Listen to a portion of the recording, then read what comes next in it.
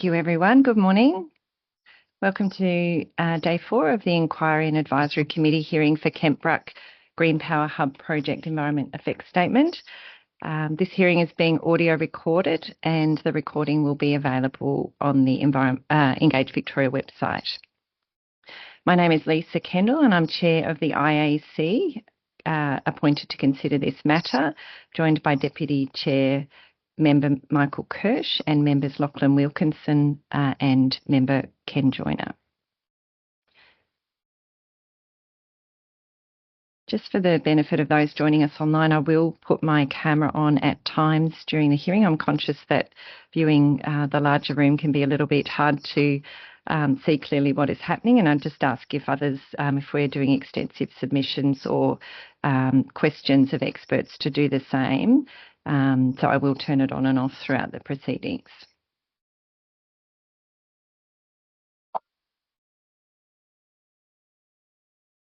So today we'll continue to hear submissions from the proponent and evidence relating to native vegetation and fauna. I won't run through the details of the timing of things. We'll introduce them as we progress. In terms of questions of cross-examination, in addition to those identified yesterday, we have had a number of requests come through. Just recapping, I'll note a couple of those. So we have from Mr. Cumming, Ms. Dennis, a request to ask questions of the 3 experts. I note DECA and Parks Victoria will also be asking questions, I imagine, of the 3 experts. Mr. Tobin, yes. And we also have a request or an indication from Ms. Viva Lynn Lenehan that she'll be asking questions about Brolga. As I did yesterday, I will check that parties are present before the evidence and to confirm their intent to ask questions when we get to each topic area. If any party is with us now and would like to clarify or confirm your request to ask questions or your intention, I'm happy for you to do that now, whether you'd like to be specific about the expert, the number of questions or the time requested. You're welcome to provide some clarification on that now. I'll just give it a moment to see if anyone online. And just noting that the requests that are coming through are quite general, and if you are able to be more specific when you do advise your intention to ask questions, either of the expert and of course the time or the number of questions, that would assist the IAC in planning each day. So I'll come back to that as we progress through the day. Thank you to those who have circulated documents. They have been added or tabled and uploaded to the Engage Victoria website as well. Thank you very much to the Planning Panels Victoria team for processing that large volume of documents that we've had over the last while as efficiently as they have. I just note that any duplicated documents have not been tabled, and that's been communicated with the parties involved as well. I note that we have an email from Ms. Thompson this morning that refers to make submissions and objection to the proponent's failure to respond to some of her questions. And I note that the IAC will table that correspondence and note it as submissions. And Ms. Thompson may expand on her views and her concerns during her allocated submission time if she chooses to. A reminder for all parties that the IAC's role is to assess environmental effects of the project and to assist us in our deliberations and assessment of the project. I ask that parties focus their submissions and information on the environmental effects. In terms of, just to recap on some regulation of cross-examination, I just ask again that parties respect the IAC's directions explained yesterday. So again, not recirculating any documents that are already before the IAC. Where you are referring to a specific document, to first ask the expert if they have read it or are familiar with it, and if they are not, then to move on, and to not make submissions when you're asking questions of experts. Just noting from our discussion yesterday, Mr. Tobin for DECA and Parks Victoria, I wanted to acknowledge that we will add as a provisional allocation to the timetable for the afternoon of Monday, the 14th of July, for you to make closing submissions if needed, but happy for you to reassess that closer to the time. So we won't reissue a timetable at this stage, but at a time where we need to, which is I expect that we will, that will be added for that afternoon. So any other preliminary matters that we need to discuss this morning? And I'll start with the proponent. Yes, thank you. Good morning, Member Kendall. Good morning, members of the committee. Just a couple of relatively quick matters. We filed a number of documents yesterday. I just wanted to identify a few of those for present purposes. Document 279 is Technical Note 28. And that's the update on the investigations of offset blocks number 6 and 7. That was the document or the further investigations that were foreshadowed by the committee yesterday.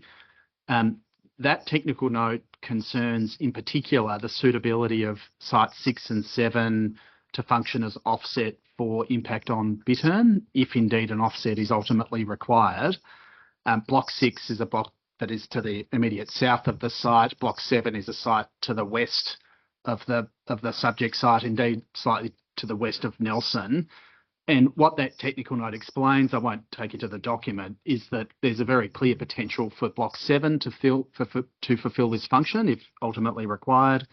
The investigations regarding Block 6 were less conclusive and it's likely to be less suitable for that purpose. So what that technical note does is close out the loop, if you like, in respect of investigations for suitable offset sites for bittern, should that ultimately be required, identifying Block 7 as having that very real potential in that regard. The other document I wanted to note for present purposes is document 280. That's Technical Note 29. And this is a note that we prepared really to supplement what is Technical Note 6. And Technical Note 6 was a document that responded to RFI 23 as issued by the committee concerning the peer review that was completed by Mr. Loyne on behalf of DECA in respect of the various aspects of the ecological impact assessment. Mr. Loyne completed peer reviews in respect of selected threatened birds other than Brolga, and that peer review was conducted in 2 parts and is contained within Appendix C to the EES, commencing at PDF page 1091.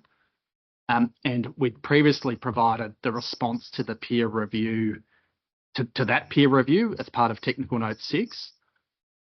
In the course of preparing for this week, we noted that Mr. Loyne also prepared a peer review in respect of the Brolga impact assessment, and that's also in Appendix C, and that commences at PDF page 1137. And what we've done in Technical Note 29 to close the loop is provide the responses that Biosis prepared in respect of that peer review as well. So it seemed to us we'd responded in part to the committee's query, but perhaps not in full. So we've now provided you with that documentation so that the chain is complete. Beyond that, we obviously have submitted slides and submissions in respect of the southern bent-winged bat and in respect of bittern and Brolga, and we'll come to those in due course. I did just want to again flag so that there's so that we're clear on what we're doing today. Obviously, we're going to go shortly to conclude the evidence in respect of native vegetation, and we understand there's some questions from the committee and some re-examination. We then propose to move almost immediately to the second topic that was scheduled for yesterday, terrestrial, arboreal, aquatic fauna evidence. And we'll seek to do that relatively quickly. Then the next topic that is scheduled for today is the southern bent-winged bat and other bat species. What we propose to do, though, before turning to that topic, is address the committee on the revised bird and bat adaptive management plan and some of the materials that were submitted on last week. And so that topic had been scheduled for day 6, the afternoon of Monday, the 16th of June. we thought there'd be benefit in bringing some of that material forward because it's pertinent not just to the evidence in respect of southern Bentley bat, but to the balance of the evidence you'll be hearing throughout the week. That is the bittern, the brolga and the other bird species. So what that means is that we're likely to certainly conclude that analysis today and turn to the southern Bentley bat, but it might be that the balance of the evidence is heard tomorrow and into Monday, and we just wanted to make that clear. So we're taking time essentially from Monday to use now, we think, more efficiently to introduce that material. Okay, the only other thing I was going to identify by way of a preliminary matter are some responses to certain queries that have been raised. Ms. Lenihan raised a query yesterday concerning, I think it's Amendment VC 212 and its implications in respect of, or a particular query in respect of the application of that amendment to this project. And that's something we can deal with quite efficiently or quickly if you'd like us to do that now. Thank you. Thank you. I'll invite Mr. Wright to address that matter.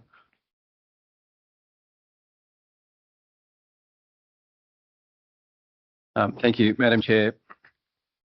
So the question posed by, excuse me, Ms. Lenihan was whether the proponent could provide the number of property titles identified under the VC 212 planning provision. For the committee's benefit, VC 212 was a ministerial amendment that was gazetted in October 2022. What that amendment did was amend the farming zone for a number of municipalities, including Glenelg, to introduce permit requirements for certain accommodation uses within 1 kilometre of an extant or proposed wind energy facility. The purpose of it was to take what was otherwise as of right uses and make them permit required uses, so that amenity impacts both on the accommodation use and on the wind energy facility could be considered. Sort of effectively a reverse amenity consideration for wind energy facilities. It was made by the Minister under Section 20 Part 4 of the Act, and it applies as a consequence to all property that is within the farming zone within Glenelg Shire. So it's not really for the proponent or for us to be able to provide a list of the property titles to which, as we've understood the request, that amendment applies. It applies simply to all land that's within the farming zone. So we can't really go any further than that, but if the committee needs further information, I can provide to you the explanatory report for the amendment, and there's a statement of ministerial reasons for intervention, which explain the genesis and reason for. Thank you. No, there's no need to provide further information. Thank you.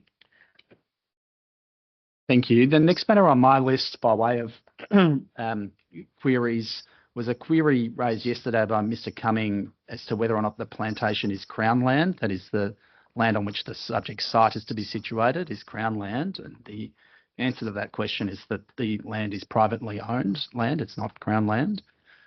There was a query overnight by Ms. Stiles, document 278, about whether it's necessary to update references to Australian Standard 4970, that's the Australian standard concerning the protection of trees, to reflect the recent revision, and that is reflect within the mitigation measures, the recent revision. Yes, we think that would be an appropriate change, and that's something we'll pick up in the day 2 version of those documents. There was a query yesterday by Mr. Turner about plans that show the extent of horizontal directional drilling that was assumed for the purposes of the ecological impact assessment, and we indicated that we'd identify where those plans were situated. And for the purposes of identifying what assumptions were made for the impact assessment, the best plans are contained within Appendix C, commencing at PDF page 1007, and that's figure 4F of that document. That shows the assumptions that informed that assessment. Of course, as we've been at pains to try and explain throughout the first part of this hearing, the ultimate extent of HDD, and indeed the ultimate alignment and construction methodology of this part of the project, should properly be resolved during detailed design. And so what we've sought to do in the mitigation measures is establish a framework wherein that process can be managed appropriately to ensure that there is in fact certainly no greater impact than what was assumed for the purposes of the environmental impact assessment, but as you've heard, far more likely a materially lesser impact along that part of the project. The only other one I had on my list was I was going to say query, but really the commentary or submissions made by Ms Thompson and about the CIS and access to data. We've obviously responded to the substance of that request, and we note that the committee's made observations about that this morning, so we don't propose to say anything further for present purposes. That was my list of matters to address this morning. Thank you. Thank you, Mr Chessel. I will come to those online with your hands up in a moment, but firstly checking with Mr Tobin, is there anything? I have one matter this morning, Member Kendall. Good morning, members of the IAC. It relates to the handbook, which, albeit not a document that's directly applicable to this project, it was highlighted by the renewable energy. Yeah, that's right. Not the native veg handbook. That's correct. Yes. Ms Stiles contacted us over the weekend to identify what she thought was an error in the handbook, and it's a mapping error. I've been through DECA yesterday. That was an error, and that's now been corrected. And just because there's a interest in Brolgas, and I don't know if people will refer to the handbook, I thought I'd just take you through that change now on screen, so that it's clear what has been updated in the document. Thank you.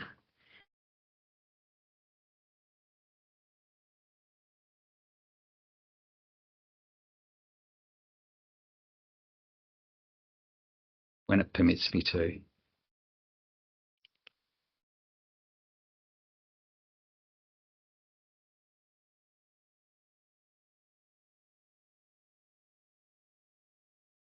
Okay. What you've got on the right-hand side of the screen here where my cursor is a snip of the handbook as it existed up until overnight. And what I'll highlight to you is that this labelling here of number 5 is labelled in this version as Willara. In actual fact, it should have been Streatham. Now, if you then go to the left-hand side, this is a version that I have, sorry, it should have been Downey rather. You'll see on the version that I've downloaded this morning that the identification has been updated in the document correctly. Thank you. So that's the only change, but in case there was a query about it, that's now made. And in case someone has downloaded an earlier version of the handbook, they should renew the download. Yes, thank you. Thanks for the clarification. Any other preliminary matters, Mr Tobin? Not from me, thank you. Okay, thank you. So coming to those online, there is somebody with the name Kentbruck. If you could please turn your camera on, ideally rename your connection with your name so that I can tell who it is. Can't tell with the name Kentbruck who that is. And you're welcome to explain what you'd like to raise this morning.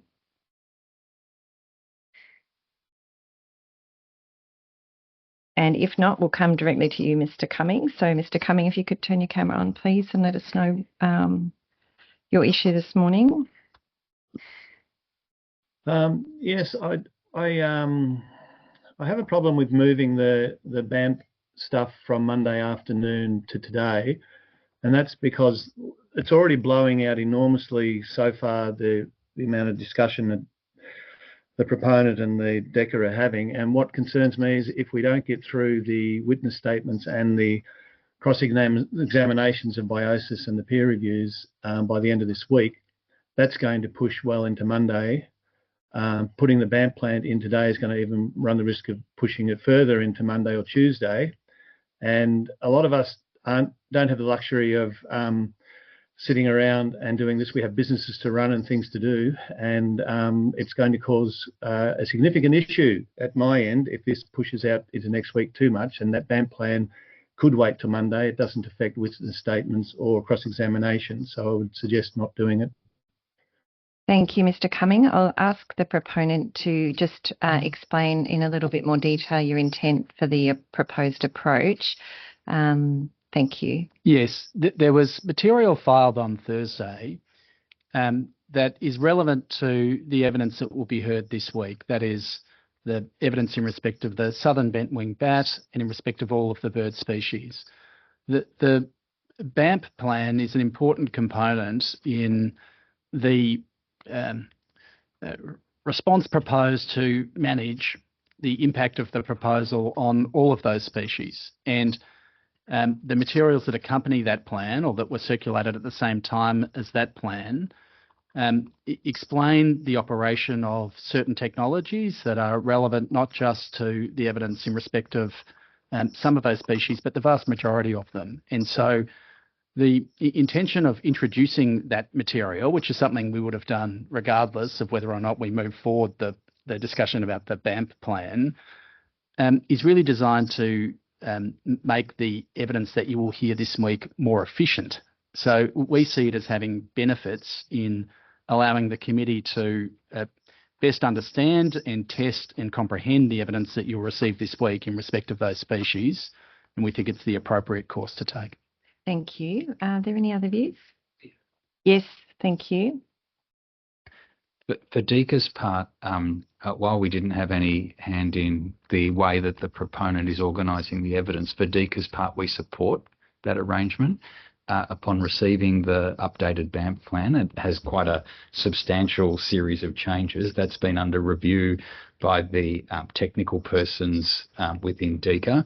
I'm still getting instructions on that material, and so the way in which it's proposed to be advanced with an explanation of that material, and I've asked members of DECA to be listening into that explanation, we think is an efficient methodology of me getting instructions and therefore hopefully managing cross-examination efficiently. Thank you. Could I just get an idea from you, Mr. Chessel, of the time that you're anticipating that will take to run through? My understanding is it's very much a scene setting. It's bringing everybody up to date. Yes. With proposed changes to the plan, so that when we're talking about detail, we're talking about the current proposed version. Yes, absolutely. Rather than the exhibited version. Yes, I would have thought that the introduction to the BAMP will be in the order of half an hour to 45 minutes. The balance of the material, the two reports that have been prepared by the technology providers, I'll walk through, and I think I can do that exercise in, say, 20 minutes or thereabouts. Then there's a report prepared by Symbolics that we can do in 10 minutes or thereabouts. So I would have thought it's in the order of an hour and a half. Depending on how long we go this morning, we thought that if we heard the evidence, the balance of the evidence in respect of native vegetation, we move quickly through the other species, it may well be we complete that exercise before or shortly after lunch, which would set us up reasonably well to then move into the southern bent-winged bat evidence, and tomorrow into the bittern and brolga, and leaving the balance of the bird species on Monday. Thank you. So on that basis, I'm supportive of the approach proposed by the proponent. I think it will lead to some efficiencies.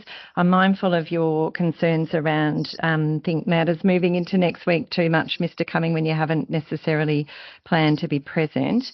If once we've finished today or tomorrow, please let me know if you've got any further concerns regarding that. But my understanding of the proposed approach is that it will lead to efficiencies, both in giving of evidence and the asking of questions of experts. So ideally, we won't be losing time. We may even gain time, all going well. See how we go.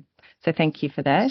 I still haven't seen the person whose name is Kentbruck on the screen, either turning their camera on or their microphone. So I won't come to you until that happens. So on that basis, Mr. Turner, I'll come to you now. Good morning. Good morning. I had two matters I was seeking some information on. One is the audio upload for the proceedings of the day. I note that the upload for yesterday has occurred shortly before today's meeting or the commencement. I was wondering whether the audio upload could be brought forward to the previous day or on the day of the hearing to allow people, after they get home from work, to check in and to listen what's occurred across that day. Thank you, Mr. Turner. And the only thing I can say about that is not something that the ISC obviously does directly. It's the broader team who've got a number of resource and other demands on their time. So other than saying that I know that it will be done as efficiently as possible and understanding the issues that you've raised, I can't commit to it being done on the day of the recording, but I'm sure that the team will get it up as soon as they can. But your request is noted. Thank you. So I'm just going to add to that. It is, there's a bit of work involved in doing it, and it's not unusual for it to go up within the week. So I know that's not ideal. I understand the issues that you've raised, but we will do our best. Thank you. Okay. The other matter was just an update on Appendix Z. At the last hearing of the first week, it was discussed that the Appendix Z would be revised. What if the proponent has an update on that timing? Thank you. Thank you. Yes, I'm happy to address that question. We have given some thought in respect of the most preferable approach to Appendix Z. In our view, the most efficient way forward will be for us to make submissions to the committee concerning the relevant question or the relevant test that need be considered in considering the application made pursuant to the National Parks Act. That of course, being the application in respect of which, or the approval in respect of which Appendix Z was directed. We think that the most efficient way forward, it's a draft application, of course, not a fixed application that's formally before the committee or before the decision maker, and it's an application that will necessarily need to be updated in response to matters that are canvassed during the course of this hearing. In our submission, the most efficient way forward will be for us to address you after you've heard the evidence in respect of the relevant permission under that Act, and to identify the way in which the relevant application materials would need be updated to respond to matters that have emerged throughout the course of the hearing. It seems to us to be premature to seek to update the application before you've heard the evidence in respect of the application. We also note that we think there'd be benefit in the application being revised after the relevant decision makers have the benefit of not just the evidence, but the committee's findings in respect of that evidence. So what we're proposing to do in submission is address you on the substance of the relevant permission, identify the ways in which we contemplate, based on the evidence, the application needing to be amended or updated in response to that material. But it seems to us that there would be, it would be premature to submit to you an updated application, that is an update to Appendix Z before those matters have been addressed and resolved. So our approach is to address you in substance in submission rather than prepare another document that will be submitted to you. We think that would be the most efficient way forward. Thank you. So the ISC will consider that approach as well, and we may come back to you if we believe that we would benefit from any other approach. So I'll park that for the moment, but thank you. I should have said that, of course, if the committee thinks there would be benefit in having an update before you, well, that's something we can take care of. But we think that would be the more efficient course. The critical thing for the committee is clearly to understand the key changes proposed, if any, and the format that comes in. If we have a specific view, we'll come back to you on that. To the extent there would be changes, there would be updates to reflect the material that is before you. So it would not be the case that the committee is not in possession of the relevant information. Instead, it would be updates to reflect the evidence that has been filed, the matters that have been tested before you. And indeed, it may be that the ultimate application need be responsive to matters that the committee identifies. So Thank you. it just seems to us premature at this point in time to update that draft application in circumstances where the substance of the relevant considerations can undoubtedly be properly tested before you as part of this process. Yeah, thank you. That's clear. Mr. Turner, were there any other issues? With respect to that explanation, would the update or the document in its revised format be put into circulation before other parties present their submissions or their presentations? Our submissions on that topic will be delivered before the conclusion of our case. So after the evidence, but before the commencement of the other parties' cases, we will address you on the matters that I've identified, the substance of the relevant approval, the nature of the decision-making process, the materials before you that allow you to provide advice or to assess the relevant matters, and to identify the types of changes that would need to be made to the draft application prior to its formal submission for approval. Yes, thank you, Mr. Chessel. Mr. Turner, is that clear? It is clear. I do have a concern about that approach, which is that, may I communicate? Yes, very briefly, thank you. That all of the information that Mr. Chessel is talking about will be across technical notes, various presentations, questioning. It's quite a broad investigation and presentation. So to bring that together into a revised document before parties may give their assessment through their presentations would be very helpful and allow the proper process, I think. Thank you. So the issue that you're raising is noted, Mr. Turner. I'm confident the proponent will present the content to us in a way that can be clearly understood, how that would be translated across into those approval documents or permit application documents as needed. Yes, thank you. Thank you. Thank you. Thank you.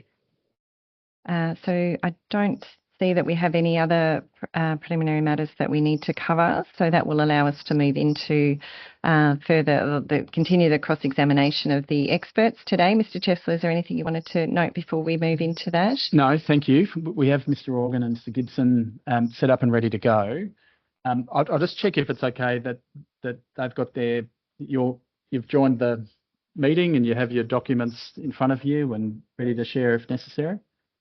Yeah, well, I think, Member Kendall, we're up to the questions from the committee. Excellent. Thank you very much. So we'll run through these as efficiently as possible and then come back to you for any questions of re-examination. Firstly, in relation to mitigation measure BD07, I have some questions for both experts. And I'm interested at a high level to understand what you see as the purpose of BD07, noting that my reading of it is essentially an assessment or investigations to assist with avoiding impacts and also to inform the offset plan. Have I captured that correctly, or is there anything you'd like to expand on in terms of the purpose of BD07? And starting with Mr. Gibson, and then I'll come to Mr. Organ. I know I said I was ready. I haven't actually got that in front of me. That's okay. I'll give you a minute to open that. And Mr. Organ, if you do have a view and you've got it in front of you, feel free to start.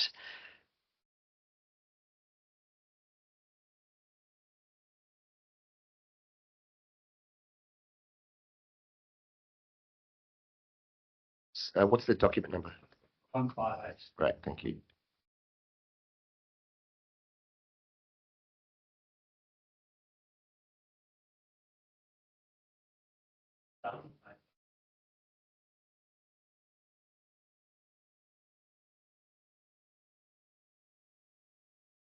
The short answer for me is yes, that's the intent.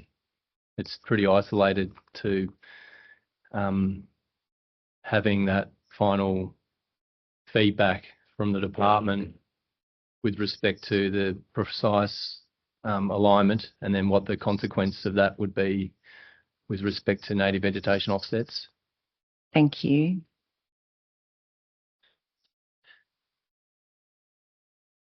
Yeah, that's the same for me. Yeah, the purpose of it is to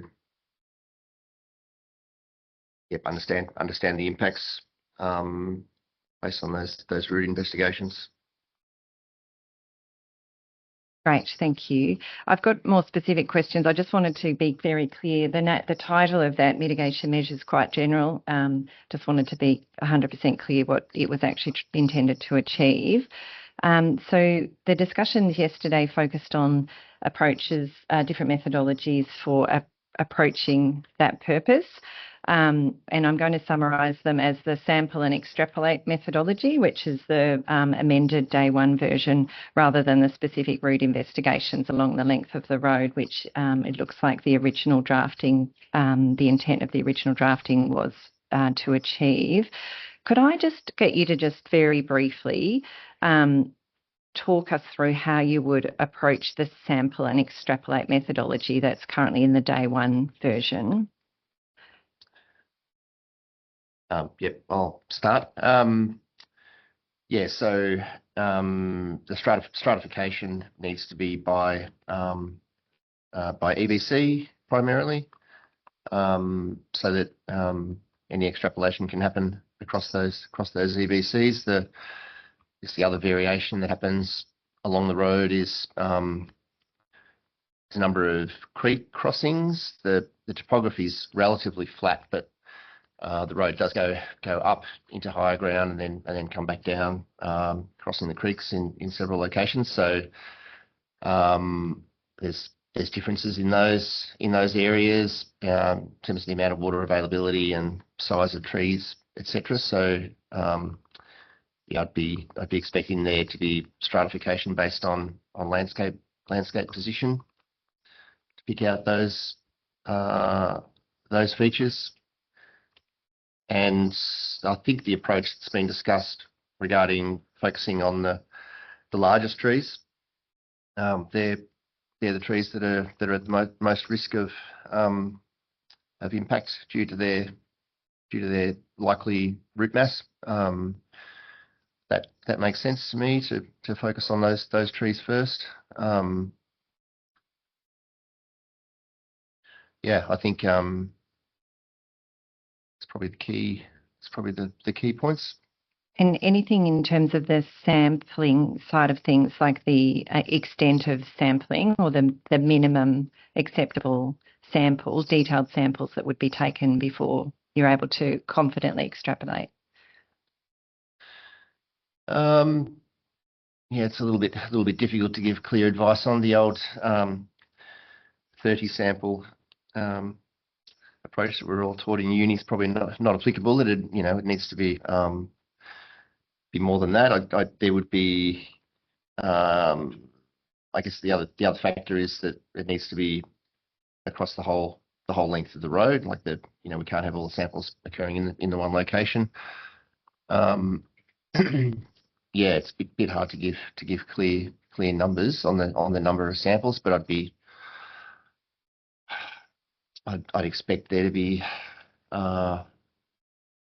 the order of 50 to 100 trees, or in that order. Thank you. Assessed, yeah. Yeah. So, Organ. This is probably delving into an area that I'm not necessarily an expert on, in terms of the techniques involved with determining the root zone. That's an arboricultural question, and there's no formal method in the guidelines, the native vegetation guidelines, or anything else that we apply. So it's just, I don't want to shoot from the hip, but I'll be reliant on Mr. Galbraith's evidence in terms of the numbers that so the technique, which is outlined in the mitigation measure. So there's two there, the 3D ground penetrating radar and the hydro trenching, or other methods. So I'm not familiar with those various methods. So I'm just reliant on the arborists. And then in terms of the numbers, I agree with Mr. Gibson in that there needs to be a fairly good representation across the full length. In terms of the numbers, that's probably not necessarily the main consideration. It's around, like I said yesterday, identifying the trees of most risk, i.e. the largest trees and the trees closest to the edge of the road, which would be selected. But ultimately, this will be determined between the arborist and the DECA representative, not necessarily an ecological or a aspect. Yeah, that's all I can share on that matter. No, thank you. That's clear. No, sorry, just to add one more point. Yeah, stratification by species as well, obviously. Yeah, so checking for if the species are behaving differently. Thank you. So from an ecological perspective, can you talk to the pros and cons of each of the methods? So the exhibited version versus the day one. So there's the detailed assessment versus the sample and extrapolation.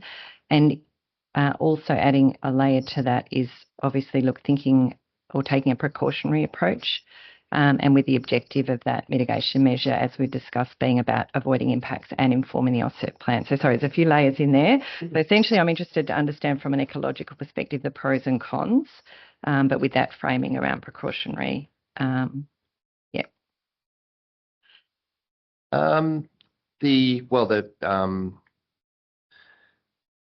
The only con, I guess, of the sampling approach is that we're not sampling all trees. You have the most certainty if you sample all trees, but I don't think that's that amount of work's warranted to be certain. I think there'd be a way of developing a method that's got appropriate sampling and statistics behind it to come up with an acceptable position, and we're specifying the amount of uncertainty in that as well. So yeah, I think as I sort of spoke yesterday, I just don't think it's warranted to look at every single tree, and I think also during the course of that work, I think it's going to become evident. I think that the arborist would have a pretty good idea once that work's commenced, whether the way it's going to pan out, whether there's likely to be a lot of impact trees. So I think that's another factor that could be considered in that process is some points along the way where things are evaluated in terms of how it's progressing. So if it's quickly becoming apparent that no trees have their roots within those critical areas, there's probably no need to intensify the program, but so it could be handled adaptively as well. Thank you. Yeah, I don't have any aversions to either way. My response yesterday was essentially being pragmatic around the approach. If the original requirement was to assess every tree, there's no difference between that or the revised version with respect to ecological considerations, and it's all based on being pragmatic and based on the arboricultural assessment. That's my position on that. And again, I haven't done a detailed analysis in terms of how long it will take if you sampled every single tree versus if you sampled a subset of trees. But it's not like the process itself has any detrimental impact on the native vegetation. So, that's my position. Thank you. So the way that the day one mitigation measure is drafted, as you mentioned, Mr. Organ relies on or needs to be prepared to the satisfaction of DECA and has some specific requirements.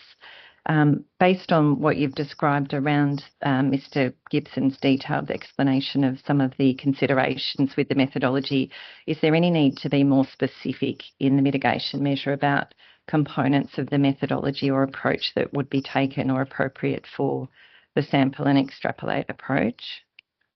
I haven't had there's 3 dot points there. So one, I believe that should remain. So the precise alignment of the transmission line, that's obviously a given. The construction methodologies, which it has plural, so not just one, so it's not restricted to one method. So that is quite flexible in that point. and then the results that have been informed or undertaken to inform the proposed alignment, that's essentially the output. I can't see any further refinements to this requirement or mitigation measure that would allow more flexibility so yeah, I feel that it captures things quite pragmatically, yeah, and ultimately it's to the satisfaction of DECA. That's the key thing that is included in that condition or measure. Thank you. Anything to add, Mr. Gibson? Yeah, that key sentence is the development of the program to the satisfaction of DECA. I guess that sentence could be expanded a little bit to, in terms of the stratification and the approach, what's expected of the approach. But yeah, ultimately it's going to be a discussion with, it's going to be coming up with a detailed plan and getting that approved with DECA. I guess, yeah, it may need some a little bit of expansion possibly to specify what that discussion is going to involve. Yeah. Yep. Thank you. No, that's clear. The revised mitigation measure does remove explicit reference to Apple Jacks. Do either of you object or have concerns with that? No, only as stated before, the sampling needs to consider all the trees, all the species. Thank you. Yeah, it's not explicit in this condition doesn't relate specifically to that species. It's essentially been provided to inform the extent of native vegetation removal or indirect impacts to inform the offset calculation. So the revision as it is at the moment that excludes Applejack is appropriate. So I don't believe that should be put back in there. I think the way it's been revised essentially covers all the vegetation, not specific to that species. Although in saying that, and again, I'm only looking at the revised version in front of me, so it's difficult to provide comment with actually not seeing the original version. So I'm not too sure why Applejack was included in initially and then excluded. So don't want to contradict what I've just said there, but the benefit of leaving it in there would be that that's a significant species. So if the assessment or of the root zones were targeted towards those species, but that species potentially might be warranted. But I'm not too sure why that species was included in the original mitigation measure, other than that it's a threatened species that warranted a further level of consideration. Thank you. I think, sorry, if I can just add one further comment. The original mitigation measure doesn't actually specify every tree would be assessed, and I don't think that was the purpose at the time. So I don't see this as a real. I mean, it doesn't specifically mention sampling, but it also doesn't. I don't think the intention was to require every tree to be assessed at the time. Mm. In terms of just on the last question, in terms of the prioritisation of protection of Applejack, does this mitigation measure, coupled with the other mitigation measures, is that prioritisation still achieved? Is it still needed, and is it still achieved? Well, it's the species with the highest conservation significance. So protection should be prioritised. And yes, I think this does achieve that. Yeah. Without I guess where this assessment, the root investigation assessment, will then lead to further design work. Yeah, and that's where the prioritisation of avoidance of applejack would happen. Thank you. If I can just start, I know I've got a version of the original version of that measure, mitigation measure, BD7 in front of me. Essentially what's been removed, because it's not track change version, it's just the additional text in the revised version. But the original version, as I read it, was specifically prepared for the protection of applejack. And now the intention of this measure is to determine what the offsets are.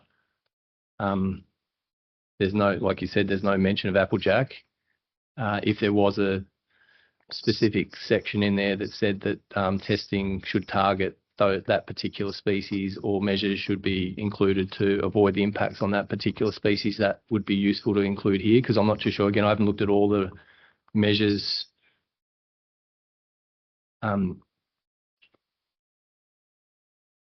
as to whether applejack is mentioned in any other part of the revised measures, which if I do a search right now, and apologies, there is the deleted section underneath the track changed version, so there in red. Tree protection zones, so BD04, applejack has been deleted out of that section, and this section. So there's no other section, no other measure that includes that particular species. So in that case, it hasn't been included in BDO. It's not relevant for BDO 8.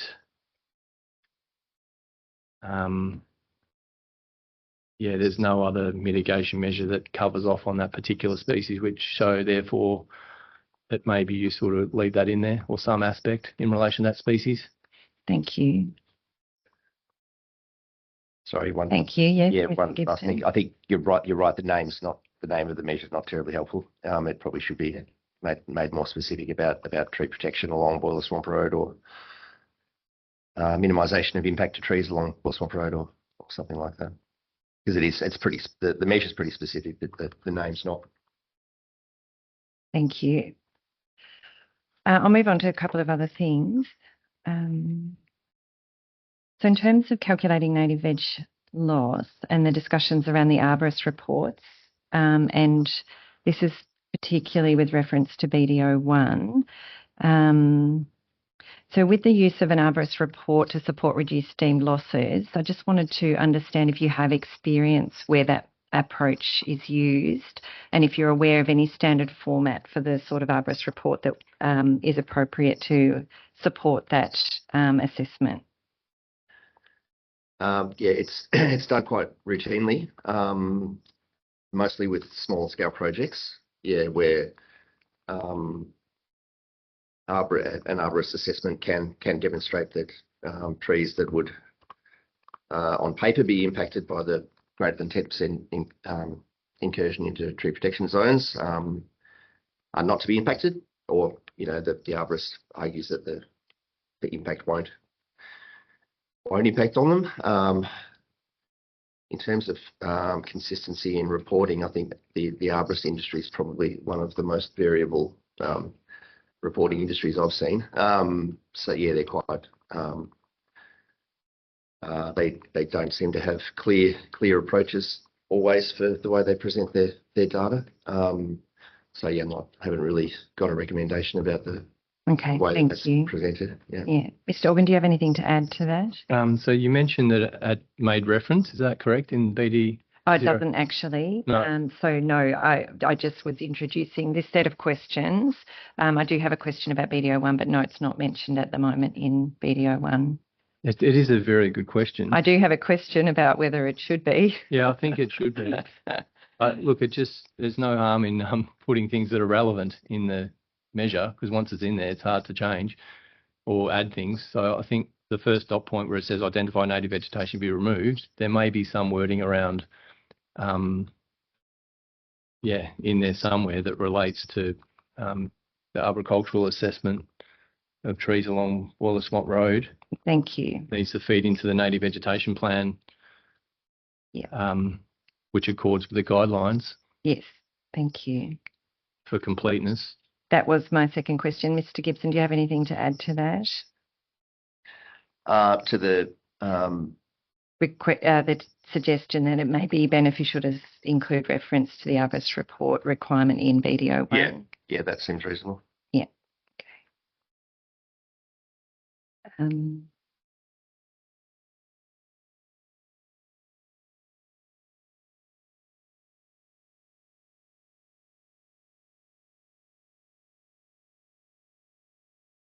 That's fine. I'll keep moving. So in relation to, I have a question for both of you about BDO3, where it talks about the reconciliation measures. It's quite a specific question, actually. I can just see the way that it's drafted. It does refer to the assessor's handbook, but then it actually adds on and explains what the outcomes might be, such as whether it will be used to hold remaining credits for future impact proposed by the project or for selling credits on. My question is whether that level of detail is required in the mitigation measure in the context that these documents are amended from time to time, or whether it's adequate just to reference in accordance with the handbook. I think that is adequate. Yeah, I think the flow-on effects of what might happen with credits that have already been secured is, yeah, it's not really relevant. Yeah, I agree. It's like that whole paragraph is quite superfluous. It goes into a lot of detail, making assumptions around surplus credits and the like when we don't even know what's required based on the revision. And like I said yesterday, it's highly unlikely that at least 3 of those species habitat units, and there'll be a substantial reduction, assuming that the indirect impacts won't result. So yeah, I'd say just in accordance with the guidelines, not necessarily the assessor's handbook. It'll be in accordance with the guidelines. Yeah, that last sentence doesn't add anything to the handbook. You know, it's just all of that's required already.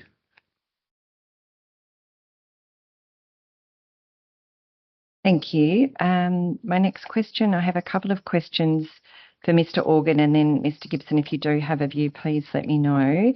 BDO8, that does reference a number of species at the beginning with the pre-clearance surveys.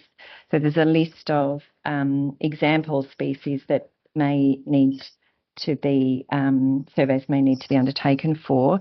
I just wanted to be clear, in your evidence you referred to the green-striped greenhood, I hope I've written this correctly, and the dense leek orchid habitat being removed and pre-construction surveys being recommended. So I'm just wondering, are you suggesting that those species should also be listed in BDO8? Yes. Okay. So that's outlined in Mr. Gibson's evidence and also my evidence, and it would make sense to include those. But again, this has been drafted by the proponent / Umwelt. They've captured information from the ecological assessment report and then put that in there. What the danger of doing that is that you don't want to leave species out. So ultimately, when you look at this, when there's planning permit conditions, it essentially stipulates any species listed under the EPBC Act or Flora and Fauna Guarantee Act that are threatened. So it captures all. And not only that, but like I said yesterday with one of the submitters regarding flora, we haven't really spoken about fauna, but it's relevant for fauna given it's got the next sub-points. They're all threatened species, but generally there's a requirement for a planning permit application and approval for pre-clearance surveys for species that aren't threatened, i.e. koala in this context or other species that may be considered. I don't know whether it actually goes that far with this condition other than just threatened species. And so the second part of my question is, what is the benefit of specifying a such as list in the way that it is presented? You've touched on that slightly. Is there anything you'd like to add? And whether essentially, do you think that there is benefit in that list, or would you present it in an alternative way? I think there's probably 2 things here. One, the pre-clearance surveys are to inform whether those particular species are present, particularly flora species that are ephemeral or aren't detectable every year. So there's an opportunity for the project to undertake those, or the proponent to engage someone to undertake those pre-clearance surveys to inform whether any additional mitigation measures apply, i.e. no-go zones, avoidance, signs, fencing, whatever. Normally, the pre-clearing surveys then extend to salvage and relocation measures. So as I read this, it just principally refers to capturing further information on the occupancy or occurrence of those particular species. That's why the threatened species are included in there. And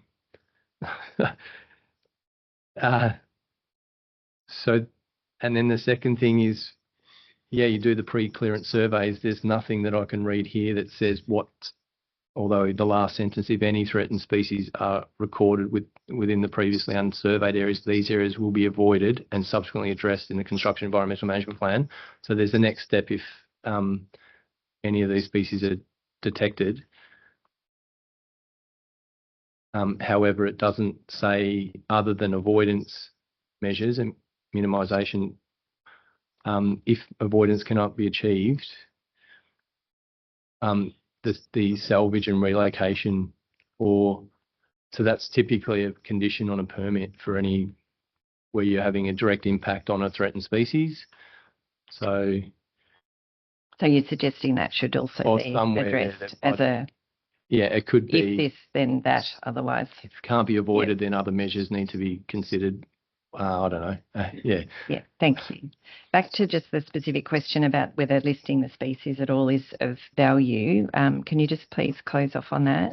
Yeah, so you could just word it in a way by saying it's got such as, and it's included a number of flora species, which they're not in dot points, but then you've got pre-clearance surveys and you've got the fauna in dot points, so just the formatting.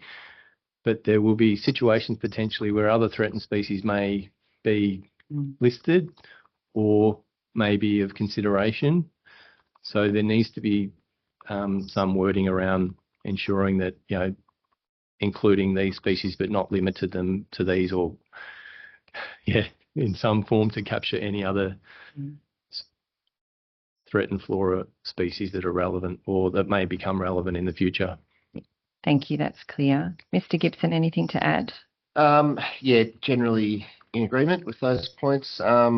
I think it is worth having those species in there, just because of the way documents relate to other documents, and I don't think you want to make information harder to find necessarily. Those species are the key ones that were recorded on site, so I think it's worth. But yeah, it needs to not be limited to those species by some wording. So other threatened species. I think the other thing maybe worth mentioning is, sorry, it's not in answer to your question, but BD10 also discusses fauna, the requirements for a wildlife management plan, etc., during construction, which is kind of related to this measure. Thank you. Mr. Organ, just coming back to you for a moment, your evidence relating to the leafy green hood as well. I know that I heard the answers to your questions to the questions to you yesterday, but is maybe following on from Mr. Gibson's response to my last question, does the species need to be captured in the documentation anywhere, given that the exhibited version didn't? No, I don't think there needs to be a specific mention of that species because it's a low likelihood to occur within the project area. But Mr. Gibson made a good point, and I guess we haven't got time to go through every single mitigation measure and how there's duplication and the like, but BD10, flora and fauna management, there is some duplication between that and the condition or mitigation measure that you've just gone through, BD08. Yeah, that's okay. One specifically relates to pre-clearance surveys and the other one is the management plan. Yeah. which also includes pre-clearance targeted surveys, which that's okay. The first dot point in BD 10. Thank you. And that's clear. A final question to both of you. There was a question to you from one of the parties yesterday about consideration of hollows, and you may be something that we discuss more through. At this stage, is there anything in the mitigation measures that you think needs to, or is there anything that needs to be added to make sure that is adequately considered? I think it would probably relate to BD 10. So, but yeah, there's something that should be considered in the wildlife handling and wildlife management part of the CMP, and I think it would also flow on from the arborist work, in particular, with quantification of tree impacts. We don't at the moment have detailed mapping of hollows all the way along there. Yeah, so that is something. Can we assume that would happen, or is it something that should be specified? I think it's reasonable that it should be listed as something that should be done. Yeah.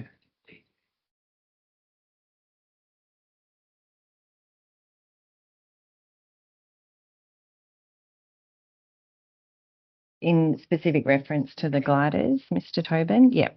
Thank you. Right. Yeah. Thank you. No, that's fine. Mr. Organ, anything to add? It's probably, you can't assume that. I find that it's good to put detail in these conditions because once it's there and you need to do it. So it's good to have a high level of detail and prescriptiveness. But so the last dot point you could look at, it says procedures for wildlife handling at locations requiring removal of vegetation. In brackets, you could say including, during the removal of trees supporting hollows, because if you think about this as a large project, conditions on a small residential subdivision or a 2-lot subdivision, there's conditions in a planning permit that says that a suitably qualified wildlife handler is engaged during the removal of any vegetation. Here it just says procedures for wildlife handling at locations require removal of native vegetation. You would assume that whoever prepares this flora and fauna management plan, it stipulates that level of detail, but you can't assume everything or anything. So it's specifically related. It has that for yellow belly glider, but not for all the other common species that may also need to be considered. Thank you. That's clear. No further questions from the IAC. Thank you. I'll hand you back to Mr. Chessel for any re-examination. Thank you. This will be relatively brief. I was going to touch upon the last issue that we've been discussing, which is the issue concerning the need to survey trees with potential hollows. And just so that we're clear, I'll ask this question of you, Mr. Gibson. Mr. Gibson, mitigation measure BD08 concerns pre-clearance surveys. One of the things that must be investigated in respect of those surveys are yellow-bellied glider, and the means by which that would need be surveyed would be to focus on trees with potential hollows. Just so we're clear, is it your recommendation that a more general direction should be contained within the mitigation measure to otherwise survey trees with potential hollows, or is that specification suitable to properly direct the nature of the survey effort to be undertaken pre-clearance? Do you mean do we only need to focus on yellow-bellied glider hollows, or should we be looking at? Yes. Should there be a more general direction about potential hollows, or does that cover the issue that has been raised? It would probably benefit from being worded reasonably generally. I think. There are other species that use hollows in that area. We don't. I mean, it can be difficult to know what's using a hollow as well. It's the other issue. So they could be used by a range of things. So it probably would should be be worded in a general way. Okay, thank you. That's clear. And Mr. Organ, you agree with that? Yeah, so I'm just trying to think pragmatically here. There's a couple of things you think about. One is the extent of removal of native vegetation. So the extent is comparatively low compared with other bigger infrastructure projects. I don't know whether these conditions have been drafted in consultation with the TRG or DECA. What you don't want is a perverse outcome where it puts an onerous obligation on the proponent to engage someone to check every single hollow that's removed as part of the project. The reason why that condition for yellow-bellied glider and the hollow is because it's a threatened species. There's no requirement under the guidelines. There's no requirement just generally for fauna in any legislation or policy to do pre-clearance surveys and relocation. It is purely an animal wildlife issue under the Wildlife Act. It's not. So I think just there needs to be some thought around whether you just include some general condition. And then I was thinking, okay, all the projects I've worked on in renewable energy or road projects, for a standard residential subdivision, that might be appropriate to do do that. But in terms of whether it extends to a project like this, I don't want it to be an overkill necessarily. It needs to be commensurate with what the risk is or what the consideration is, because otherwise you'll be out there for weeks capturing every ringtail possum or brushtail possum and relocating it out of harm's way. Sure, that's great from an animal welfare perspective, but is it actually an obligation or requirement that needs to be stipulated here? So I think, yeah, there needs to be some thought around whether you just include that or not, or whether it should be specific to a threatened species such as yellow-bellied glider. Okay, thank you. You were asked some questions yesterday about, I'll share my screen, about the cable joint bays that will need to be contained within Boiler Swamp Road at various locations, and these are the bays within which the different lengths of cable are connected to one another.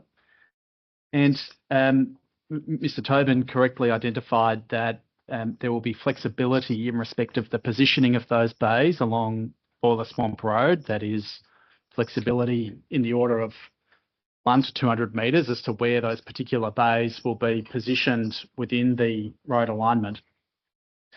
My particular question concerns the appropriate drafting of the relevant mitigation measure, and I'm going to stop sharing my screen and ask you to turn, please, to BDO7. Do you have that document before you? Yes.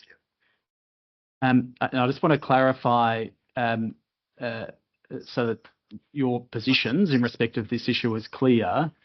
Do you agree that it's appropriate that mitigation measure BD07, which is presently titled Boiler Swamp Road, make appropriate allowance for the specification of the precise location of these bays as part of the alignment of the transmission line, and for appropriate investigations to be undertaken in respect of their impact on adjacent trees? Would you support drafting within that mitigation measure to make clear that both of those things need to be properly considered and resolved? I don't have detailed design. I don't have any reservations with the inclusion of that level of detail in there. It would just make sense if that's what's required, and it definitely is required, then that level of information would be helpful. We're getting into a lot of detail here around conditions and what should and shouldn't be put in there. Ultimately, we've got a catch-all in that DECA needs to cover off on any plan, but I don't see any issues with including that in there, as long as we're certain that it's required. And just a quite a broad statement around that would be appropriate. Anything beyond that, i.e. saying that it should be located away from Applejack, for example, or other areas, that might be too restrictive. I don't know. We're getting into detail around, I don't know the total number, how the spacing between each of those. So just the short answer is I'm happy with that. Okay, thank you. Gibson? Yeah, I think the point one needs to mention both the alignment and those pointing boxes. Okay, thank you. That's clear. All right, my last question by way of re-examination concerns a series of questions that were put to you by Mr. Tobin on behalf of DECA at the very outset of his series of questions to you both. And you may recall that a series of questions were put to you concerning the nature of the evolution of information in respect of the site and changes in ecological values and the way that ecological values are treated under different pieces of legislation. Do you recall those questions? The questions about the transmission line options assessment? No, these were questions at the very outset of the questions that were put to you yesterday about the way that information changes over time in respect of the site and its surrounds. Do you recall those questions? Yeah. And there was a question put to you about whether you have any concerns about the way the information has evolved and may continue to evolve through to the commencement of the project were it to be approved. Do you recall that question? Yeah. My question to you is, to what extent does the implementation of adaptive management practices properly respond to evolutions in information and evolutions in classification of the type that Mr. Tobin identified? Yeah, I think that adaptive management is the approach that should be taken, and if we're talking mostly about the BAMP in that sense, or yes, yeah. So the BAMP needs to be framed in a way that can respond to new information or new species becoming present in the area or changes in the status of species, so that the BAMP needs to be general enough to cope with those things. And to what extent do the requirements in respect of pre-clearance surveys and the like account for changes leading up until the commencement of construction and indeed operation were this project to be approved? I think some of the changes we've just been talking about by not necessarily limiting those surveys to specific species, but to threatened species would cover off on that. Thank you. Mr. Organ, I just invite you to indicate whether you agree or disagree with that response. If you disagree, explain why. No, I agree, but I just want to provide a qualifier on that. It makes sense to have that flexibility over time through that adaptive management process, but there's an obligation under the EPBC Act as well. So I went through the process around when a project's referred and determined. If there's additional species that become listed, or are listed rather, in the future, there's no obligation for the proponent to undertake additional measures above and beyond what was approved at that point in time. So, but with respect to the pre-clearance surveys, that would capture off the flora and fauna species that we're dealing with. But just wanted to make that point. If things are elevated from state significant to listed nationally, then legally under the EPBC Act, there wouldn't be a retrospective or requirement to do anything additional post the approval of the project. Okay, thank you. They're the questions by way of re-examination. Are you happy to move straight to the next topic, Member Kendall? I am. I'm conscious of the time, Yeah. so if you have let me know what you... Well, one option would be to seek to work efficiently through the evidence in chief and break after that.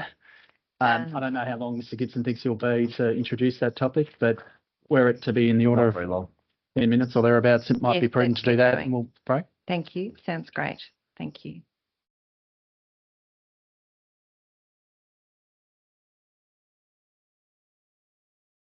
I'll skip that presentation up. Just before we do commence, I'd just like those who are intending to ask questions at the end relating to this current topic to just raise your hand if you're joining us online, and I'll make sure that I note you down for questions.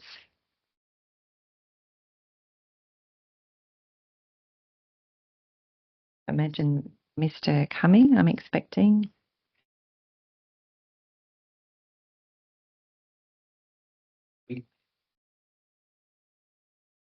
Okay, thank you. Thank you. So it may just be Deca actually for this particular topic. So we'll keep moving on that basis. Thank you. Just for the benefit of the committee, for this topic, what I might do is ask Mr. Organ to listen carefully to the evidence of Mr. Gibson, and just to indicate whether or not there's anything he agrees or disagrees with, so that we can move more efficiently through this topic. Thank you. We'd appreciate that. Share my screen.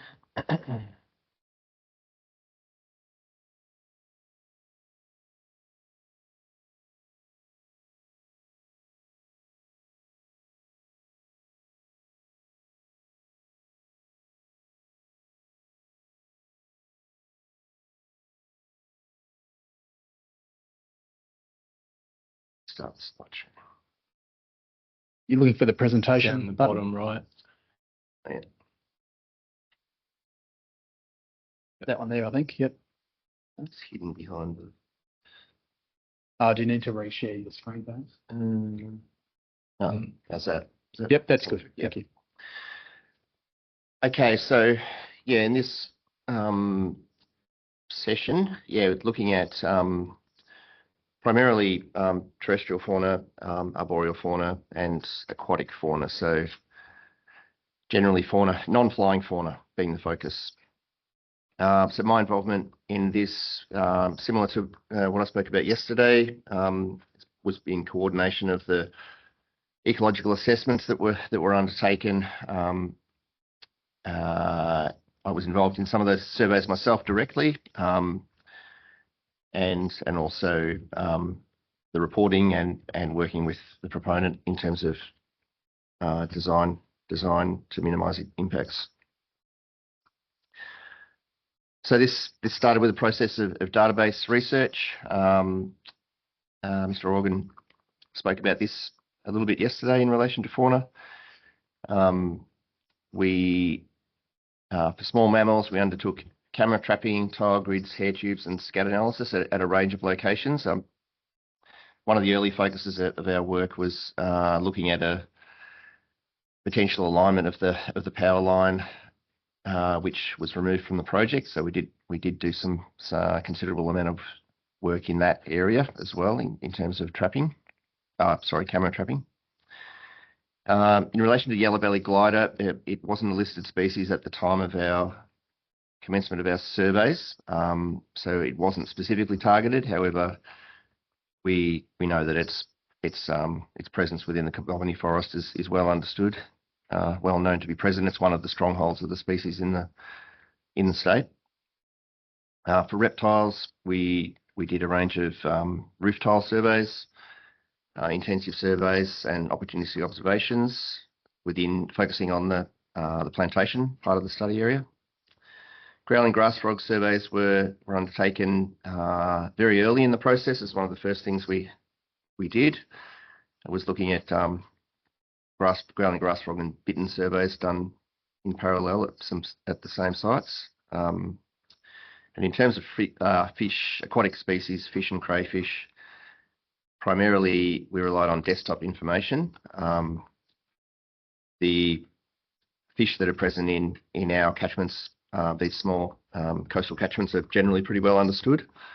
And it was clear from fairly early on in the project that the project was not likely to be leading to extensive aquatic impacts. So we didn't proceed to doing further trapping or that kind of work within waterways. We didn't do any specific surveys for koala, but did observe them around the site, particularly in some of the blue gum plantations in the eastern part of the study area.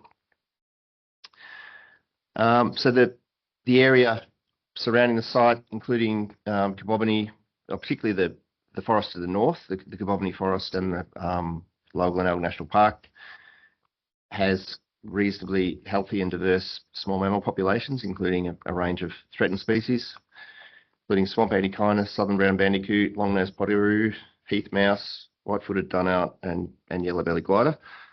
In terms of what we found about those species and the use of the site, generally they were confined to the conservation reserves. Most of these species require well-developed understories, diverse, dense forests to live and forage. We did pick up a white-footed dunout in one of the blue gum plantations under a roof tile.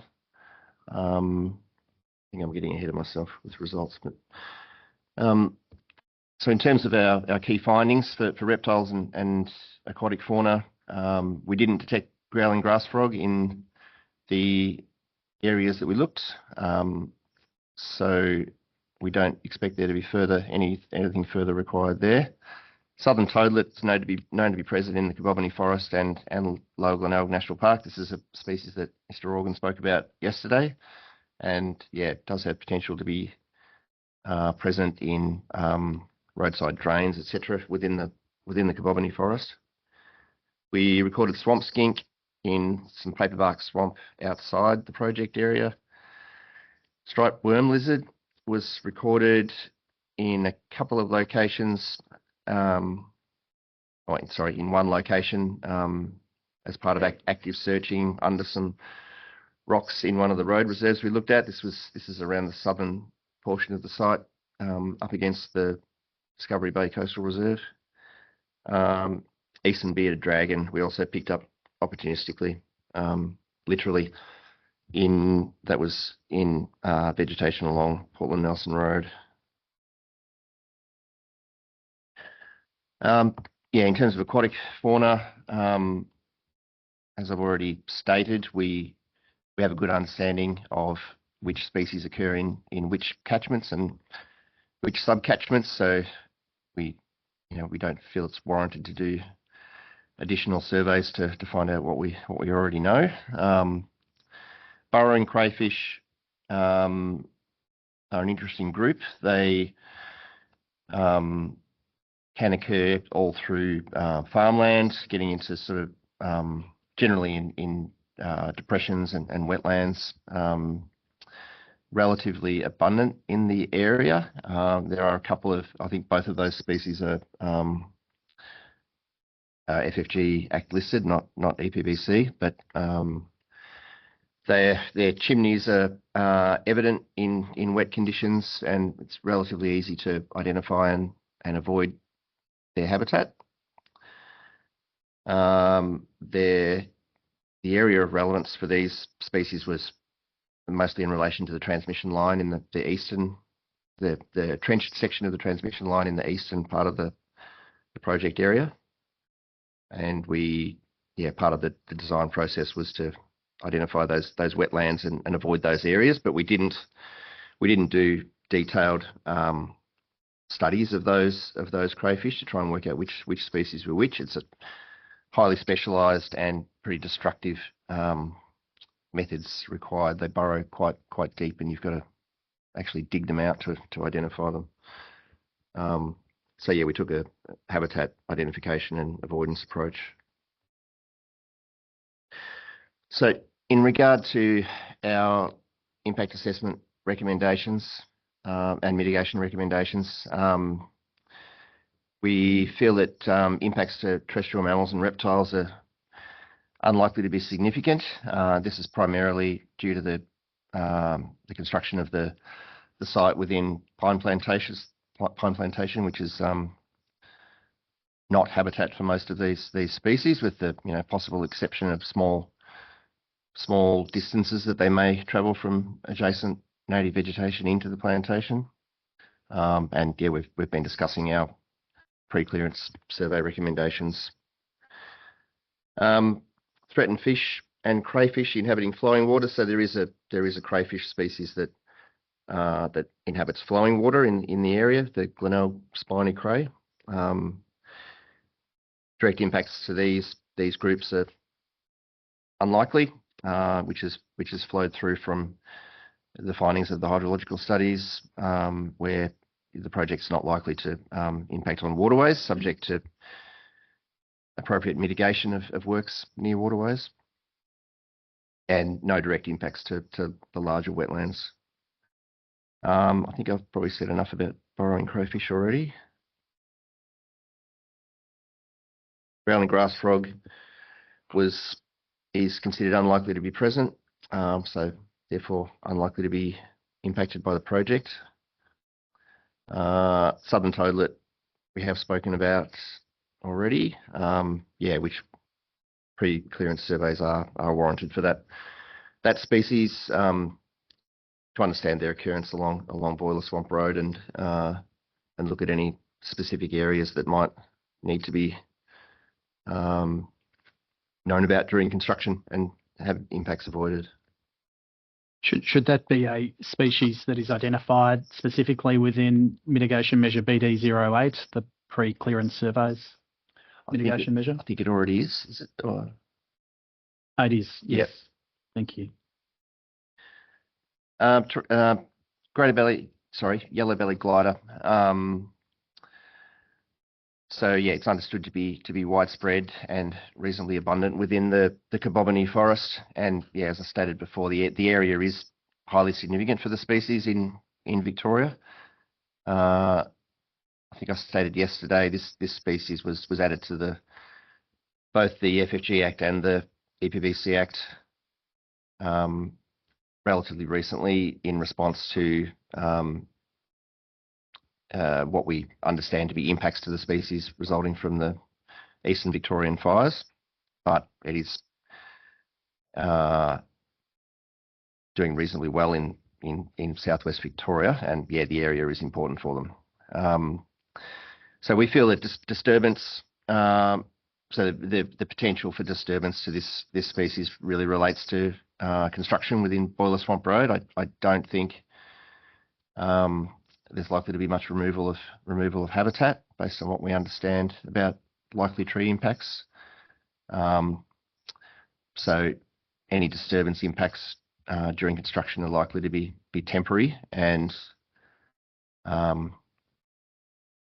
this is occurring in the context of a very large area of bushland, which isn't isolated. It's not. I'd be more concerned about this if we were looking at construction within a road reserve where the road reserve was vegetated and it was farmland elsewhere. So some of our other glider species in other parts of Victoria are in those situations, but here we've got a very large section of bushland, so there's no isolation or likely fragmentation likely to occur. And yeah, that's it for me.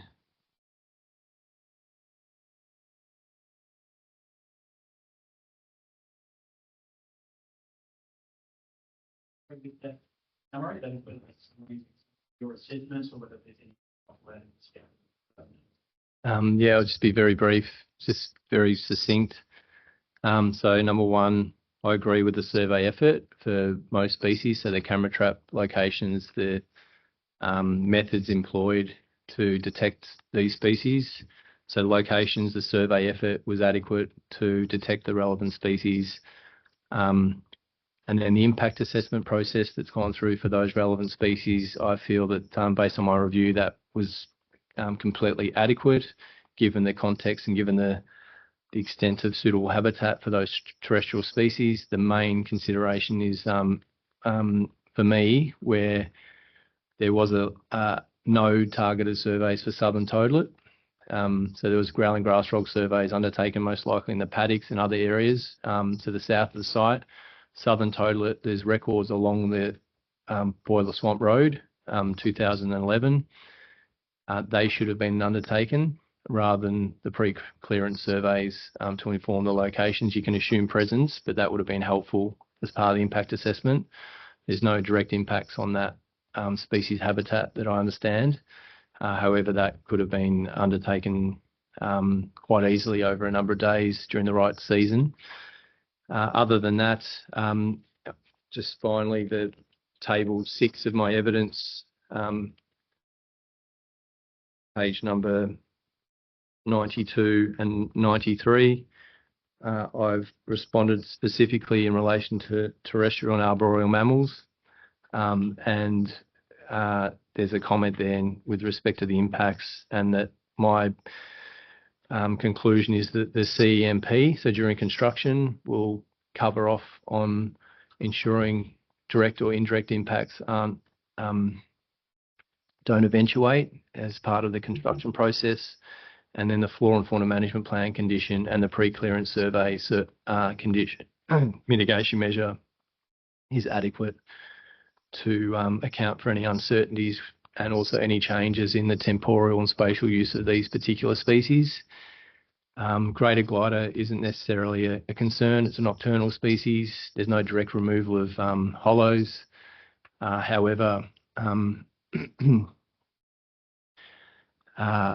I drove along that entire alignment of Boiler Swamp Road, there's some really good sections along there, low-lying areas and some large trees which would form part of the home range for that particular species. So the works should only occur during the day, which my understanding that's the case, and pre-clearance surveys or works done prior to surveys undertaken prior to the work should further inform of any specific areas that need to have certain treatments at. The reason why I highlight Southern Totaler is, unlike, say, growling grass frog and other species that are concentrated around wetlands, where you can see the wetland, that's a terrestrial species that occur in very mundane drainage lines that could easily be impacted. So just a little puddle the size of this room, or where they breed, not like large wetlands. So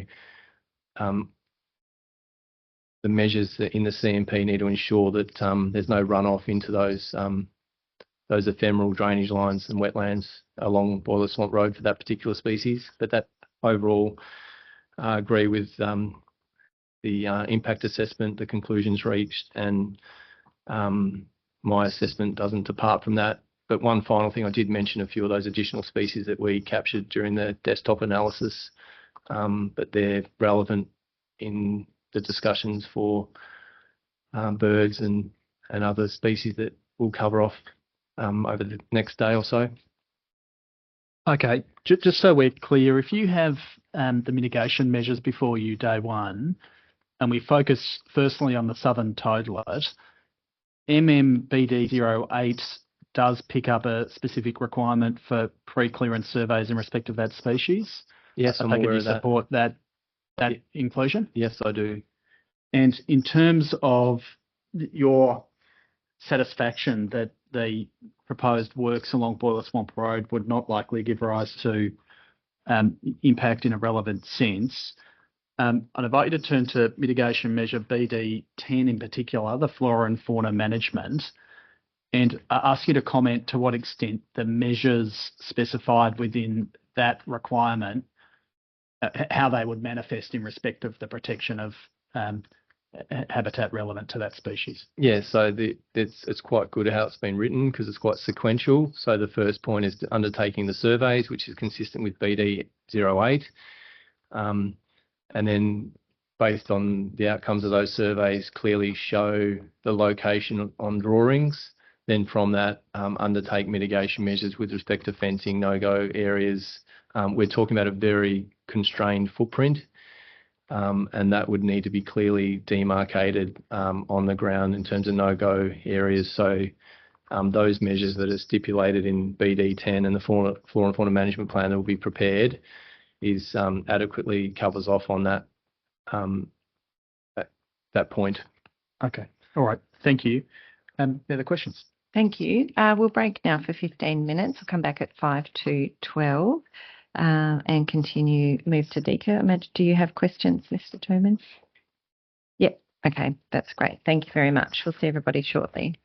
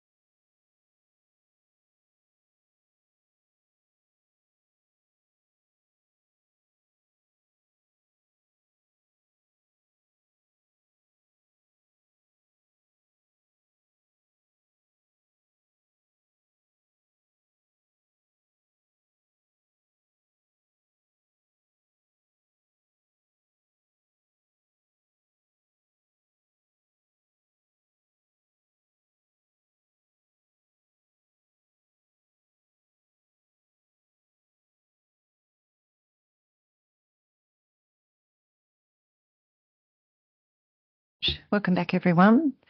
We'll move straight into questions. I'll hand to you, Mr. Tobin.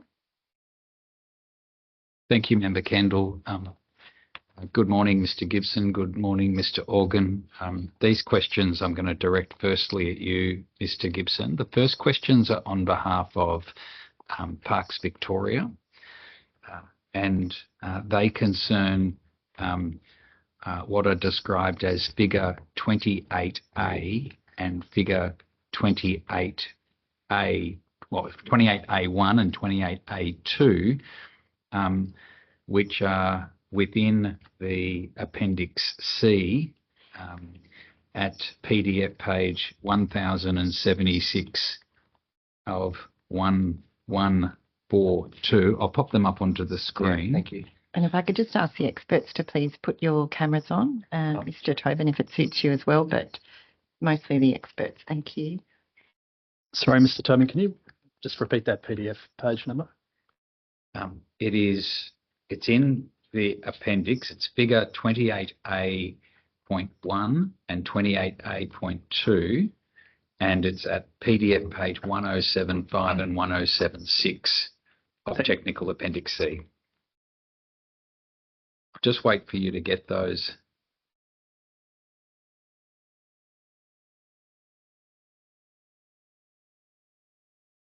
What's the table number again? What's that? What's the table number again? It's Figure 28A1 and 28A2. You see them on the screen there.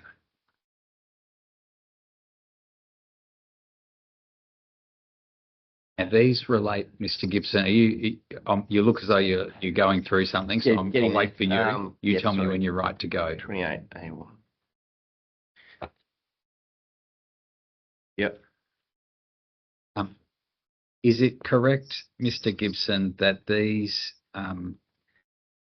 diagrams show the camera trap locations that were used for mammals?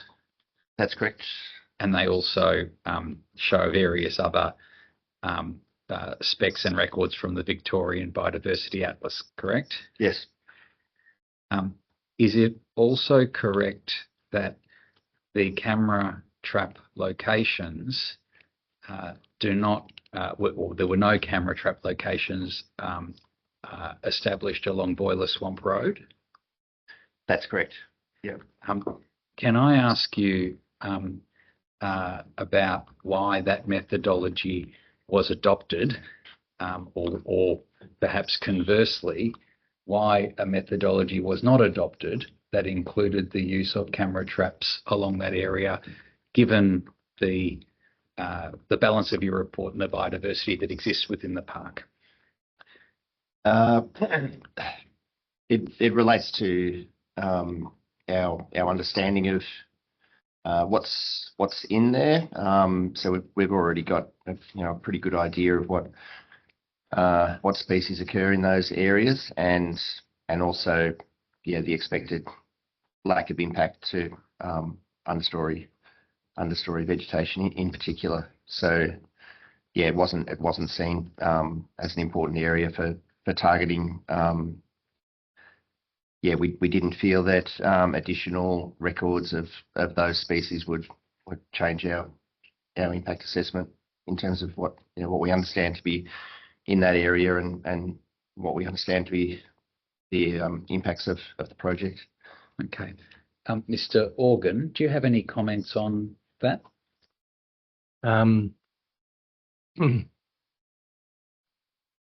No. I agree that if there was a direct disturbance to the understory, so if it was a pipeline or a upgrade of the road, for example, then targeted surveys for on-camera trapping may have been warranted. But given it's a fairly large consolidated block of high quality vegetation in a national park, the presence of those ground dwelling species can be assumed present. And there may be some subtle changes across that landscape with respect to occupancy, but I'm comfortable with how that was approached. I don't think it would change wouldn't have changed the impact assessment or the mitigation measures that are proposed to the project if camera trapping surveys were undertaken along the National Park section of Boiler Swamp Road. Now, one of the this is now also within Technical Appendix C. It's in the body of the report. I'm on page 231, which is PDF 255.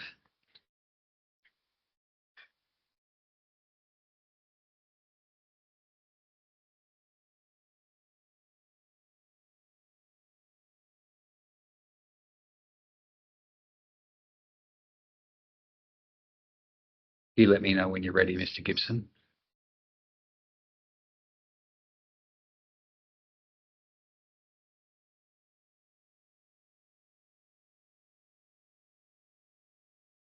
So what page was it?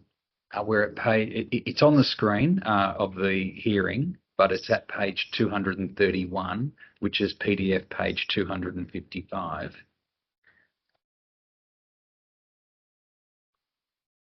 Yep.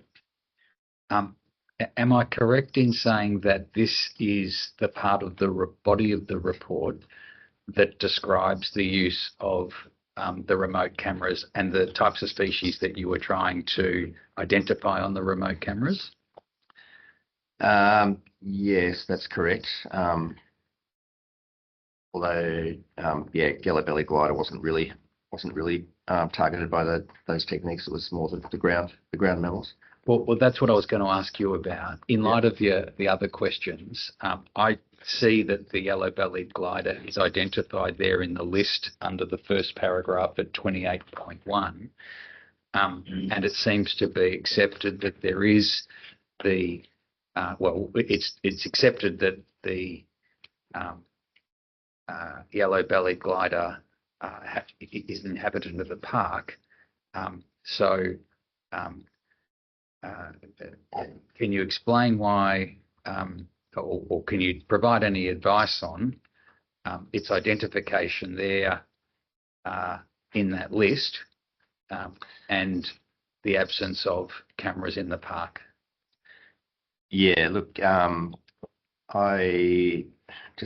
yellow-bellied glider was, as I stated previously, it was listed under both state and federal acts after we'd done the bulk of the work, and wasn't specifically targeted and was therefore added to our reporting at a later date as well. And yeah, it probably shouldn't be listed in that set of dot points because it wasn't specifically targeted by those methods. So yeah, sorry, does that answer? Yeah, that does. I'll just ask you one more question on this issue. Noting and accepting that its categorisation did change over the course of the investigations that you undertook and your reporting, if we started again today, would that be a different approach, or would you gave me an answer before about it wouldn't change the management, to an earlier question. Is that still the case? Yeah, I think so. I don't think. I mean, there's no point doing surveys if they don't change your assessments, your risk assessments, or your approaches to your conclusions or your mitigation approaches. I think we would probably do some spotlighting along there to try and record them. But again, I don't think additional records would really change what we've concluded. But yeah, if we were starting out now with that species being listed under both those acts, we would go to some effort to locate where they were, and I think it'd primarily be a spotlighting approach. They're pretty readily detectable with their behaviour, and their tree markings. Of note, we didn't I mean, again, we weren't specifically targeting this, but we didn't see any sign of feed trees along there. But that's again something that should be probably done in parallel with a hollow survey through that area as part of the mitigation measure. It'd be worth noting that if any of those trees are feed trees, but yeah, for the panel, the yellow belly gliders make pretty distinctive notches on trees, V-shaped notches, and they tend to focus in on particular trees, and we'll keep returning to them. So they feed on those, and yeah, so it's most trees that are feed trees will have multiple notches on them and be fairly obvious, and they'll often be trees in more productive parts of the landscape, like close to gullies, etc.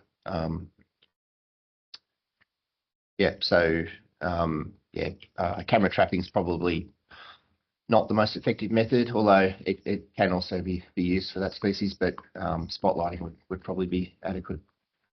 Okay. You don't need to add anything if there's nothing to add, but if there is something that you disagree with in that answer, fire away, Mr. Organ. The only thing that I'd mention, so I agree with everything that was just said then, with respect to the species and the impact assessment. Like I said earlier, if there was direct disturbance of trees and hollow-bearing trees, then surveys for that particular species would have certainly been warranted.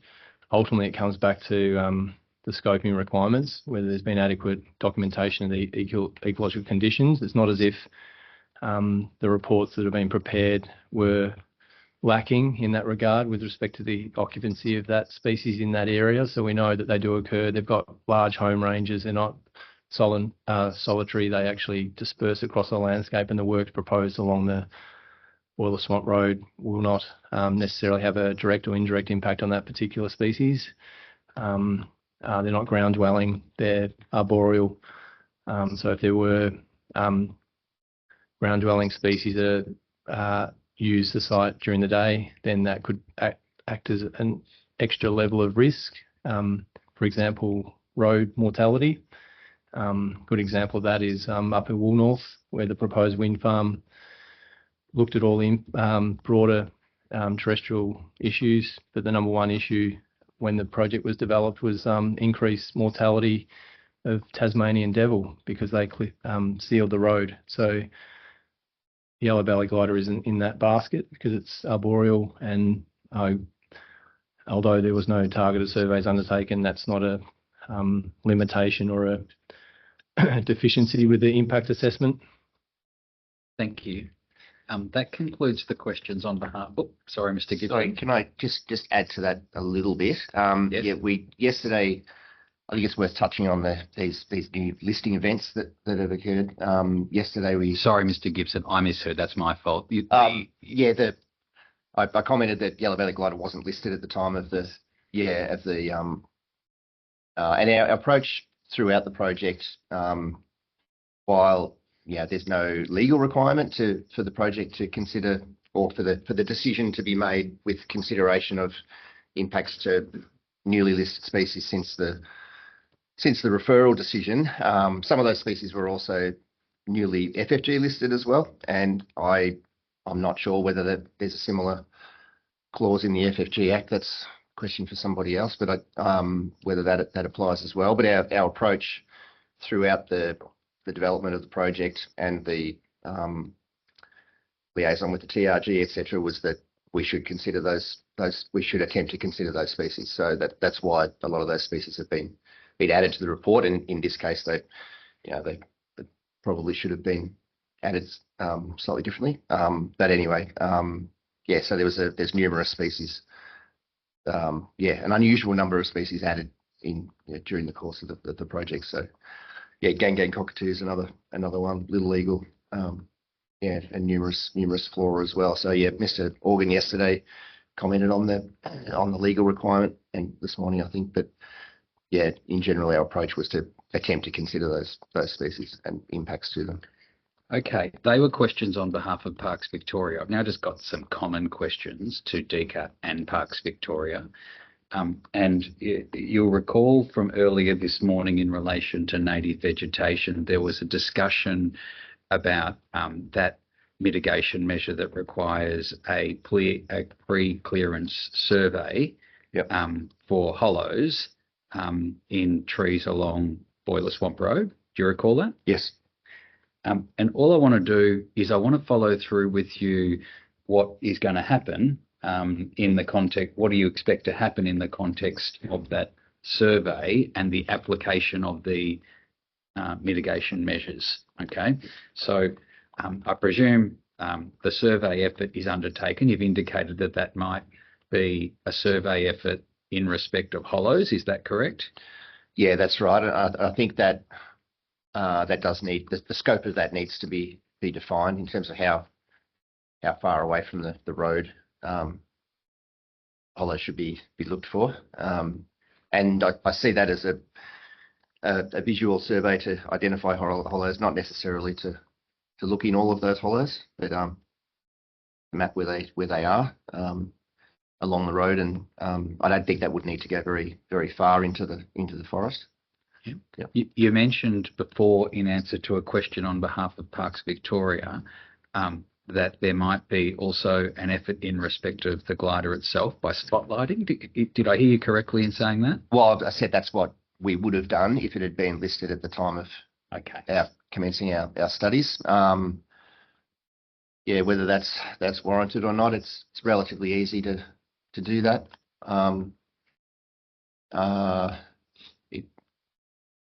Possibly worthwhile. And then let's presume that hollows are identified for the time being. What's the next step in the chain of actions once hollows are identified? Are they automatically offset, or is an assessment made as to the number? How is it applied in the what effectively is the offset plan? I think we then need to work out whether those trees are impacted, and I think that's where it would tie into the arborist assessment, the results of the arborist assessment, and then, if possible, I mean, I'm assuming by this stage the design hasn't been finalised, so there's an opportunity to look at trying to avoid those trees.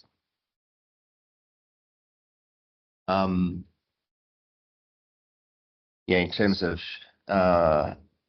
if there is an unavoidable impact to those trees that are identified with hollows, as I think Mr. Organ stated yesterday, there is no specific offset requirement for loss of hollows. So I think then it comes down to salvage and inspection of those trees during removal. But I think the likelihood of getting to that point where hollow bearing trees have to be removed along Boiler Swamp Road is pretty remote. I think it's not likely to get to that. And am I right in saying that this mental process that you've just described now is therefore going to be part of? Have you got the mitigation measures there in front of you? I've got the day one version. I can put them on the screen if it would assist you. I've got it in front of me. I'll pop them up in the event.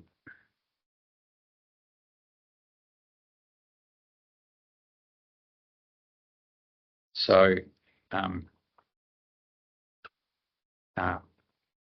part of it occurs under the assessment of tree health along Boiler Swamp Road. Is that right? Which is 7? Number 3. Oh, sorry, I should be at number 7. You're correct. Yes, number 7. That will determine the risk to trees. Is that right? That's correct. Yeah. But then there's also BD08, which will address the hollows, the survey of the hollows. Is that right? Yes. And then BD10 is a flora and fauna management plan. Is that the last place that you'd address anything that arises from your findings? I think so, yes. Yep, that sounds reasonable. Okay. Anything different from you, Mr. Organ? Oh, look, the only point, it's all relevant, those 3 points with the mitigation measures. It is, all I can say is it's a highly conservative approach based on the impact assessment, or the assessment undertaken by Rob Galbraith and what we know. It's highly unlikely that you'd need to go to that level of investigation and mitigation measures, but it's all been captured in there, so I don't have any problems with that. Thank you, Member Kendall. They're all the questions. Thank you. So there are no questions from the IAC on this topic, so I'll hand back to you, Mr. Chessel. No re-examination. Thank you. What I might suggest is that the witnesses be excused for now. They'll come back after we've completed the next section of the case. But they then sit there while we introduce the BAMP and the like, though they're welcome to. What I'm proposing to do, Member Kendall and members of the committee, is start by identifying a number of documents that we'd like you to have access to. The first document I'll mention is a document I won't be taking you to. That's document 243. That's our introductory submissions in respect of the topic that we just dealt with. And we make reference to that in part because it includes a list of all the relevant documents that bear upon the matters you've just heard. So I just wanted to bring that document to your attention. The documents that we'll be addressing in the next session will be document 244, which are our opening submissions in respect of biodiversity. 229, which is the updated BAMP. 223, 224, 225, which are the documents concerning the technologies that can be implemented to aid in monitoring, detection and curtailment. And 111, which is the document that concerns mortality monitoring within a plantation setting. They're the documents we'd like you to have to hand, please, as we work through those materials.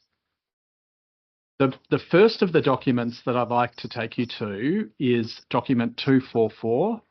And I just invite the committee to let me know when you have that one in front of you. Yeah, I'll just open up hopefully most of the ones you've just mentioned. So Okay. Just give us a moment. Yes, of course. Would you like me to read the list again? Yes, might as well run through it Okay, while I've we're got doing that. 244. Yep. 229. 223, 224, 225. Yeah. And 111.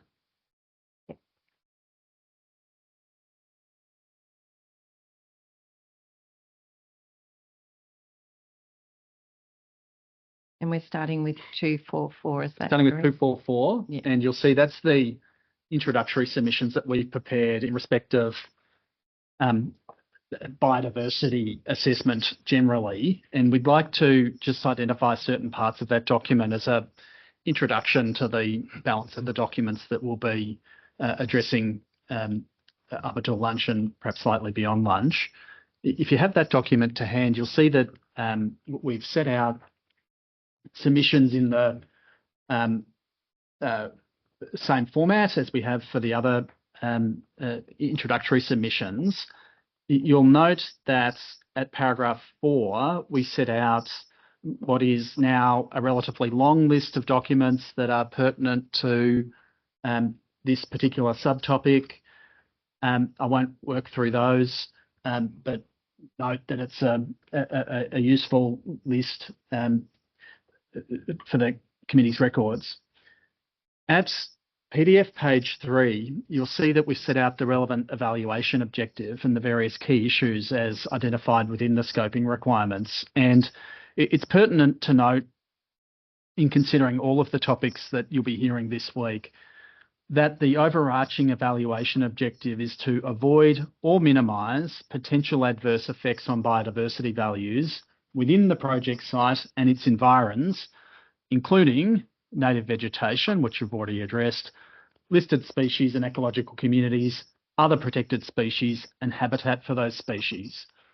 Now, paragraph 6, we've set out the relevant key issues as identified within the scoping requirements, and that's a relatively long list, and it's a relatively long list that recognises the potential impact of this project on specific species, including, relevantly for today's purposes, the southern bent-winged bat, and for the balance of the week, other bird species, or a number of bird species, including southeastern red-tailed black cockatoo, Australasian bittern, white-throated needletail, and orange-bellied parrot, and you'll hear evidence in respect of each of those different species.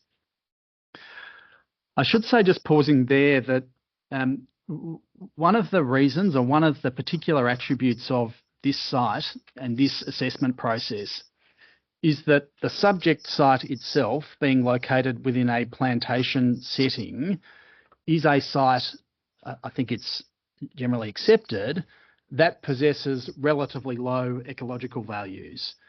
And it's why, in the context of this assessment, one can readily conclude that the impact of the project on the types of species that we've heard evidence about to date is relatively low. That is, the direct footprint of this project, situated within a plantation setting, means that its potential to result in direct impacts on those types of species is low.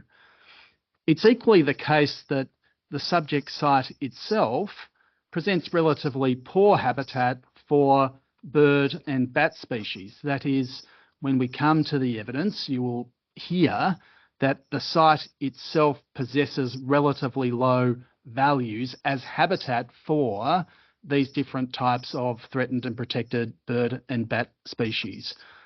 What is undeniably an attribute of this assessment is the assessment or the potential impacts of this project that result as a consequence of its proximity to areas to the north and to the south that undeniably possess relatively high ecological values. And again, you'll recall that in opening the case and in opening our submissions in respect of the Ramsar wetland, and indeed we'd say with equal force the national parks and forest parks, these are areas that possess relatively high ecological values.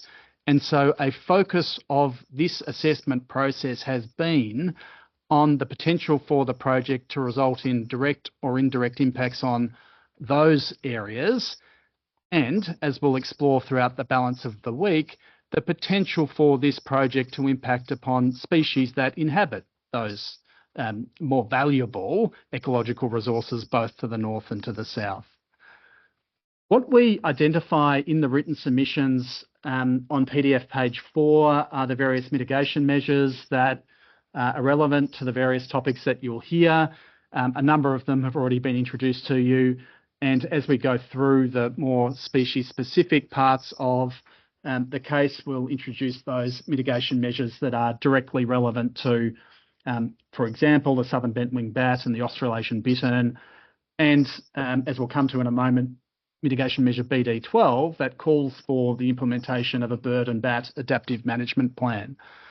And if we just pause there for present purposes, the implementation of a plan of this type, that is a plan that is suitably adaptive to respond to increased understanding of the ecological conditions over time, any changes to the ecological condition over time, should properly be considered best practice in terms of how a project of this type fashions its response to the ecological values of the type that are at our issue in this case. That is, having a properly tailored bird and bat adaptive management plan is an important component in the response to the potential impacts of this project to biodiversity values. And that's the reason why we wanted to spend some time at the outset explaining how it is the revised plan addresses that. At PDF page 5, we've set out a series of key issues, and we note first that when one has regard to the submissions, it's quite clear that a concern in respect of the impacts of the project on biodiversity, and in particular on birds and bats, is a strong theme that emerges in the submissions. And it will be our submission, based on the evidence that you will hear and the material recorded within the EES, that the proper conclusion is that the impacts of this project on biodiversity will be limited, acceptable, and for the purposes of the EPBC Act, not significant. And what we will seek to demonstrate is that that conclusion really flows from a consideration of various things. Firstly, the process of development, that is the development of the evolution of the project itself, the assessment that's been undertaken, and the care that has been taken to fashion mitigation measures to guide the implementation of the project. What we do then is set out a number of key propositions, and I'd like to introduce some of those matters to you now. The first thing that we say supports that conclusion is the approach that has been taken to design and fashion the ultimate configuration of the project as it sits before you. And of course, it is important to recognise in any assessment the project's location and the characteristics of the pine plantation that I identified earlier, and the fact that the direct impacts of this project will occur within habitat that has low ecological value. That is an important component in any assessment of impact. The second building block in our submission to understand is that the provision of turbine-free buffers from sensitive areas, be they to the north or to the south, which we note has led to a marked reduction in turbine numbers and which has greatly reduced the potential impacts of the project on birds in particular, and indeed bats, is important or assists in meaningful ways in ensuring that the project will have a practically undetectable hydrological impact on the nearby Ramsar site. So we've already addressed the hydrological impact, which we say is de minimis and negligible, but we identify further that the provision of turbine-free buffers, both from the north and to the south, are important components in ensuring that the impact of this project on biodiversity values has been properly addressed. The next building block is the undergrounding of the transmission line, that is the external transmission line, and the vast majority of the internal transmission line, which in our submission has greatly reduced the potential impacts on birds. And as we'll come to explain in the context of the permission sought under Section 27, the co-location of the transmission line with existing linear infrastructure in the form of the road is an attribute of this project that gives rise to real benefits in terms of a reduction or a minimisation of impacts on biodiversity. So the co-location of the infrastructure within the corridor of the road, which has been previously cleared, and the impact has been realised within not just the national park, but within the forest park and beyond, is itself an attribute of the design of the project that materially reduces biodiversity impacts. Now, that's the point that we note at subparagraph D. The second key point we make by way of introduction is that the environment effects assessment that you have before you has been prepared by reputable and experienced consultants. It has been informed by what we describe as beyond best practice investigations of existing conditions and species of concern. We also note that in this case, the committee has the benefit of Mr. Organ's independent peer review in respect of the adequacy of those studies and the conclusions that have been drawn within them. And this is a case in our submission, if we pause for a moment, where the committee should be satisfied that it is in possession of a very substantial amount of information to inform the assessments that it is charged to undertake. That is, this is a case where this committee is armed with assessments that allow you to form judgments about the various matters you are required to form judgments about, informed by assessments that have been completed in our submission to a standard that should be considered industry best practice. And we make that point because we note that there are a number of submissions to the effect that, oh, well, further assessment is required to determine the degree of impact. And as we've noted in paragraph 24, whilst that's always the case to the extent that one can always undertake further assessment. In this case, the IAC should be satisfied objectively that the assessments before you are comprehensive and do allow for informed evaluations of environmental effects. The next matter we identify in submission is that the EES documents and the assessment that is recorded within them allows for and has been prepared in accordance with the relevant assessment. It allows for an assessment against the relevant assessment criteria and relevantly reaches a conclusion of no significant or unacceptable impact other than in respect of the Australasian bittern. That is, when one reviews the EES assessment, it is the Australasian bittern alone that is identified as being a species that has the potential to being subject to a significant impact for the purposes of the EPBC Act. In each case, the assessments are structured, objective and evidence-based, and in each case they apply the relevant criteria. And we note again that Mr. Organ has undertaken his independent peer review, that he supports the assessment and the conclusions.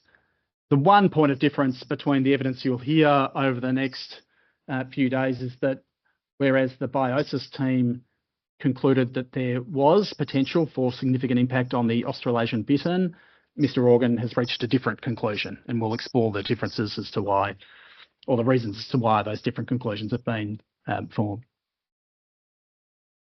At 26, we note that best practice mitigation measures are proposed to ensure the further avoidance, minimisation and offsetting of impacts as appropriate. And importantly, we draw attention to the BAMP as being best practice in ensuring the capacity for the project to tailor its response to biodiversity values over time. In our submission, the BAMP that is now before you is or has undergone an unprecedented level of tailoring, structure and rigour.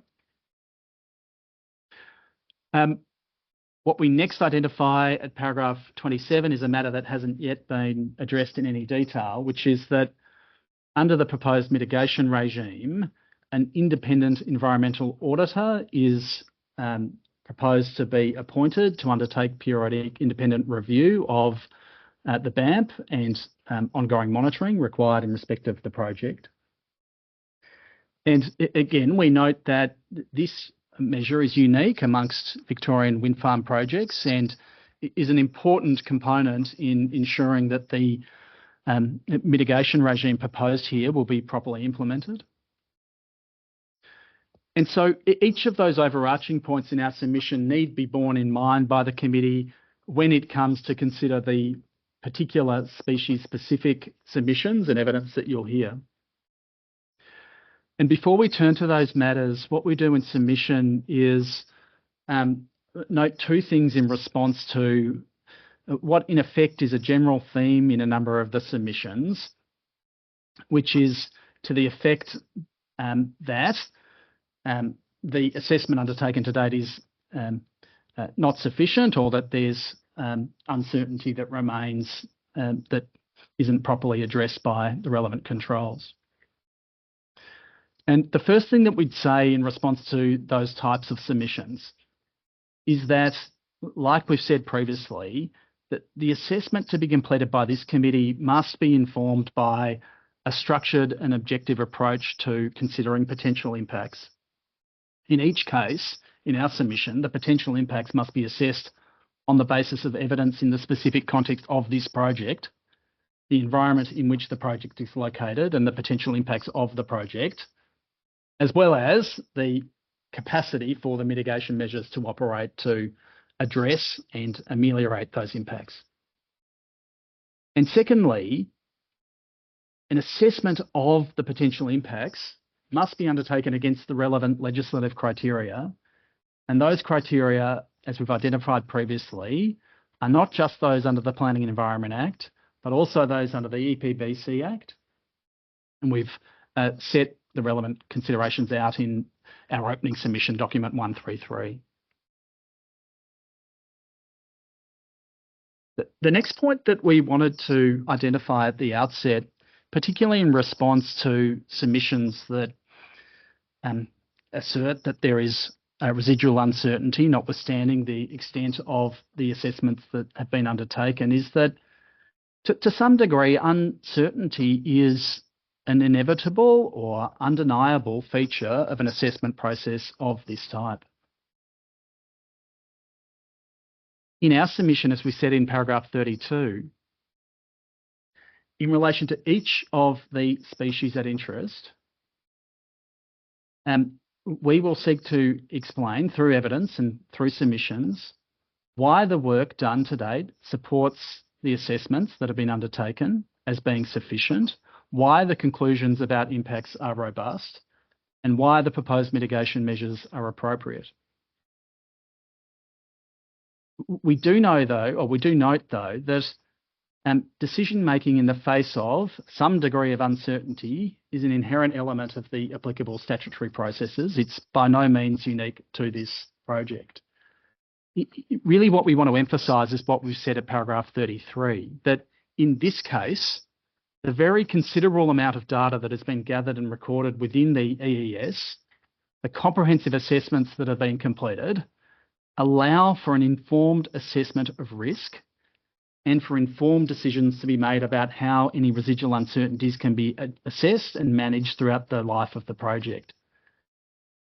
That is, by focusing on what is known about each of the relevant species and the steps that can be taken to address residual uncertainties, in our submission, the IAC is in a position to reach informed judgments about the various matters that it is charged to assess. And so much of the submission, so much of the questions focus on matters that are not addressed within the EES. In our submission, what the committee must do is look properly at what is known, what has been assessed within the EES, and reach judgments about the extent of impact based upon the very comprehensive assessment that has been completed. The last thing I wanted to identify before turning to the BAMP is the operation of the precautionary principle and how it should bear upon the decision-making frameworks that are at issue here. And it's a principle that is often invoked in submissions, but need be carefully considered by the committee. In paragraph 35, we note that it's a principle that is relevant directly under the EPBC Act. It's relevant also, we say, under the planning and environment assessment processes. And it's set out at paragraph 36, and more particularly in section 391 of the EPBC Act. And you see at the top of page 8, PDF page 8, we've set out the relevant part of the EPBC Act that articulates the precautionary principle. And it's often said, oh, well, the precautionary principle requires one to be cautious, and that's not quite right. What the precautionary principle requires is, as set out in section 391 of the EPBC Act, the precautionary principle is that lack of full scientific certainty should not be used as a reason for postponing a measure to prevent degradation of the environment where there are threats of serious or irreversible environmental damage. So it is a principle that is directed to reasoning as it concerns the implementation of particular measures designed to prevent degradation of the environment. And in the context of this project, that requires careful consideration, not just in the assessment of overall environmental impacts, but on the proper fashioning of mitigation measures to address potential impacts over time. So we don't take any issue with the proposition that the principle is engaged in respect of various aspects of the assessment. What we do identify, though, is that it's important that rigour be adopted in considering its application. What we say at paragraph 38 is that as part of that rigour, that is, as part of applying the principle, we say that the principle's application does not mean that the project must be refused or deferred following further assessment until there is certainty as to the actual impacts of the project, if indeed such a thing were to be possible at this stage of an assessment process. Instead, what the proper application of that principle requires for present purposes is a consideration of the extent to which mitigation measures, precautionary measures proposed in respect of this project should be imposed, and a consideration of the extent to which those types of measures are proportionate to the threat posed by the project and any residual uncertainty. And what we've done at footnote 2 is make reference to a decision of the Federal Court that considered the particular application of the precautionary principle, and a finding of the court that the application of that principle should go no further than what is appropriate and necessary to achieve the relevant environmental objective.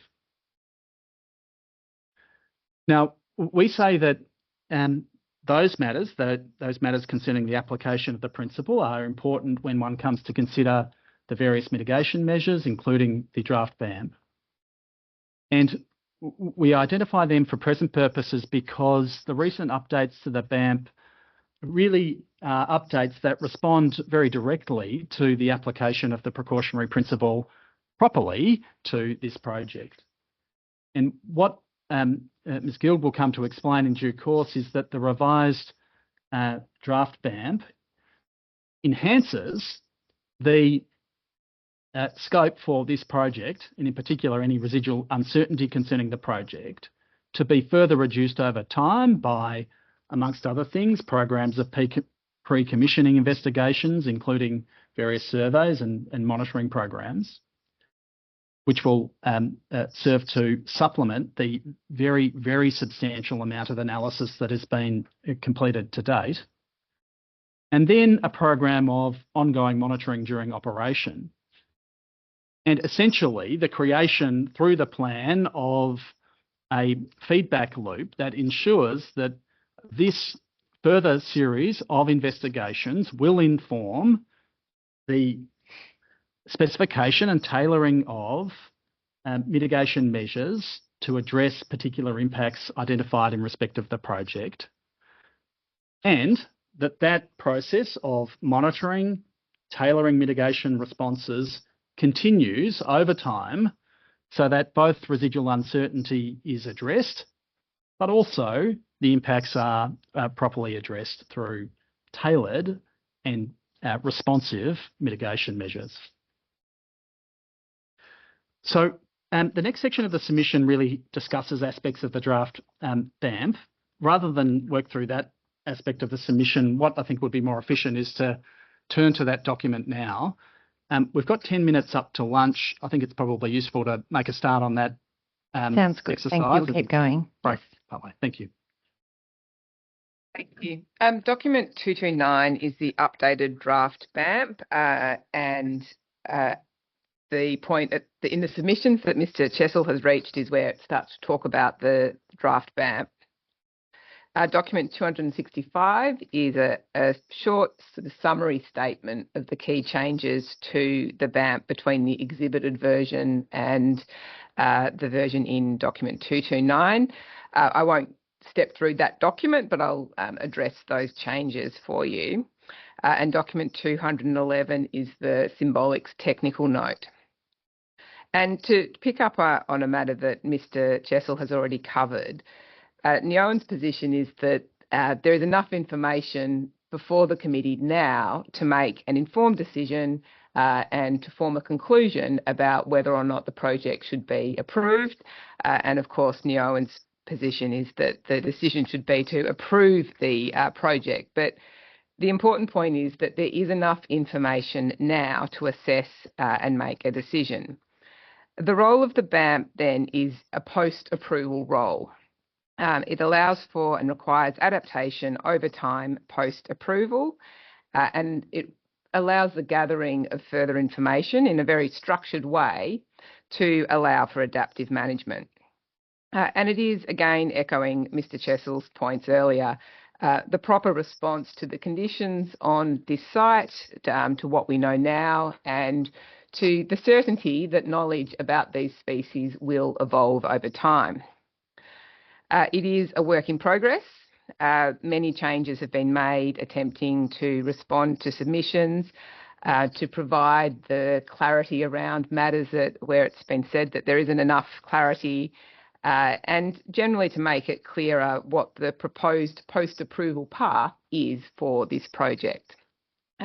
We are already aware of matters that require updating in the document, and I will flag a couple of those just by way of example as we go through. We will monitor the evidence and submissions and consider whether there needs to be a further update of the document. But at this stage, we'd say that the most important thing is to make sure that the mitigation measure is drafted in a way to ensure that an appropriate plan will have to be prepared. I'll turn to the updated BAMP itself.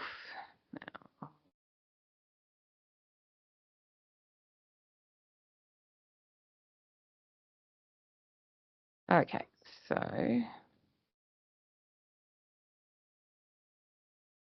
I'll start on with the mitigation measure itself, because ultimately the committee will be making comments, may make comments about the BAMP, but it will be the mitigation measures that regulate the project and require the preparation of a final BAMP. And so we can see here that the draft BAMP, a BAMP will be developed in consultation with the department and to the satisfaction of the responsible authority. And so consultation with DECA and satisfaction of the responsible authority, which will be the minister. The second point is that the BAMP will be developed prior to construction commencing, and that it must be revised and reapproved following completion of the pre-commission monitoring that is required by this mitigation measure. And this is not a standard feature of BAMPs in Victoria, where it's effectively a two-stage approval process for this BAMP. The primary objective of the BAMP is to ensure operation of the project does not result in net significant or lasting impacts on the viability or conservation status of birds and bats. And that is an important objective. It's net significant or lasting impacts on the viability or conservation status of of that fauna. It's not a no impact, and it doesn't relate to non-protected species.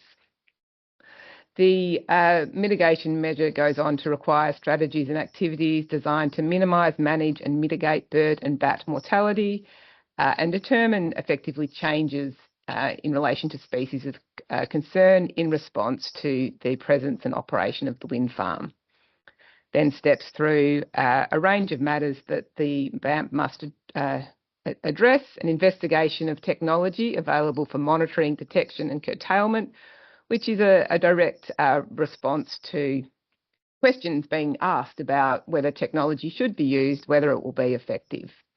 The BAMP must require, if appropriate, having regard to the potential benefits to species of concern of utilisation of the technology, the cost of the technology and the need for responses to risk to be proportionate to the risk, utilisation of technology for the purposes of monitoring, detection and or curtailment. And it is a very important part of this BAMP to require that technology be examined in terms of its effectiveness and its in terms of reducing mortalities, but also whether it's a proportionate response to the species and its efficacy in terms of reducing mortalities. The plan must include a plan for monitoring of species of concern prior to commissioning, considering best practice survey methods and areas, and provision for the utilisation of technology in undertaking that monitoring if proportionate. Now, Neowen is not aware, and I don't think any of the ecologists have spoken of using technology for monitoring. And that's another thing that is being proposed here that is quite innovative as a response to this site. So it's really going, well, we've got this, Mr. Chessel will take you through the technology notes that we've got from Identiflight and DHI Muse. And say, well, okay, so you can use this technology for detection and curtailment. What about for working out whether or not this species is actually present? and that's been nominated as something of specific that should specifically be required in preparing this BAMP. And then the BAMP is to require utilisation monitoring for species of concern during operation. That's standard. Consultation with recovery teams in relation to southern bent wing bat adaptation measures. That's something that has been a consistent theme for the need for coordinated approach. Provide for trials to establish carcass persistence and searcher efficiency, including in the pine plantation, which is quite a big feature of the updated BAMP. And then has to go on and include a range of fairly standard measures in terms of objectives, strategies, mitigation measures for mortalities, and a monitoring program for collisions. All very important, but also there's less modification to this part of the mitigation measure than there are to some of the other parts. A range of reporting requirements and other information to be included. And then what the mitigation measure notes is the independent environmental auditor will undertake periodic independent review of the BAMP. And importantly, although the period specified in the mitigation measure is at least 5 years, the final paragraph of the BAMP says that after considering the findings of the monitoring program, the final monitoring program, or the final report, and consulting with DECA, the responsible authority may direct further investigation of impacts on birds and bats, and the further investigation must be undertaken to the satisfaction of the responsible authority and DECA. So it's an at least 5 years requirement plus, not necessarily a close at the end of 5 years. That is probably a logical point for me to, I'm happy to continue, but otherwise it's a logical point to pause before actually going through the content of the plan.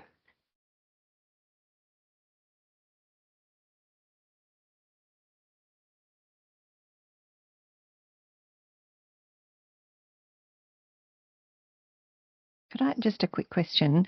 The text there, could I ask, does that exactly mirror the day one version of the EMF or the mitigation measure? Thank you. Yes. Yeah. Yeah. So both may. Thank you. Yes.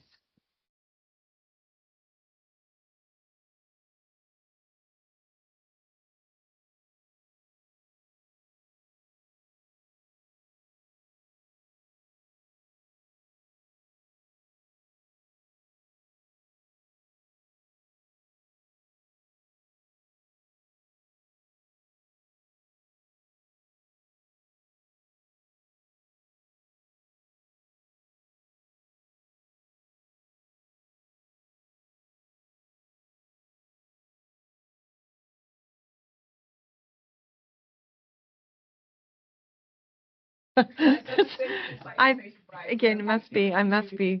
No, thank you. Sorry, I thought that you were intending to continue. Yes, let's break now for lunch. Perfect. Thank you very much. Thank you.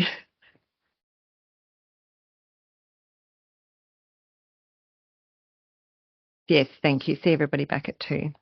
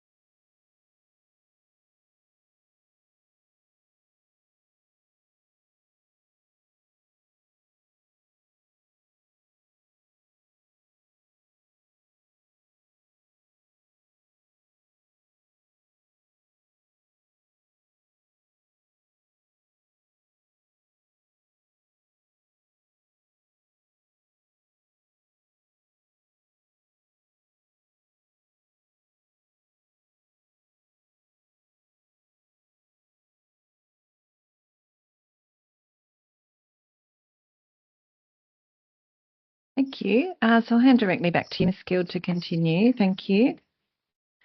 Thank you. I'll return to the draft BAMP, and it's PDF page 10,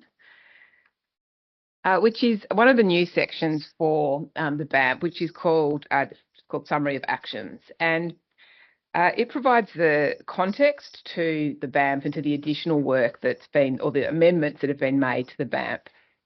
And confirms that the Appendix C concludes that the project presents a low residual risk to the majority of bird and bat species, with residual impact that's significant only for the Australasian bittern.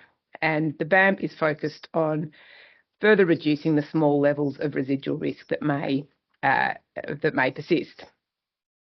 And this is where the BAMP sets out a two-stage approach. And stage one is what we've called pre-commissioning investigations.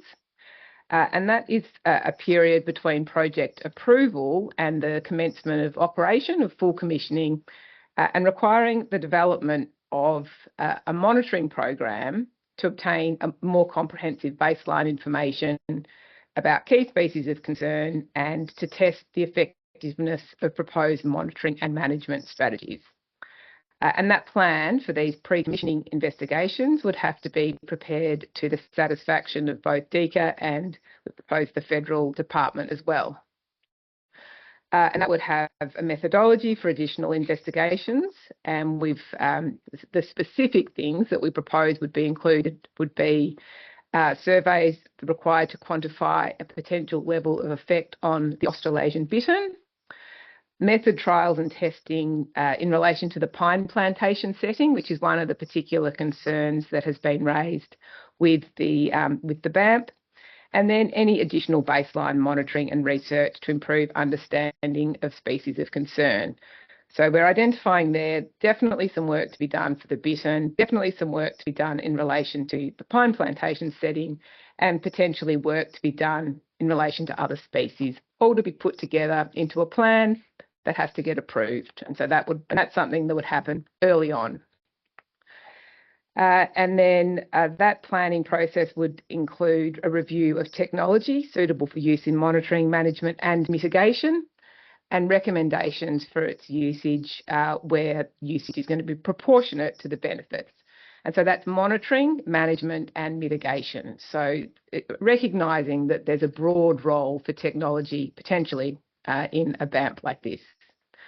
And the pre-commissioning investigations would have to have input from the statisticians to make sure that we come up with statistically robust estimates.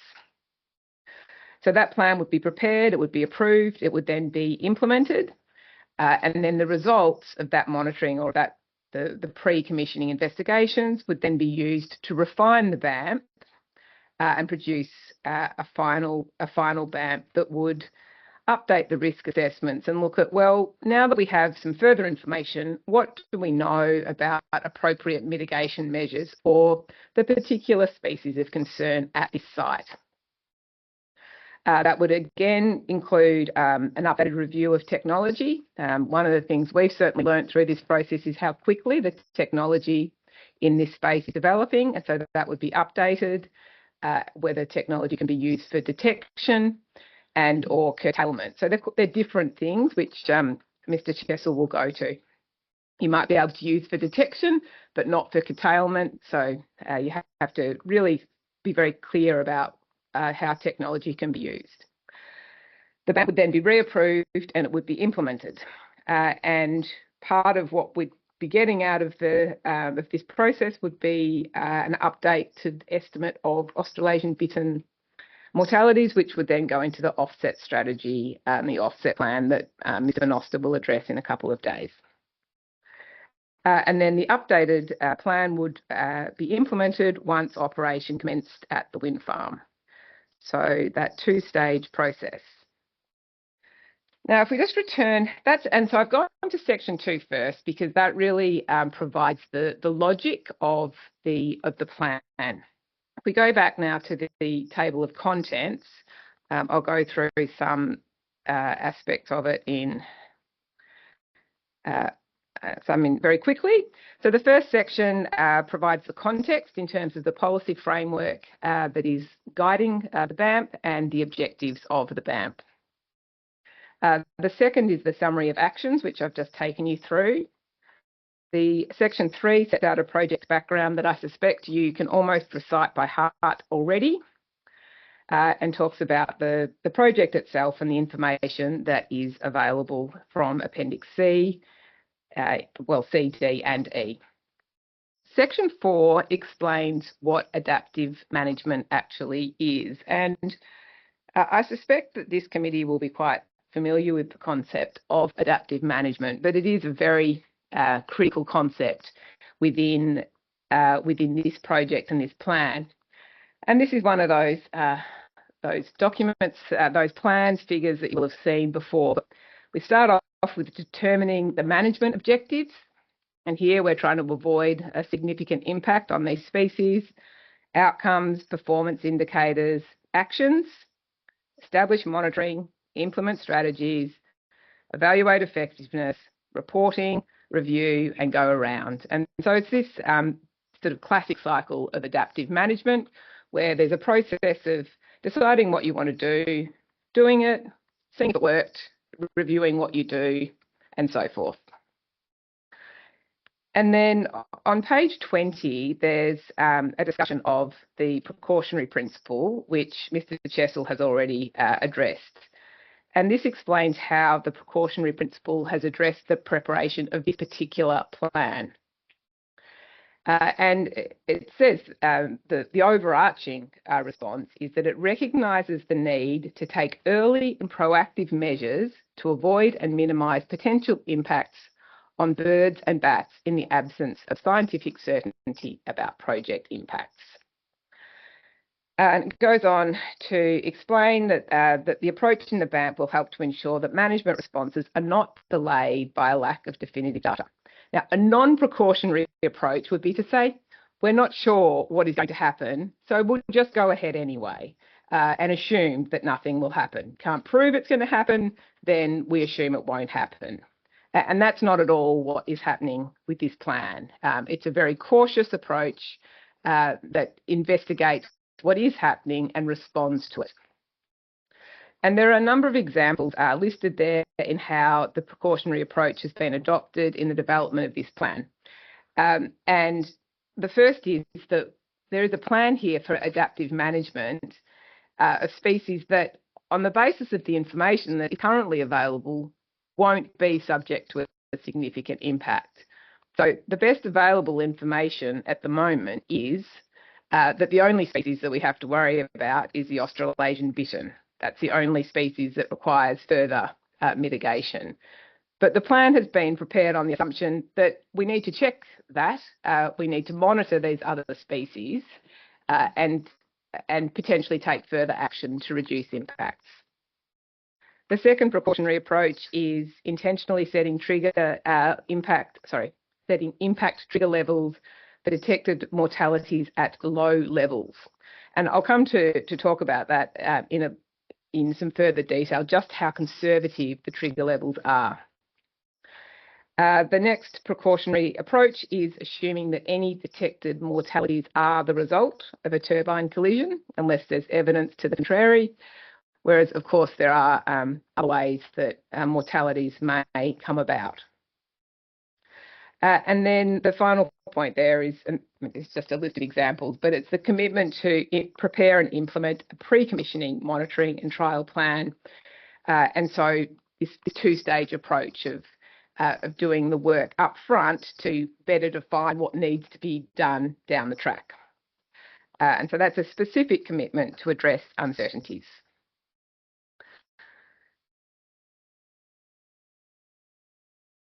Now, if I go back to the table of contents, section 5 provides some background to the potential impact of wind energy facilities on birds and bats, so why we need a BAMP at all. Section 6 covers the matters, the design responses in relation to risks to birds and bats, things that have already been done. Mr. Jessel has been through that, and it's covered in detail in various witness statements. Now, Section 7 then explains monitoring site utilisation by species of concern.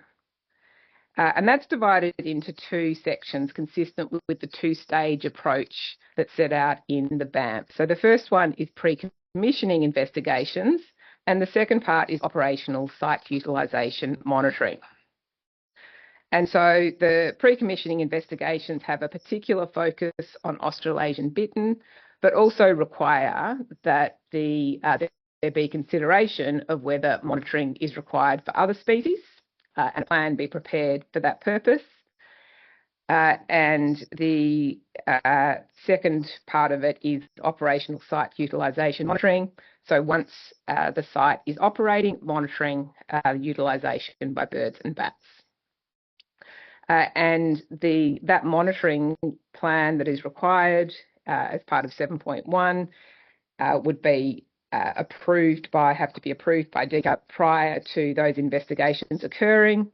And then the monitoring plan required for the operational period would be a part of the second tranche of approval by DECA. So that would be very closely supervised.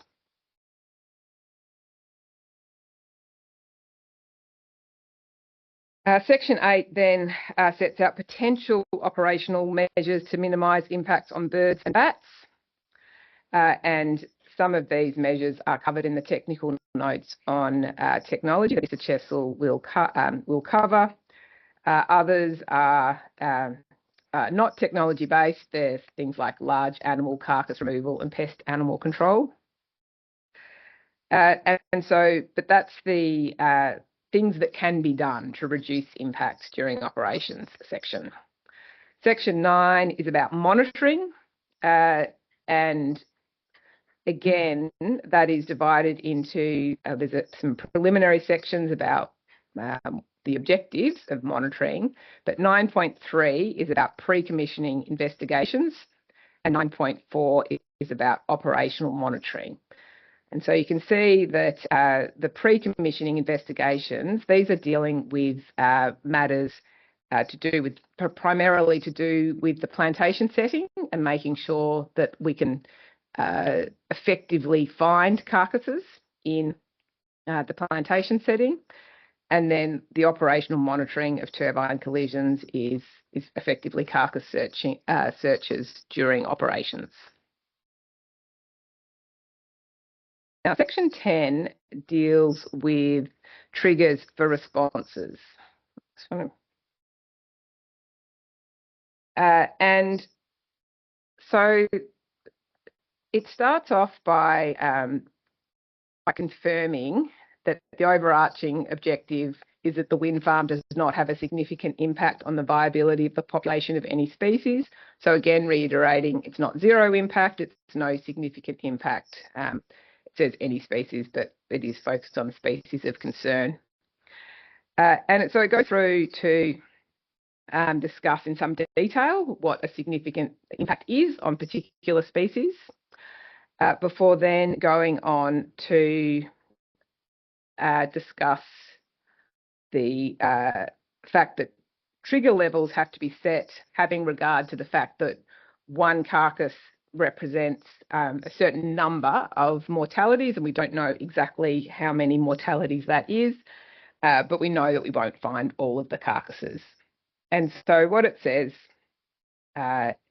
is that the extrapolated estimates of total mortality may not provide a sound basis for use as trigger levels, and this is addressed here by intentionally setting trigger levels for detected mortalities at low levels.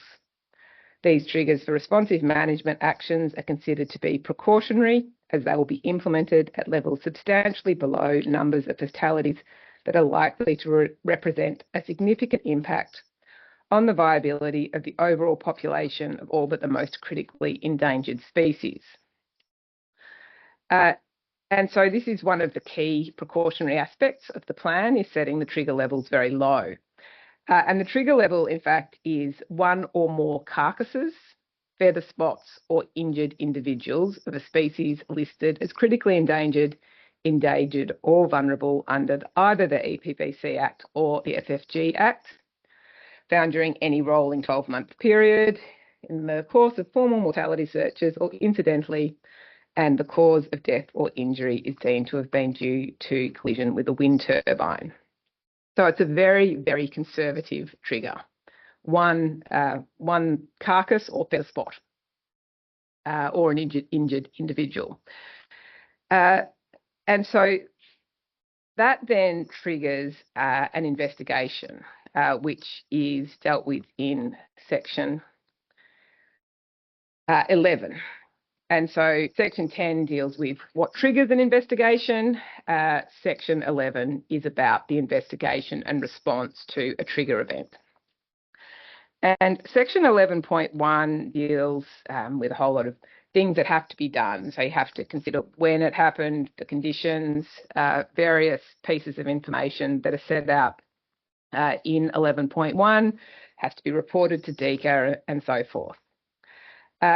There is then a requirement to review the program and look at, review the monitoring program and look at what specific changes to the mitigation measures might be required. So adaptation, that's the adaptation in action, is deciding what to do.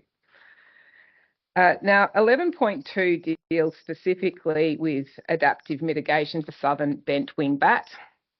And there's a summary table at in table 6 at the top of PDF 57, which has a series of trigger levels, trigger level 1, 2, and in excess of trigger level 2.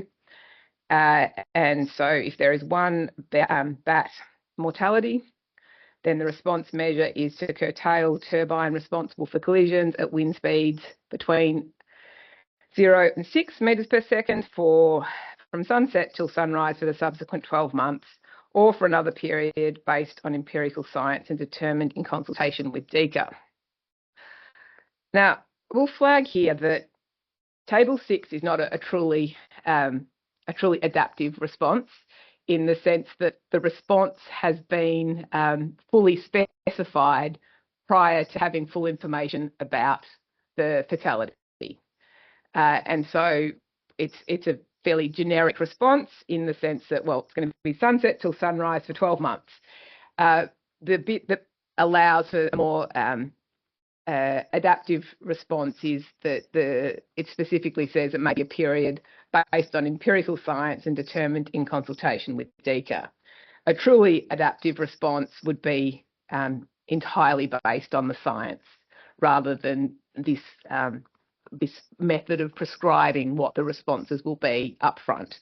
But that's the approach that's been taken for here, but it's not clear on the without the science that doesn't exist yet, without the information that has not yet been collected, whether or not that is really the appropriate response. But that can be allowed for within the plan. Section 11.3 deals with adaptive mitigations for other species. And it confirms again that the expectation on the work that has been done so far is that adaptive mitigation won't be required for other species because a significant impact is not expected. But the monitoring will happen, and if the trigger level is met, if there is one fatality of a cockatoo that's protected, then it will have to be investigated, and there will have to be a decision about whether or not the mitigation measures should be implemented. Now, and that's what 11.3 says. 11.12 then deals with the kinds of measures that might be implemented if necessary. So if the monitoring shows that there is an unexpected impact on a species, then these are the sorts of things that would be investigated for implementation as mitigation measures. And it sets out, it goes through species by species. You may note in looking through this section that it doesn't deal with the brolga, and that's because the current arrangement of mitigation measures sees all monitoring of brolga, in fact all things brolga, covered in the Brolga monitoring and compensation plan that's required by BR mitigation measure BR02. That sort of monitoring could go into the BAMP. It just has been put into the mitigation measure for the Brolga, but it could go either. Section 13 of the report then sets out some reporting requirements. It's one of these areas where we've realised in looking at it that some of the specific requests from DECA via the mitigation measure, such as the particular format of data to be provided, haven't been included. That's not through disagreement with that, it's just that it hasn't been picked up in this version. Now, if I can just ask you to turn to the submissions, which are sorry, it's putting the share screen thing over the top of my numbers. I can't see them. Had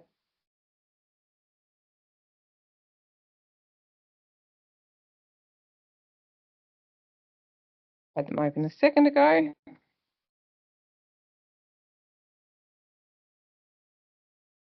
To 44, the submissions that Mr. Jessel was going through before lunch, and just to turn to the draft BAMP section, and I just wanted to flag a couple of the notable features of the BAMP that I haven't covered so far.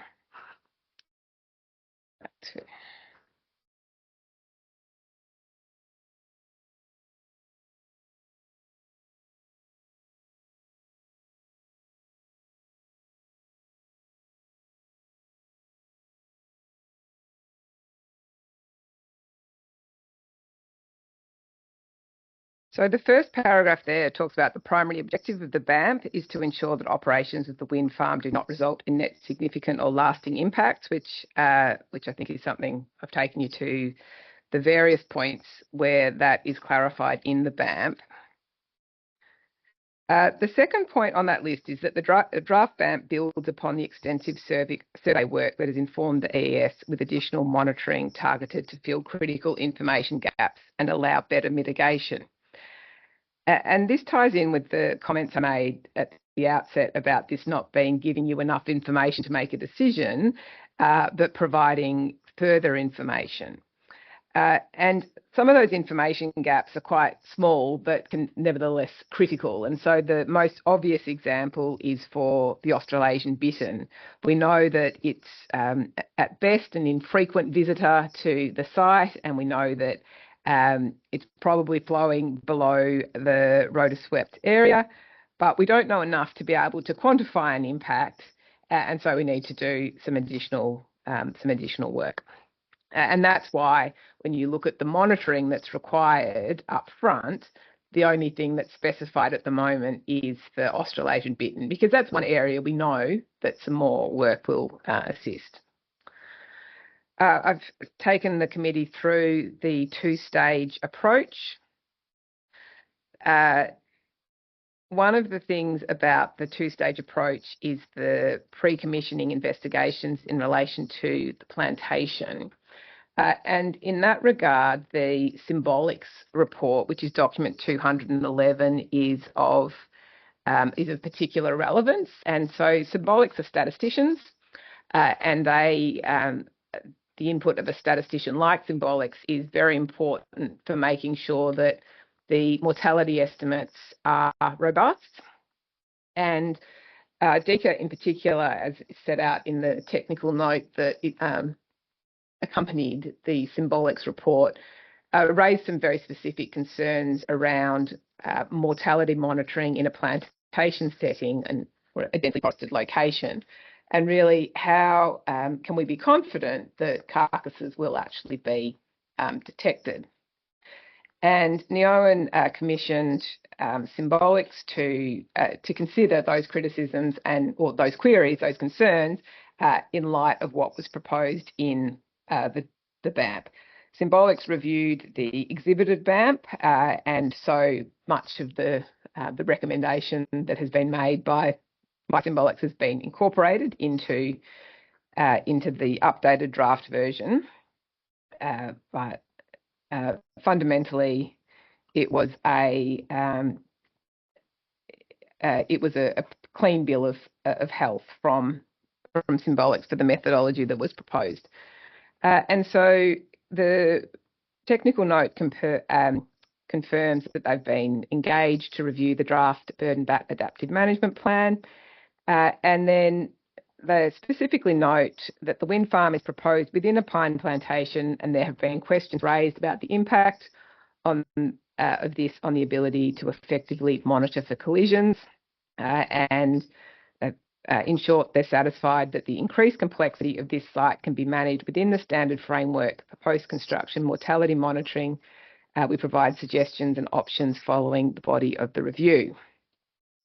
And then Symbolics goes through and just steps through all of the things that the stages that need to be stepped through in order to get a good, defensible, robust estimate of mortalities and how it can be done in this particular context, and what kind of work needs to be done to achieve that.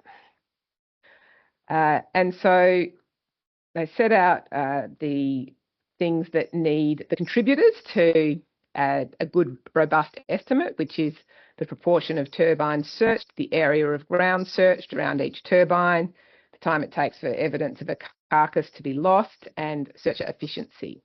And they talk about a good survey design needs to deal with all of these things, including by specifically considering scavenger rates and searcher efficiency. Now, at the bottom of page 5, they talk about the survey coverage, and they talk about the benefit of this location is the native bird and bat activity, but there's concern about the effect of the trees on the ability to detect carcasses. We have to consider 3 stages. Will the carcass land in a densely treed area? If the carcass lands in a densely treed area, will it be captured by the trees rather than reaching the ground? And if the carcass reaches the ground in a densely treed area, will it be found? And so you can see that Symbolics has broken down this general concern around what do we do in a plantation setting to a series of questions that have to be addressed in order to be confident about finding the carcasses. Symbolics goes through and determines that if we have the 50-metre cleared area, within that area there'll be 58.3% of bats, 47.6% of birds, and within 100 metres then there'll be nearly over 96% of bats, 81% of birds. And so 50 metres cleared gets you more than around half of the birds and bats, and it pushes up to a very high proportion within 100 metres. So that's the first question, is that will the carcass land in a densely treed area? So some will, but a lot won't. And there's a lot of analysis to step through the answer to that. And then Symbolics addresses the question of what percentage of carcasses that fall within a treed area would be caught in tree branches, and recommends that there are appropriately designed trials to test that. And so it's like, well, we don't know at the moment, but there's no reason we can't have trials to work it out. And so they recommend GPS tagged carcasses dropped over the trees, potentially by a drone, and then see how many of them fall through. And so again, then you can factor that into the statistical model about how many carcasses will reach the ground. And then Symbolics addresses the third question of searcher efficiency. So if the carcass falls in a treed area, if it's not caught in a tree, will it be found? And that searcher efficiency issue is one that comes up in relation to all wind farms. But again, it's one that can be conducted in this particular, can be tested in this particular context of the wind farm.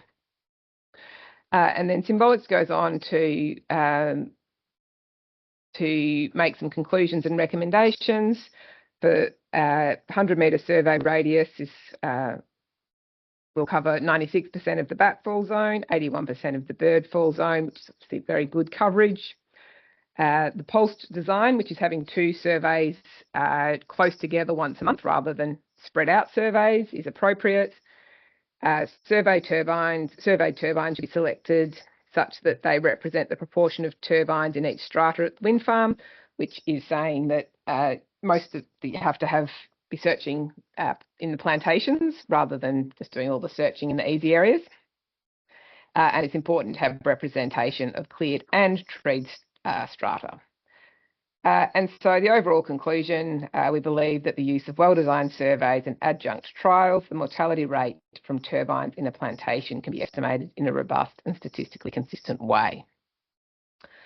And it's that work from Symbolics that has fed into section 9.3 in particular of the BAMP, to ensure that in the pre-commissioning stage and ongoing, but a lot of the work up front in the pre-commissioning stage, the work can be done to establish how things have to be adjusted and how robust estimates can be formed despite the plantation setting. And so it's just a matter of implementing those points.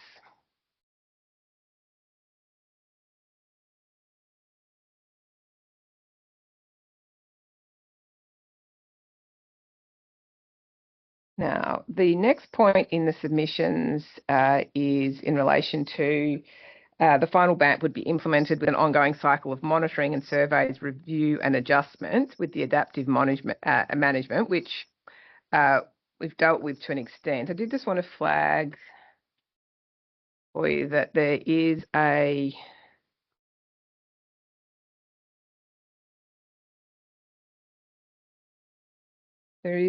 long list of species to be monitored.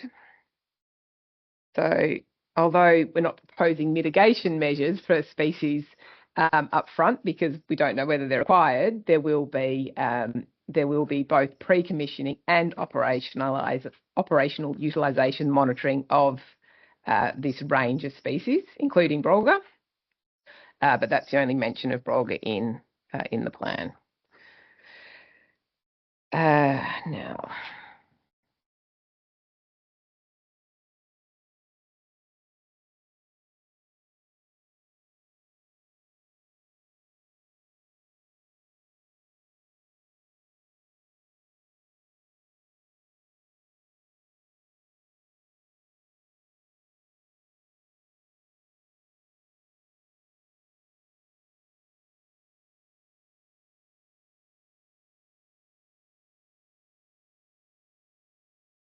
Now, moving through the submissions, covered the point that NEOAN expects investigations to confirm the EES conclusions of non-significant impact, but it may have, if those conclusions prove incorrect, then actions will have to be taken. The next point in the submissions is just to flag that adaptive management may involve implementing further measures if required or removing measures that prove to be unnecessary. So just to make that point that adaptive management may mean taking away mitigation measures that are not necessary if the monitoring and other science shows that it's not necessary. The next point that we've highlighted about the BAMP is that it's necessarily in a draft form. And we've highlighted that there are particular sections that would effectively not appear in the BAMP, in the final BAMP. And so Section 8 has an overview of potential operational measures to minimise impacts. They won't all go into the final BAMP. There'll be the measures that are required. Section 12 sets out potential contingency measures for the species of concern. The final BAMP would specify which of those measures would go in. And then in the next paragraph, we've just confirmed the chronology, which is hopefully clear from the BAMP, but just to make it very clear, that the chronology would be that the pre-commissioning investigation plan is prepared and approved. The pre-commissioning plan is implemented during the construction period. The outcomes of pre-commissioning investigations inform an updated BAMP. And then the updated final BAMP is approved prior to full commissioning of the project. and then the BAMP is implemented during operation of the project for at least 5 years. And I've already flagged that part of the mitigation measure is that the end 5 years may not be the end, depending on the results of the monitoring and DECA's requirements at the time. And Mr. Chessel has mentioned that and it's mentioned in the mitigation measure that the project proposes the use of an independent environmental auditor, including in relation to the BAMP. That's something that probably should be included. There should be reference to that in the BAMP. That's one of the things that we would update it for. But that is an important aspect of the BAMP and making sure that it is effective. And then in terms of the next sort of tranche of things, the BITN, I just wanted to flag what is required of the BITN in particular, which is a series of pre-commissioning investigations, which will outline the additional investigations to be undertaken during the period between approval and commencement of the wind farm operations. That's entirely new content, and there's quite a bit of detail there about what kinds of investigations might be undertaken. Mr. Organ's expert witness statement refers to some particular survey techniques that he would recommend. And so as part of preparing the pre-commissioning investigation plan, it's a matter of looking at the different survey methods, looking at technology and working out what the best approach is. But that's all new content.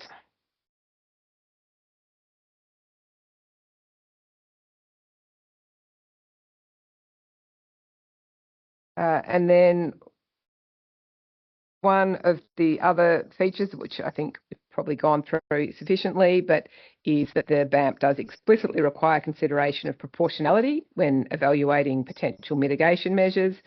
And that is a requirement that has come directly from the case law in relation to the precautionary principle and what it should mean and how it should be implemented. It's not a matter of do whatever it takes. It's a matter of considering what is a proportionate response. And that is probably enough in terms of introducing the BAMP and the key features of it and the key changes to it, unless there are any questions about how it's intended to operate or the changes that have been made.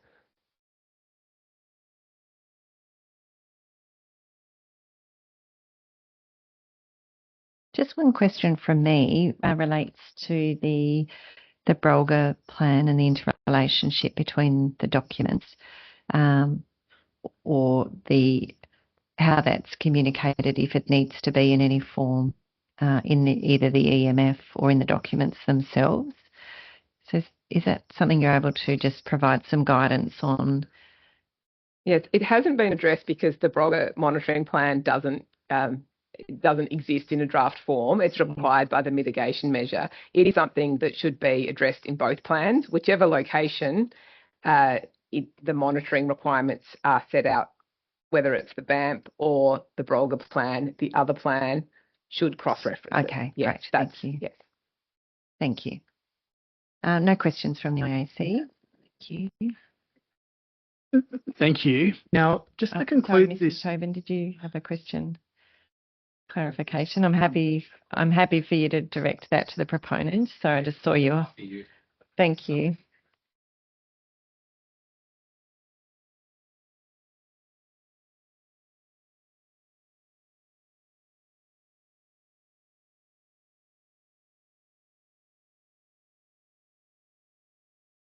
Feeding figures up to 40 mentioned in the ban, but a lower figure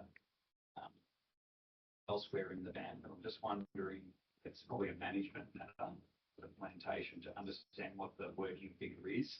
Is it up to 40? Is it 35? Is it 30? Yeah. One of the things that I haven't spoken about that has changed in the BAMP is the inclusion of information about the harvesting and regime, and the fact that for a lot of the time, like it isn't a fully grown canopy for all the time. each coop starts off with nothing, and then there are small trees and then larger trees getting up to the harvested height. And this is one of the areas that we're aware that there need to be some updates made to the harvesting schedule that the BAMP has captured now. Whether or not the maximum height is 40 metres or not, I will confirm. But the key thing is that it will change. And that each turbine during its operational life will spend some time surrounded by fully grown pine plantation or blue gum plantation, and some time with a cleared area all the way around it. So it's quite it's an environment that will change. Thank you. I'll just note I had a message, Mr. Tobin, without your microphone on, maybe not everybody online would have been able to clearly hear the question. So it's just about assumed height of the plantation for anybody who was listening to the answer if you needed that. Thank you. So I'm happy to hand back to you. Thank you, Mr. Chessel. Thank you. To complete this exercise, that is before we turn to the evidence on southern bentwing bat, there are 3 other documents I want to introduce, and in the interest of time, I am just going to introduce them to you. I'm conscious of the fact that a committee like this receives a lot of documents, and what I'd ask is if the committee could put a star next to documents 223, 224 and 225. These are the documents that concern technologies that are presently in operation in different parts of the world, including in parts of Australia, that assist in respect of monitoring, detection and curtailment in respect of certain species of birds and bats. What I'm going to do just to introduce those documents before we turn to the evidence is just identify certain aspects of them. These are documents we are likely to return to in our closing submission, and so I'd just like to flag that.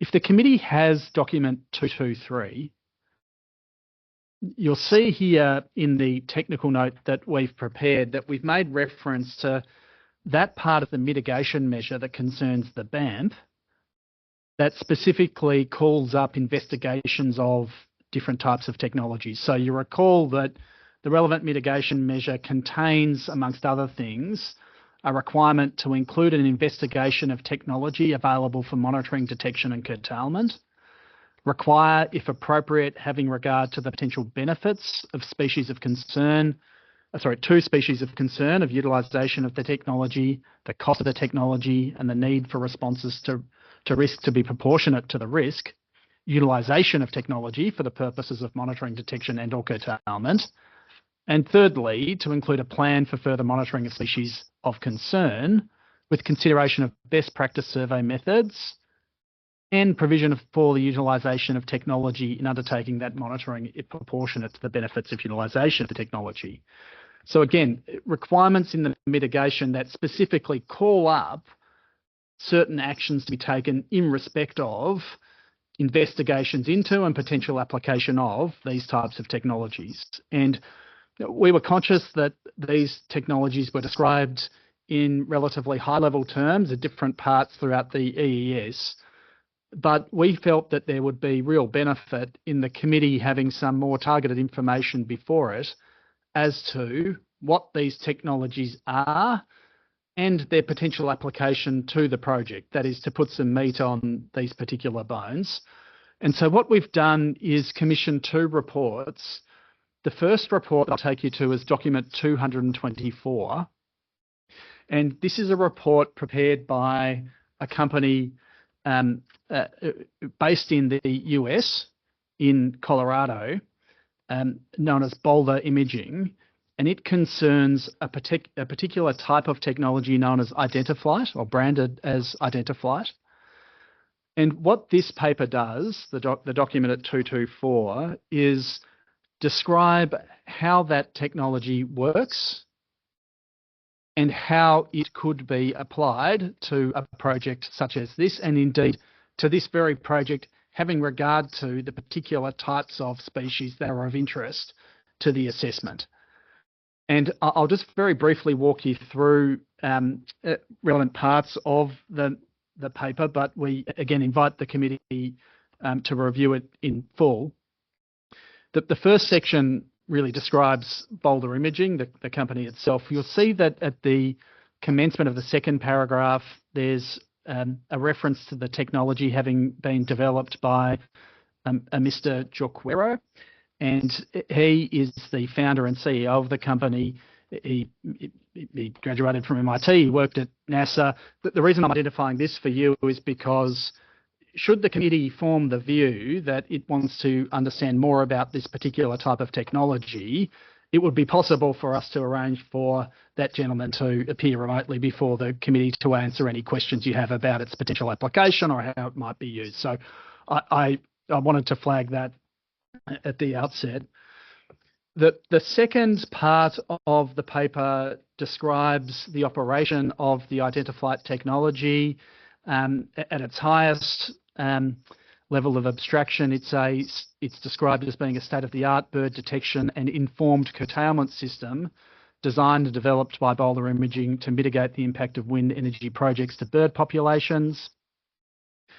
And there's a description of the key components of the technology, which are utilisation of artificial intelligence in combination with advanced optical sensor technologies, cameras, to detect, classify and quantify the risk to sensitive bird species so that turbines are effectively curtailed. And what Section 2 goes on to explain is that the technology is applied across different parts of the world. And if you turn over the page, you'll see it in North and Central America. You'll see it in parts of Europe, Asia, Africa, and Australia. And relevantly in Australia, it's applied to wind farms in Tasmania. And I'm identifying that for present purposes because Mr. Organ, you will have noted in his witness statement, has observed the operation of that system in the Tasmanian context, and we'll invite Mr. Organ to provide his observations about that as they're relevant to the evidence that he gives. At the bottom of that second page, you'll see the key metrics that are identified as tracking the performance of this particular technology.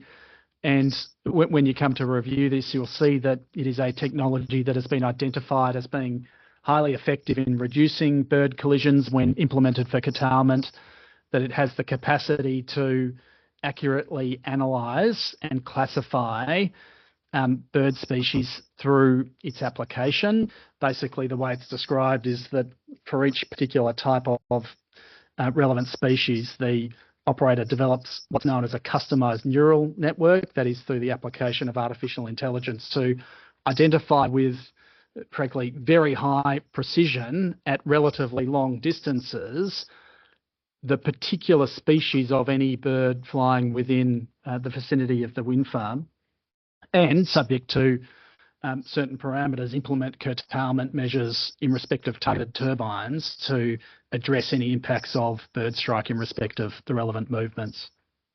Could I just ask Mr. Chessel, when that relationship between the detection and the curtailment, are you saying that they actually, is it a semi-automated or automated process as well, or is there still a manual component and a time delay? Yes, the way it works is there's a centralised control system, and that can be configured so that certain types of parameters are specified that trigger curtailment. So it's not dependent on somebody saying, oh, yes, there's this Australasian bittern and I need to press another button to curtail the wind farm. Instead, it's a system that is so sophisticated that it analyses the movement patterns of the relevant bird, calculates its likely trajectory, and then based upon those calculations, takes appropriate responses targeted to particular turbines.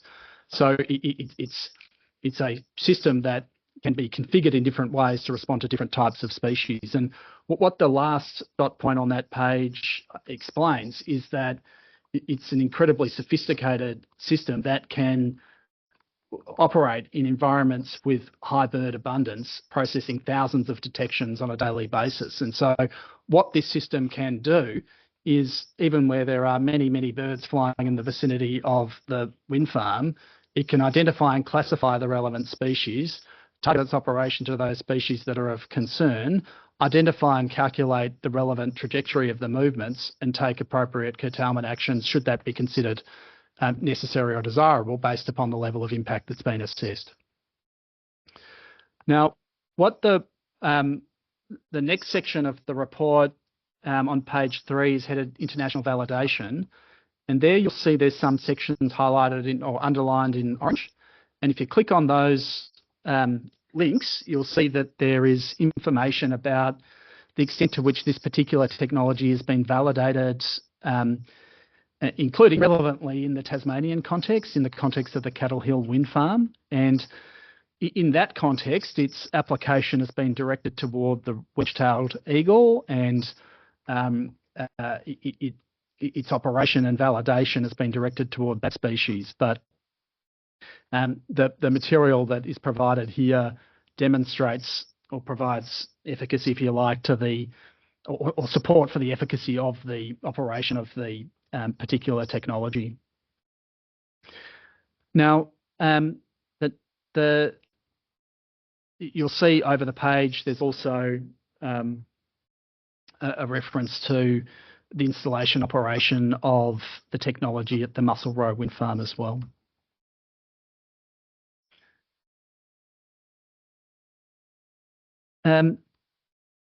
On PDF page 5, there's a heading, How It Works. And I'll invite the committee to read that carefully at its own an appropriate time. But in essence, this describes how it is that the combination of the camera, the proprietary software, the development of the neural networks that I described a moment ago, and the application of artificial intelligence allows the technology to, amongst other things, determine the three-dimensional position of the relevant bird, the velocity, the trajectory, and the species of interest. And this is critical all in real time, right? So it's an incredibly sophisticated type of technology that has potential application in respect of ameliorating impacts of projects of this type in appropriate circumstances. Over the page, PDF page 7, there's a description of the way it operates in respect of individual turbines, and you'll see in figure 6 that in effect the operation of the technology can be conceptualized as creating a sphere, if you like, around the operating turbine, a zone within which, if certain types of species enter at particular trajectories, travelling at particular speeds, curtailment can be implemented should that be the relevant setting of the technology.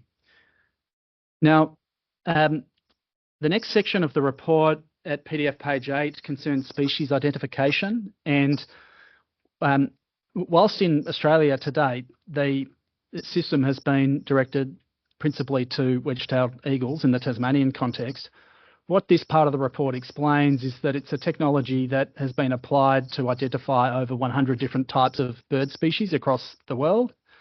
And if you look at the second paragraph, that it's a technology that is adaptable and that it can be trained to classify new species within a matter of weeks, depending upon the amount of imagery and the amount of data points that can be obtained. And so the final part of this this part of the report describes the process involved in training a neural network in respect of a particular species.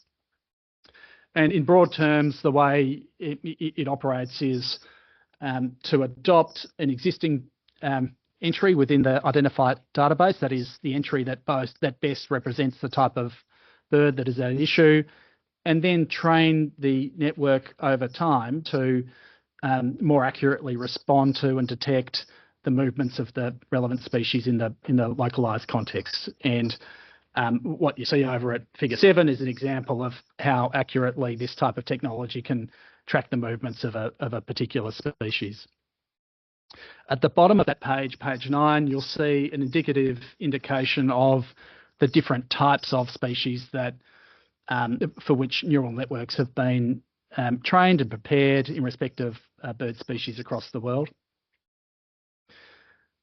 And then over the page at the third section of the report, there's a description of the application of the technology to a wind farm or development site, and some description of the fact that here the project is situated within a pine plantation and the particular scope for the technology to be implemented in that particular context where that is to address the potential for the particular context of the site to affect visibility for the cameras and the like, and a conclusion that measures can appropriately be implemented.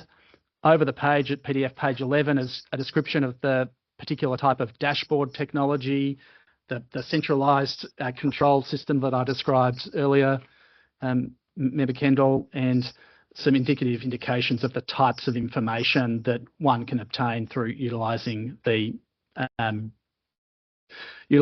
technology. Now, section 4 is a section that I'd like the committee to highlight, and that's because it's in this section that the author of the report addresses the particular application of the technology to the species that are of interest in respect of this project. And what this part of the report starts by doing is explaining the fact that whilst initially designed to detect and track raptors, it's a flexible system capable of learning and adapting to a wide range of new species. There's a description of the application of the technology over the past 8 years to a number of different operating wind farms and the identification of over 100 species. There's an explanation that the technology works best in respect of larger birds, and in particular birds with a wingspan of around 1.1 metres.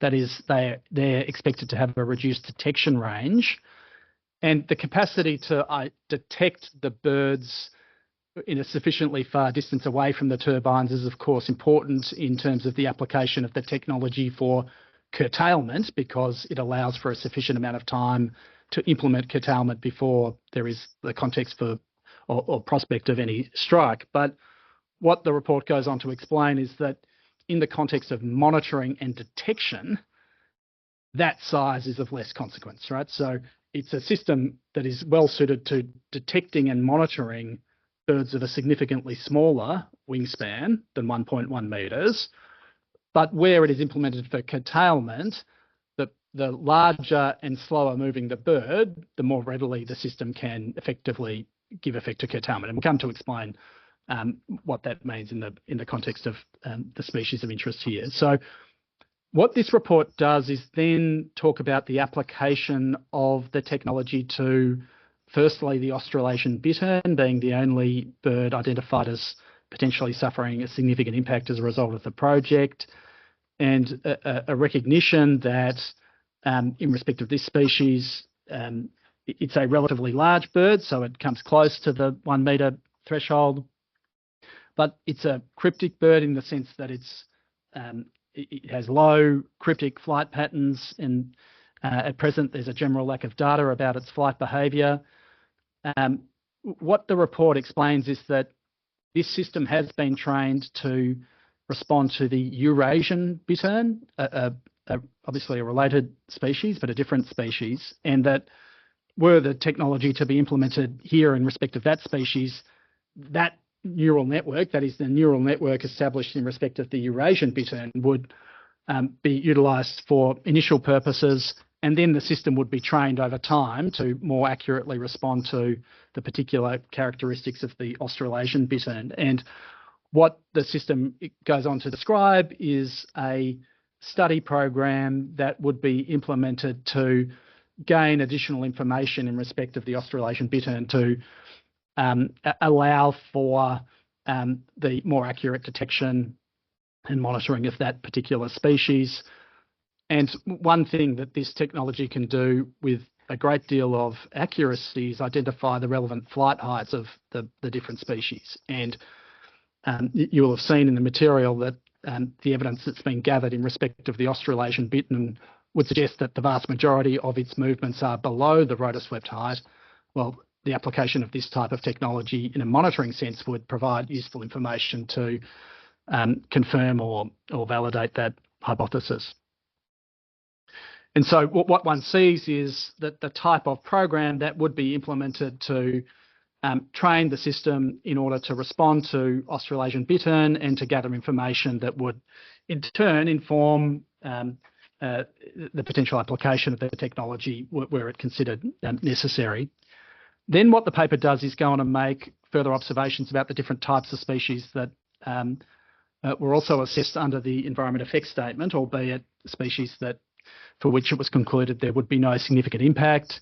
The brolga is the first species, and as one would expect, what the report identifies is that because these are large birds that are similar to other crane or stork species, there should be little doubt that there would be capacity to utilise this type of technology for monitoring, and indeed for it to be a technology that could apply more broadly in respect of the species. And what you see is different types of birds that are similar to a brolga in respect of which the technology already operates.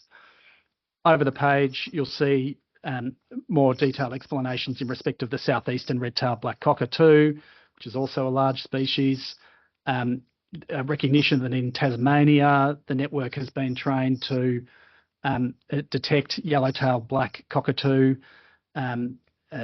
obviously a very similar species to the red-tailed black cockatoo at issue here, and some images of the operation of the technology in that context.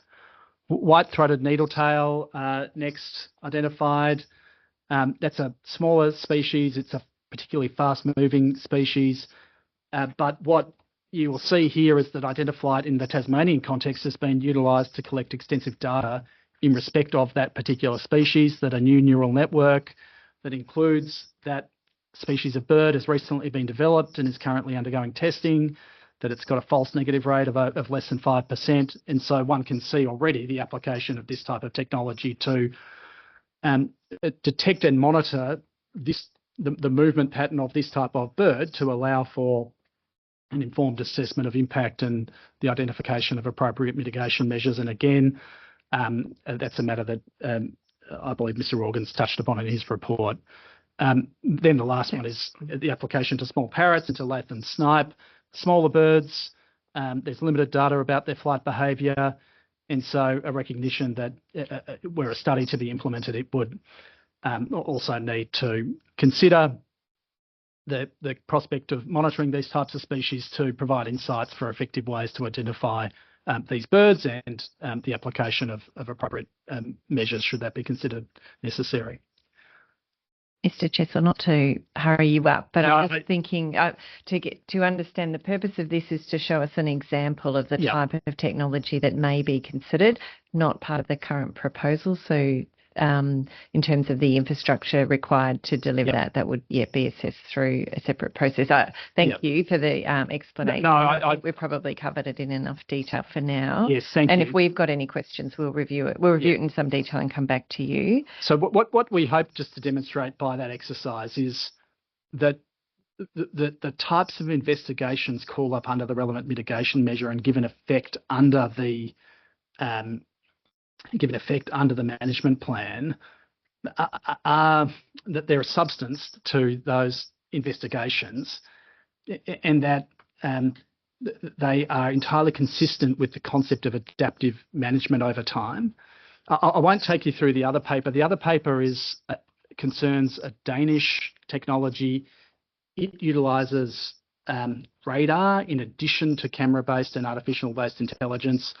And you'll see when you review that paper a similar sequence of analysis and the potential for the application of that type of technology. So what the point we wanted to make by producing this material is not that this is the answer, that is that this particular technology should be a technology that is required to be implemented in respect of the project, but instead to give an indication of the particular benefits that can be derived through the application of the technology, which of course is specifically called up under the mitigation measures and the relevant management plan. So that's really the matter we wish to introduce. Thank you. No, that's clear. The images that are in the document show in terms of the infrastructure required, it's not a detection component per turbine. By the look of it, it actually looks as though there's It would depend on the technology, I imagine, but Yeah. maybe some sort of centralised infrastructure required for multiple turbines. Yeah, it would depend on. So what you'll see when you look at the report is that the ultimate application of the technology would differ. That is, the infrastructure that would be required would differ. Mm. So the radar-based technology it covers a broader area with relatively less infrastructure. The camera-based technology would be deployed at appropriate points across the site or across the whole site. So it would be tailored, but you're right to say that the relevant implementation of the technology would depend upon the particular type of technology and how it was utilised. And it's not that you necessarily have one camera for each turbine. Obviously, cameras can be placed strategically to provide coverage in respect of the whole or those parts of the wind farm that are relevant. Thank you. Okay. Member Wilkinson has a question. I'll just hand you to Member Wilkinson. No, thank you. Mr. Chesley, you mentioned that both systems track the movement of birds through a wind farm. Could they detect collisions? Yes, I think that they can be utilised to assist in detection. That is, by tracking the movements of birds, there is capacity for that technology to aid in the identification of birds that are affected, because what the system does is, as one of its key metrics, measure the extent of success in terms of effective curtailment. So where it's not effective and the bird is struck, and that is detected through the application of the technology. So you're right, it has that residual or additional benefit as well. Okay. Thank you, Member Kendall. Unless there are any further questions, what we're proposing to do now is return to the experts and to address, firstly, the southern bent wing bat. And what I'll invite the witnesses to do, please, is we'll start with Mr. Gibson, and we circulated some slides to assist in that part of the case. And just before you continue, Mr. Chessel, I'll check for parties intending to ask questions about bats, if they could please just pop your hand up. I do have the list, but I'm not 100% clear on who will be asking questions about bats. I can see Mr. Cumming has his hand up. Just give that a moment. Great. I'm also just mindful of getting very close to our scheduled afternoon break. I'm happy for things to kick off, but I don't want us to go too far without actually having a break, so be guided by you. I'm happy for you to continue till past if there's some introductory material that could be presented. Okay, well, why don't we do that? If the committee turns to document 257, you'll see our introductory submissions in respect of the southern bent wing bat, and they've been presented in the way that we have the other submissions. We've set out the relevant documents at paragraph 3. We have identified the relevant, in paragraph 4, I should say, particularly in respect of the southern bent wing bat. In paragraph 7, we've identified the relevant mitigation measures, and the balance identifies certain key issues. The key matters that we wish to bring to the committee's attention when it comes to consider the evidence is really set out at paragraphs 9 and following. And again, this is a case where the nature of the submissions that are identified or advanced in respect of this issue against the project point to there being uncertainty as to the extent of impacts of the facility. We make certain points about those submissions. The first is that this is a project that will not have any impact on roosting sites or maternity caves. And indeed, it's a project that will not have any impact on native vegetation, being, of course, the preferred foraging habitat for the bat.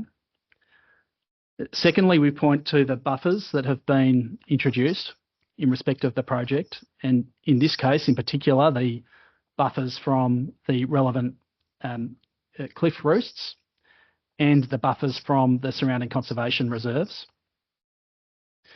The third point that we identify as being relevant is that in respect of this species, certainly, this committee has more evidence than any other committee that has come before it. You have before you what can only objectively be described as an extensive amount of site-specific research and field work. we'll hear from Mr. Gibson as to how that was conducted, but we do make the observation that this project, more than any other, has completed a very thorough assessment of the risk posed in respect of this species. The other thing we note is that the more recent work released by the Arthur Ryler Institute, we say, is entirely consistent with the site-specific assessment that was undertaken. That is, it confirms the results of that investigation, and in particular, what it demonstrates is that the vast majority of movements for this particular species will be below the rotor swept height of the relevant turbines. That is, in excess of 99% of the relevant movements will be below the relevant minimum rotor swept height. And that's a consequence, of course, in many respects, but it confirms the analysis that was undertaken for this EES. But it confirms it in a way that provides additional confidence to the conclusions that have been reached in the EES, because it is analysis based upon GPS tracking data as opposed to the other methods that were implemented to complete the EES investigation. The other relevant outcome of the material recently released by the ARI is the spatial application of southern bent-wing bat movements within the region. And what that analysis demonstrates is that the vast majority of movements would appear to be within the native vegetation areas, as one would anticipate, and not within the plantation setting.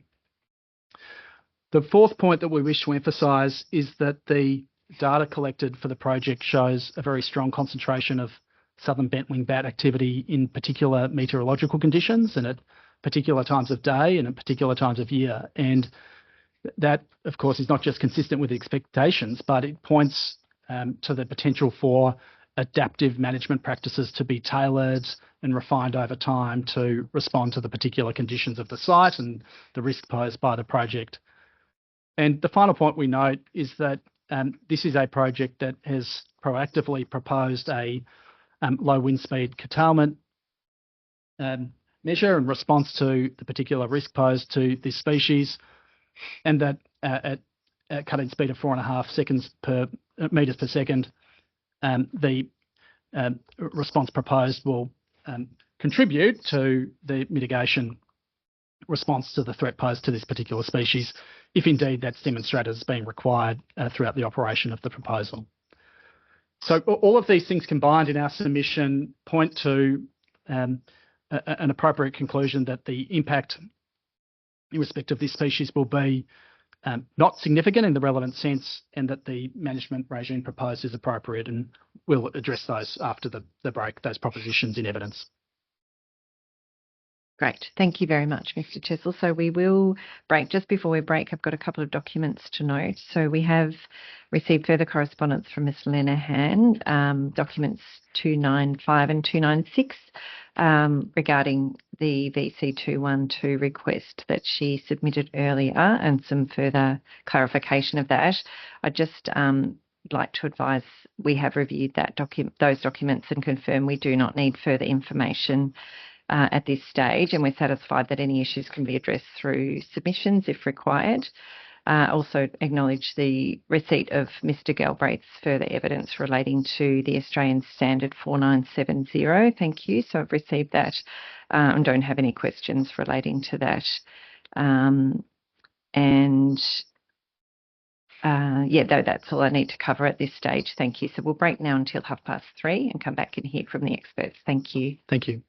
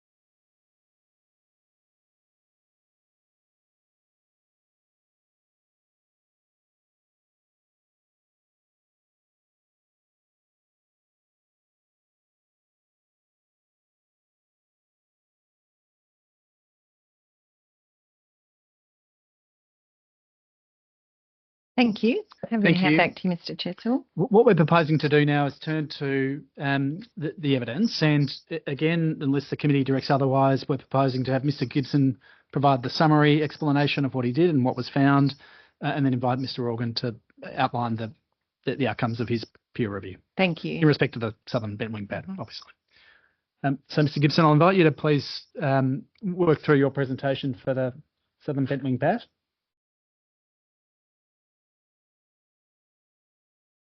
Thank you.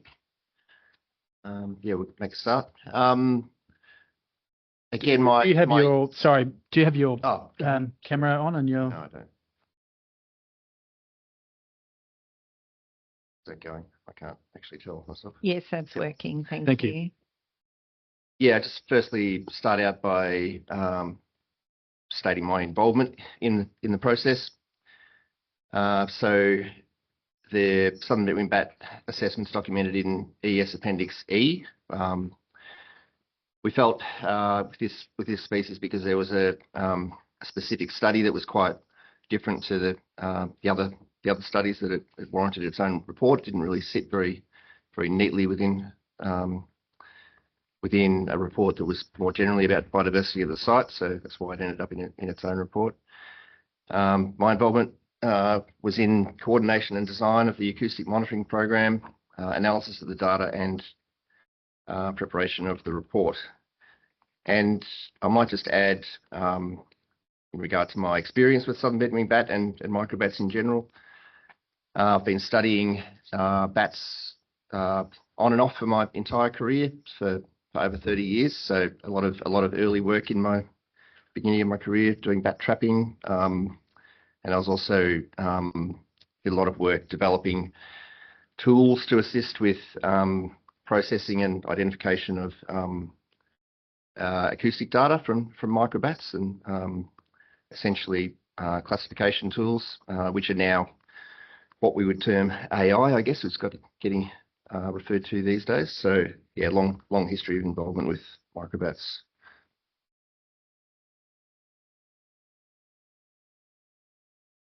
So southern bentwing bat is a subspecies of the bentwing bat. It's a critically endangered species, which is an obligate cave dwelling species. So roosting and dwelling in caves, both within the breeding season and outside of breeding times. It's not known to use tree hollows, but it uses a range of caves and potentially quite small cavities throughout the landscape. It's an insectivorous bat, feeding primarily on moths, and we understand, well, prior to undertaking this study, we understood that it is likely to fly within and above the canopy, and can fly quite close to the ground, also in open situations. So it's widespread throughout southwest Victoria and southeast and South Australia. The subspecies extends through to a point around the Otways where there's thought to be some overlap between the southern bentwing bat and the eastern bentwing bat. And then, yeah, further east, we tend to get the eastern bentwing bat. There's 3 known maternity caves, one near Warrnambool, one near Narracourt, and a relatively recently discovered cave near Portland, which is the closest one to the site. In terms of non-maternity caves, they are scattered around. There's 50 odd known caves within the region, including some caves that have fairly large proportions of the population, like the Bats Ridge Cave and the Viaduct Caves, and others. And it's thought I haven't really gone very deep into why the species is threatened, but it's thought one of the key reasons for the the decline in the population is loss of breeding caves. So with only a very small number of caves where they actually breed, it's a reasonably precarious situation for the species, and also general habitat loss, clearing for agriculture, etc. So, but I suspect that loss of breeding caves is likely to be the major impact. The caves that occur within the volcanic plain in Stony Rise country, where you get lava tubes that collapse and form, and as they cool, form quite large caves, are suitable for breeding of the southern bent-winged bat. They have the correct kind of thermal characteristics, and it's possible that more of those caves were used in the past than are currently, due to caves being disturbed or damaged primarily through farming practices. So how do we monitor microbats? The only real viable method is acoustic detection. Microbats use echolocation for their navigation and for finding prey. To some extent, their echolocation calls identify them as species, although there are overlapping characteristics between some species. So we use ultrasonic microphones that sample areas of airspace, relatively small areas that the microphones can actually detect. The size and shape of that area is influenced by a range of factors. One of the key ones being the frequency that the species calls at, but also weather conditions. In terms of analysis, the call data gets recorded on these units and then periodically downloaded for post processing. We generally don't do real-time analysis using this kind of equipment. And in this case, that analysis was done using zero crossing analysis, which there's two broad methods of looking at and analysing bat calls, one being zero crossing and one being full spectrum analysis. Zero crossing analysis looks at a simplified version of the recordings. The benefit being, well, partly that we at the time had tools available for identifying those calls, but also the volume of data that gets collected, which enables us to do things like continuous monitoring at multiple sites, which is until relatively recently problematic with full spectrum recording. So for this project, it was identified early on that southern bent-winged bat was a species that was going to require some detailed assessment. There were some preliminary surveys done over the summer of 2018 to 19. That was done at 14 sites, and there was one met mast involved in that study. We then continued on with a 12-month program of continuous monitoring at 30 locations. So there was an additional 3 met masts installed throughout the site, and detectors were deployed on those at 4 different heights, which were 1.5 metres, which I refer to as ground level, 28 metres, 56 metres, and 84 metres. So each met mast had 4 detectors, each at those locations, and the 1.5 metre detector was either mounted at the base of the met mast or on a stake next to it, but basically in the same location. We also had another 14 ground locations spread throughout the site to get an improved coverage of data throughout the site. Let's go back to this picture on the previous slide. This is one of the detectors that's on a pulley system. Just to explain that we had triangular ropes So the ropes are attached to a pulley at the top of a met mast, and then to those shackles at the ground, forming a triangular shape. And with that, we were able to hoist the detectors up and down. So that because we brought them down monthly for refreshing of batteries and downloading of data off the memory cards. So yeah, the 84-meter detector is quite a long way up, and it's worth acknowledging now that 84 meters is obviously only just getting us to within the lower range of the rotor swept height. The turbines that were proposed when we started the project and now are considerably higher than that. So we didn't get sampling of the full range of the rotor swept height.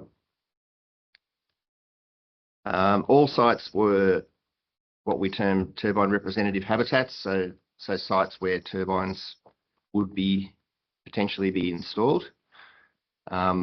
And the reason for this was to get as much information as possible from areas where flights may be at risk of condition. So I guess the distinction is we didn't do a control impact type study where we've gone and measured a lot of non-impact sites for reference. We focused on where collisions might be possible.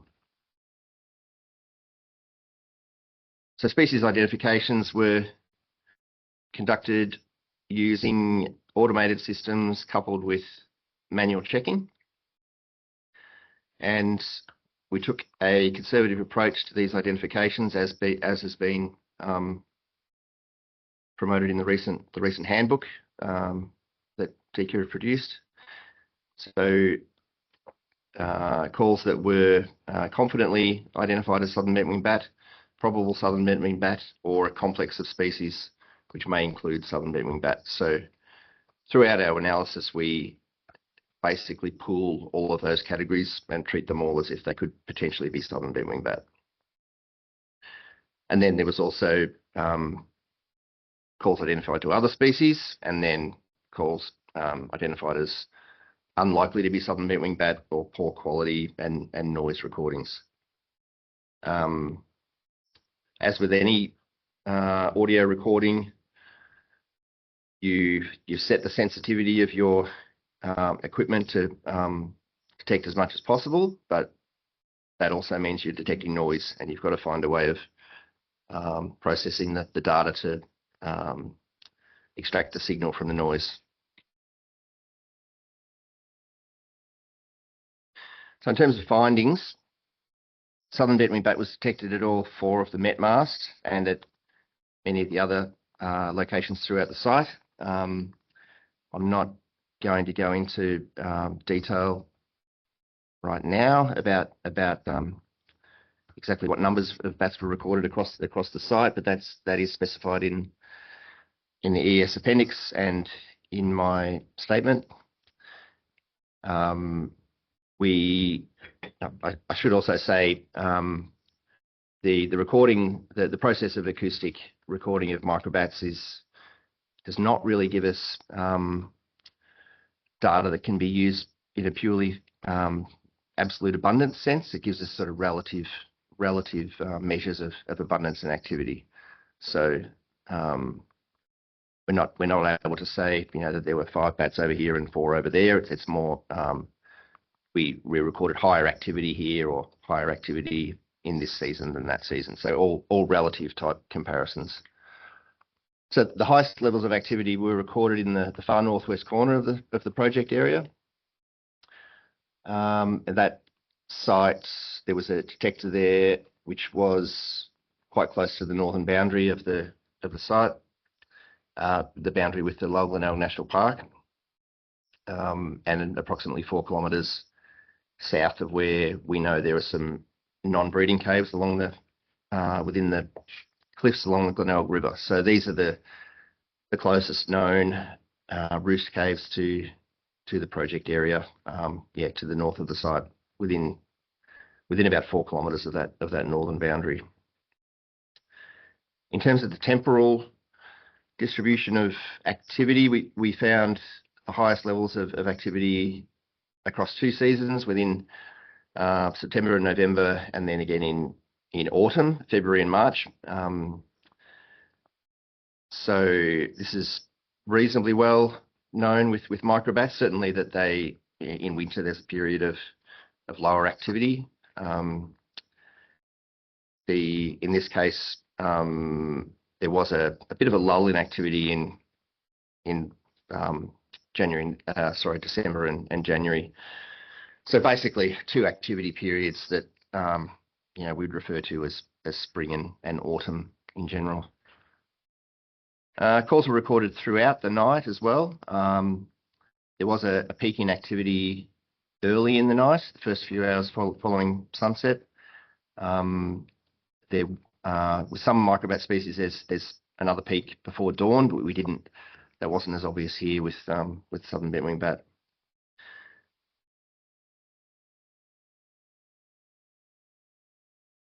So from the mast portion of the study,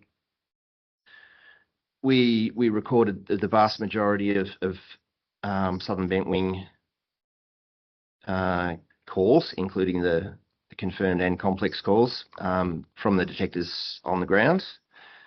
97% of those were recorded, around 3% at the 28 metres, and very small numbers above that, with I think it was only a single record at the 84 metre mark.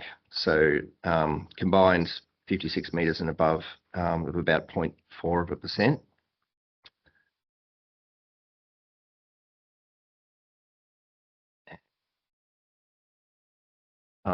I won't go through the absolute abundances in detail, but I think those key things are the 97% from the ground and very small amounts at the upper heights.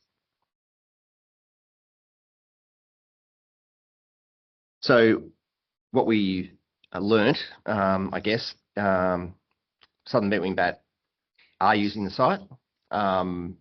We have recorded them throughout the site at a range of times, so they clearly are using the habitat. The highest levels of activity were in that far northwest corner of the site, where closest to where we know there is a roosting cave. And in terms of the daily activity, that period before first few hours after sunset, generally when the numbers were highest. So in terms of our impact assessment, having those bits of information, we recommended, and the project has adopted, a range of mitigation. And firstly, I should reiterate, positioning the turbines within low quality habitat, which is the pine plantation. So while we have recorded them in the pine plantation, I think pine plantations are clearly not high quality habitat for microbats in general and their prey species. We're certainly not arguing that they're not there, but in terms of how they're likely to compare with native forest, my ecological opinion would be that they're not as high quality. But as I said before, we didn't actually target the assessment to answer that question. It's kind of reasonably well understood from what we know about microbats and their requirements, that they're more likely to be in native forest than plantations with a simple species floor structure. So the project also moved forward with turbines with a high level of ground clearance. So in our studies, we did comparisons with some of the bird species we assessed of different scenarios with 45 metres of ground clearance and others with 60 to 80. So my understanding is that the turbines that are proposed are likely to be a minimum ground clearance of 60 metres. So by ground clearance, I mean the space between the ground and the bottom of the rotoswept zone. We also recommended turbine exclusion zones around the margins of the site and 300 metres around the margin in general, and also larger distances from wetlands and from the boundary with the Ramsar site. And these are minimum distances. So most of the turbines are certainly much further than that, and it also is excluding of all parts of the turbine, so including the rotor swept area. And we also recommended a larger exclusion zone around that area in the northwest, where we recorded higher levels of activity. So the project has implemented a 5 kilometre turbine-free area around those known roost sites. And we've also made a recommendation for seasonal low wind speed curtailment. I should state our impact assessment conclusions are in the absence, or before that recommendation, and the recommendation for curtailment is a sort of a residual risk measure.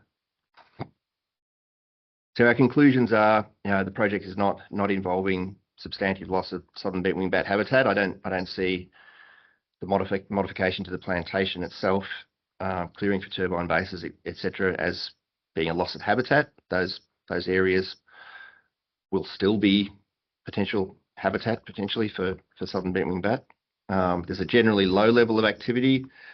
In our report, we have compared activity levels with other projects, and this project has similar or lower activity level than some of the other projects that have been approved and constructed. Our recordings suggest that the concentration of flights is likely to be well below rotor swept height, and it's generally a low risk of mortality having a detectable population level impact. So that conclusion was also supported by a PVA, a population viability assessment analysis that was undertaken, which looked at a range of scenarios of impacts and in terms of annual mortalities and what impact that might have on the trajectory of the population. So overall, we have concluded the project is unlikely to have a significant impact on the southern bent wingbat. So that was what we presented in our exhibited EES, Appendix E. Since that time, as has been previously mentioned, there's a range of studies that have been produced. There's a range of research going on at the moment with southern bent wingbat, including the Portland subpopulation. There's two key studies that I'll touch on. One of them involved targeted GPS tracking of the Portland subpopulation, or a proportion of it. So that was done in 2023 and 2024 across 2 seasons. GPS tracking of microbats is fairly difficult due to the size of the bats and the size of GPS transmitters, and then having ways of downloading the data from them.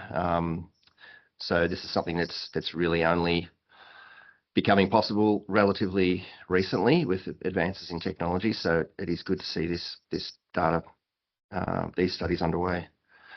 So that study found that there was a difference in behaviour in terms of movement distances between summer and autumn, and then spring. Spring movements were generally across a smaller area with an average nightly movement of just under 12 kilometres, with average movements in summer considerably larger, up to over 35 kilometres. We also learnt from these studies that the bat is capable of making, that individual bats are capable of making very large nightly movements of up to about 150 kilometres. So in relation to the project area, I'll show some enlargements of the maps, but generally the species appears to be moving, concentrating its movement activities in native forest to the north of the the project area. So these are the figures from the DECA study. This is showing the movements in spring, which were more compact. I haven't overlaid the project area on this, sorry, but it's in this section here. In this period, the movements were concentrated much closer to Portland and the Bats Ridge area, which is around in here, the Cape Bridgewater area, and the other capes, Cape Nelson, I think that is, and the Portland area, and with some movements through to Warrnambool as well from those individuals. In spring, the bat, southern meat-wing bat, does undertake much larger movements, and there is appears to be some interchange between the subpopulation areas. So that with the caves in South Australia and both the Narracourt and the caves in the Mount Gambier area. And again, in relation to the project area, we can see the vast majority of those movements were to the north of the project area and appear to be, to some extent, concentrated within native forest and the river corridor itself. I should acknowledge there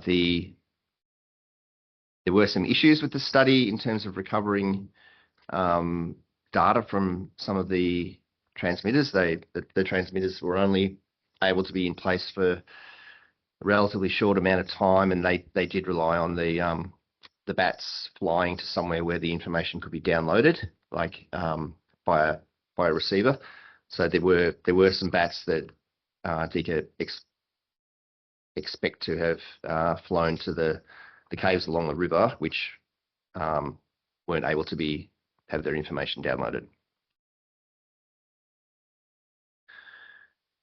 So the other study that's I think only come out in the last couple of weeks is a draft of a research paper by Amanda Bush, and this I believe it's a related study, potentially again using GPS tracking of in this case the three subpopulations undertaken between 2020 and 24. So this is a study that's subject to a postgraduate research project. So there have been which is why the information's only become available when it was ready for publishing, basically. So there's quite a large number of individuals were tracked, including 236 males and 204 females, with over 4,000 position fixes recorded. So the study did quite a bit of work to model elevation recording from the GPSs and to do drone trials to validate those models. So one of the key problems with getting elevation data, or elevation above ground data from small GPS units, is that the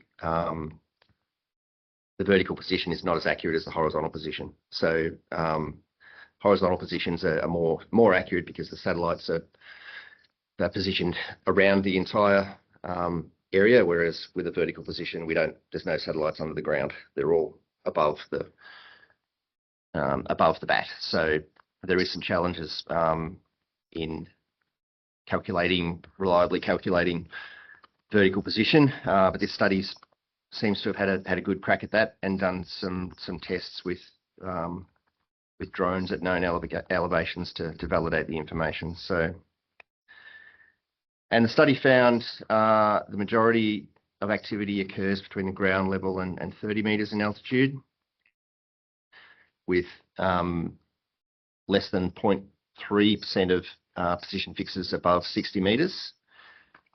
So this, as Barnaby mentioned earlier, Mr. Chessel mentioned earlier, this does align very closely with our findings of where we had 0.4% of calls recorded above that 56-metre mark, and it's a completely independent data set recorded in a different way using different technology. So we see that as a fairly strong validation of what of the data that we've based our conclusions on. There was slight differences in flight height in summer compared with autumn, and in particular treed habitats in summer. There was slightly higher flight. I'll show a chart of that in the next slide. It also did demonstrate that southern beaked wingbat are capable of flying well above that 60-metre mark, with some records up around around 70 metres, and some records calculated as potentially being that 140 metres, 144 metres. So there is potential for them to fly within rotor swept height, but this data shows that that's a very rare occurrence. Just out of interest, what is it possible to identify the number of records they had at those heights? Yes, it is. I can't do that easily without going back to the paper, but okay, that's fine. We'll pick that up later. So relevant to, so sorry, that there's the graph showing the spring and summer heights with males and females shown separately, and the error bars being 95% confidence intervals. So this does show in spring, both in untreed habitats, they appear to fly very close to the ground, with majority of flights below 10 metres. In treed habitats, slightly higher, and then again similar pattern in summer, but slightly higher above trees, which is kind of makes sense that they would fly higher in treed areas than in untreed areas. So the implications of these new studies on our impact assessment, I've touched on some of these already, but the flight height data is consistent with our findings of our acoustic study, and the conclusions made regarding behaviour and likely flight height of the species. The geographic tracking data indicates the species has a preference for movement through higher quality native forest, with movements concentrated to the north of the project area. We obviously have recorded them through the site, so they do move through the site from time to time. Of the two activity peaks, likely movements through the site is higher during, the likelihood for movements through the site is higher during autumn than in spring. So I think that's a useful finding, which again aligns generally with our findings, and in terms of mitigation, autumn does appear to be the key period. While some level of activity is recorded in pine plantations, my ecological interpretation is that this represents low quality habitat. The raising of the turbine height to create the ground clearance of at least 60 up to 80 metres is an effective avoidance measure, further reducing the likelihood of collision. So throughout the development of the project, this was often questioned. But I think this new data set, as I said, collected using an independent approach, does validate that. Seasonal low wind speed curtailment would further reduce collision risk. I'll touch on that a little bit more. And yeah, in terms of, sorry, this is just my, as an ecologist, there's obviously a lot more bats that have been tracked that we don't have the horizontal tracking data on. So I'm looking forward to seeing where those tracks show that the bat's been active, because we haven't seen that data as yet from bats that were tracked from the other maternity caves, only the Portland bats. You've said that's of interest from your perspective as an ecologist. To what extent is it information that would usefully inform the type of adaptive management response that Ms. Gill described within the ban? I think it would be good to see it for this project as well, because we know that there's some interchange between the populations. So seeing that the horizontal spatial extent of movements from all the information we have would be useful for informing what we know about where they fly, particularly if it was to identify portions of the project area that may have flight paths through them. So at the moment we haven't seen that information. Okay, thank you, Mr. Gibson. Was there any other matters you wanted to address before we move to Mr. Organ? I feel like I brushed over I was going to talk a little bit about the recommendation for curtailment. I thought I had a slide on that, but in terms of it's in my evidence statement, but yeah, the point that we recommended, the 4.5 meters per second, was chosen. It covers approximately half of the flights that were at risk, so it's another further reduction in the likelihood of any of those at-risk flights being within rotor swept height and within the site. So yeah, sorry, that's the only. That's a curtailment at 4.5 meters per second. Yes. Yep. Okay. All right. Thank you. Member Kendall, we propose to now move to Mr. Organ. Thank you. Happy Yes. to do that? Thank you. Thank you. Mr. Organ, do you want to share your screen with any slides that you have? As with the previous evidence that Mr. Organ gave, it would be useful, I think, for the committee to have Mr. Organ's witness statement available to it. That's document 84. And Mr. Organ, while you share your screen, just identify the relevant section of your report.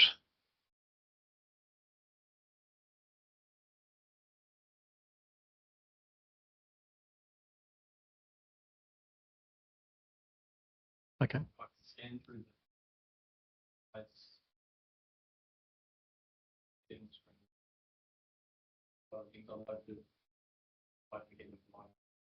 Yes, of course. Thanks.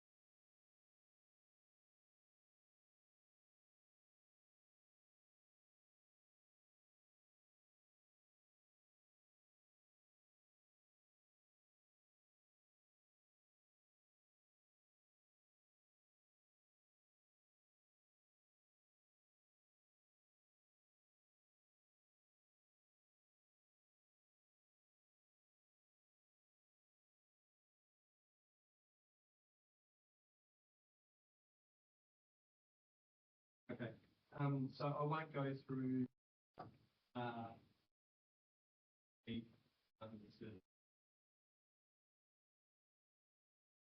particularly in light of some of the recent data that's come out of our investigation. So been quite fortuitous that that's come to light to the hearing, where these studies were undertaken for several months. And it's part of this project. I think one of the things that I'd like to mention, which I haven't spoken about yet, is in relation to scoping requirements that require threats to a particular species to be addressed. And so if on page 17 of my witness statement, I've gone through existing threats. So climate change being one of those threats to a range of the species under consideration for the hearing. The first point there is, or first species is southern bentwing bat. And if I just talk through some key threats that have been associated with climate change for this species that are outlined in the National Recovery Plan, which will be useful. So climate change is recognised as a significant threat to the species, primarily through increased frequent and severity of droughts. So frequency and severity, changes to cave microclimates and reduction in foraging habitat quality. And that's directly quoted through the National Recovery Plan for that species.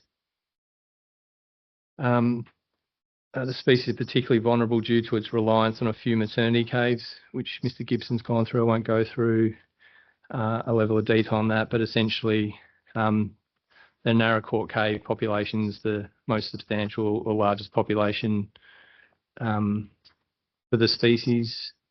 And then the more recent subpopulation out of Portland supports approximately 1,000 to 1,500 bats, produces about 750 to 1,000 juveniles each year from the Portland maternity cave. So any subtle change in the microclimate conditions in maternity caves can lead to mass mortality or reduction in survivorship of individuals, given their reliance on those certain microhabitat or microclimate conditions.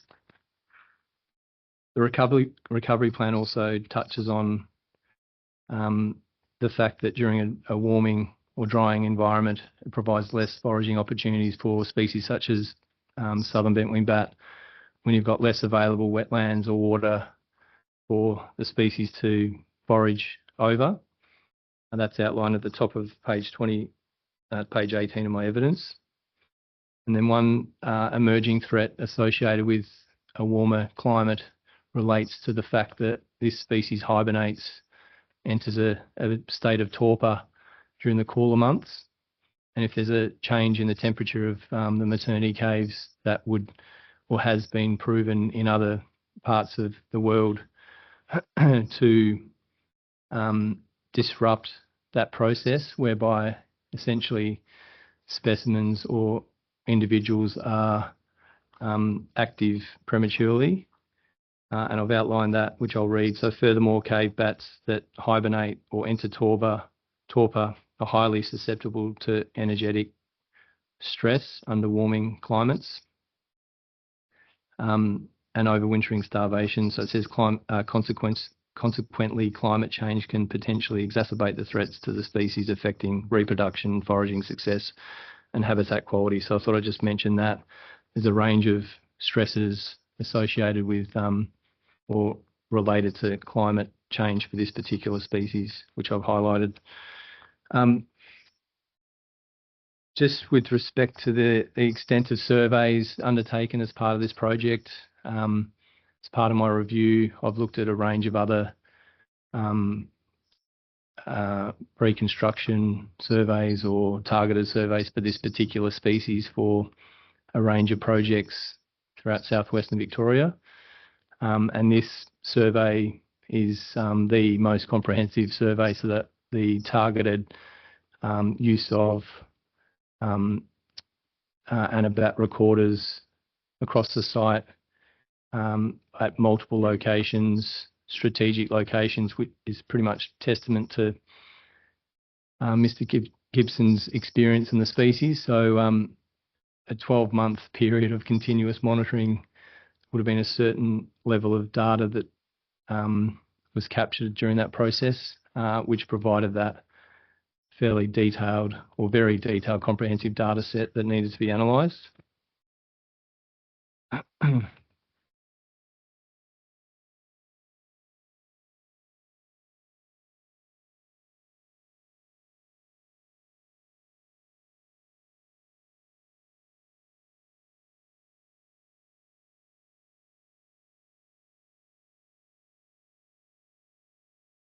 There were questions raised around, and I've addressed this in my response to the RFI, my dated the 4th of June, there were 3 specific questions in relation to southern bentwing bat.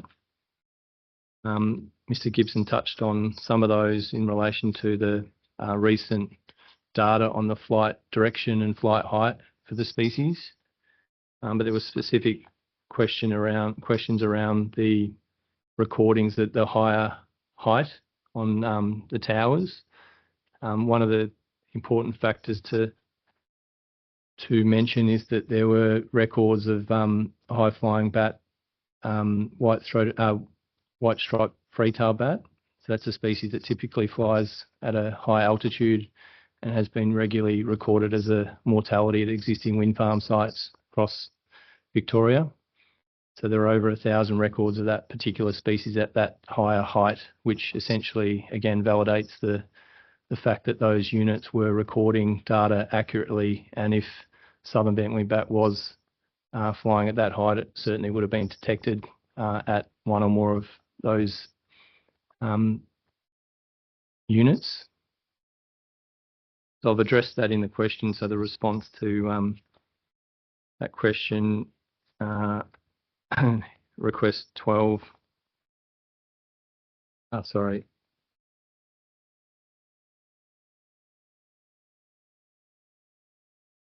That's request 11. Gone through that detail. The question was just asked earlier with respect to the recent data by Bush et al. That looked at flight heights. A number of records or tracking of individuals. So as part of that study, there were 244 bats were had GPS units or tags fitted on them. So 93 of those were retrieved, and then the data was extracted, and of that there was 4,289 flight observations recorded as part of that data.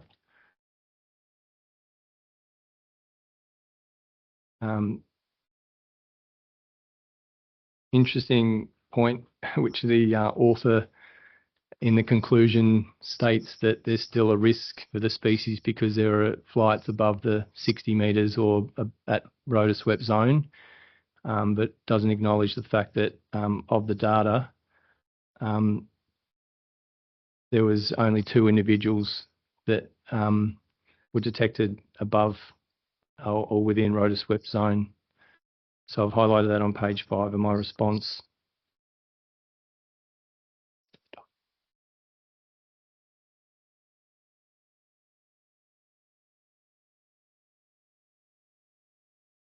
So there were,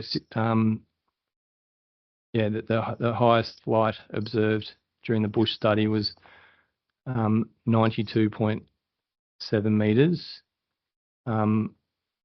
with a range of up to 144 metres in height. And again, that was based on 2 individuals. So 99% of all the data was below that, the rotor swept area, which I've identified. I've gone through that in a lot of detail on page 4 and 5 of that response. Just for clarity, that's document 226. I think it's another important note which hasn't been highlighted. I'll just stop sharing my PowerPoint presentation, but essentially the presentation just goes through some of the data on the flight movements. So this one here that you can see, that was part of the tracking project, which is separate to the Bush et al. Paper that was just recently released. These have just been shown, but I've got another slide that's a zoom in image of this one here. So these are the nightly foraging movements of the species during spring.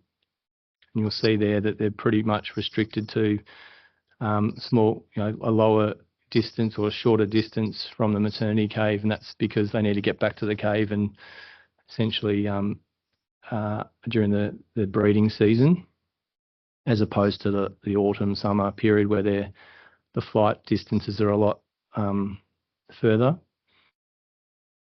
If I can just stop sharing this slide, and share this.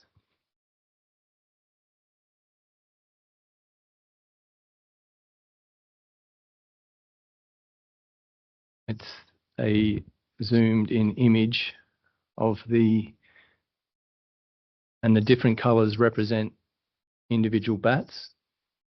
And one of the things that stands out here is that the movement tracks actually go through existing wind farms. So there's multiple wind farms at lower rotor swept area than what's proposed here, 60 metres. This is one of the earliest wind farms down in Portland. Yet the species continues to use areas surrounding and across those sites. And you'll see through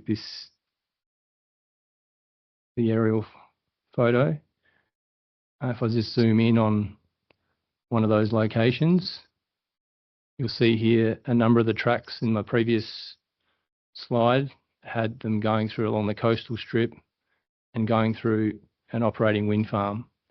So we know that they do cross sites, and there is a risk of mortality, but some of the recent data shows that they regularly fly across and between and around existing wind farms where clearly there hasn't been mortality documented based on those individuals recorded. Another recent study that Mr. Gibson hasn't touched on, but it's part of the... Sorry, Mr. Organ, just a question of clarification on that. So you're saying they haven't been recorded. Have you looked at the requirements for the burden bat management plan equivalent, I suppose, for record keeping as well? Is it you're drawing conclusions in the context of that? I'm going on to that now. Okay, thank you. So there was a document, which I won't share, but it's been released recently that as part of the handbook, where it has a table of the number of sites where there's been fatalities of southern bent wingbat. It doesn't actually share or reveal what projects they are. So when I mentioned earlier that there's been no documented records, I'm not saying that at those sites that I've just shown on the aerial photography, there's no fatalities at those sites. I was just saying for that specific study, there was active movement across those sites. There has been detected and documented mortality of southern bent wingbat at sites, existing wind farm sites in Victoria, and that information was provided recently through the handbook. And then again, I don't know how they've extrapolated the number of bats because it's quite a range of individuals from the numbers that have been documented to in that document. There's several hundred of individuals that when they extrapolate that number out, but there's no justification around that in that document. Thank you.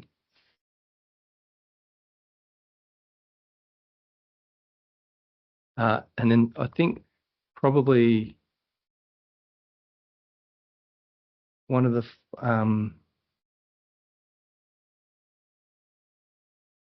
another important point to make, which is consistent with the other species which we'll talk about tomorrow, so Australasian bittern and the Brolga, is that there's a common theme, and Mr. Gibson mentioned earlier the minimum distance. If I can just share my buffer distance from areas of sensitivity from turbines, the relevance for southern bent wingbat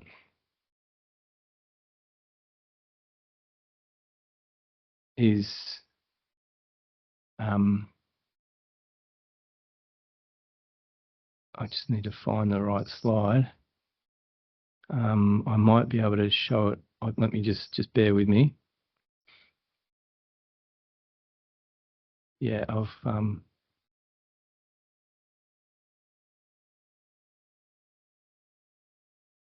yep. Okay.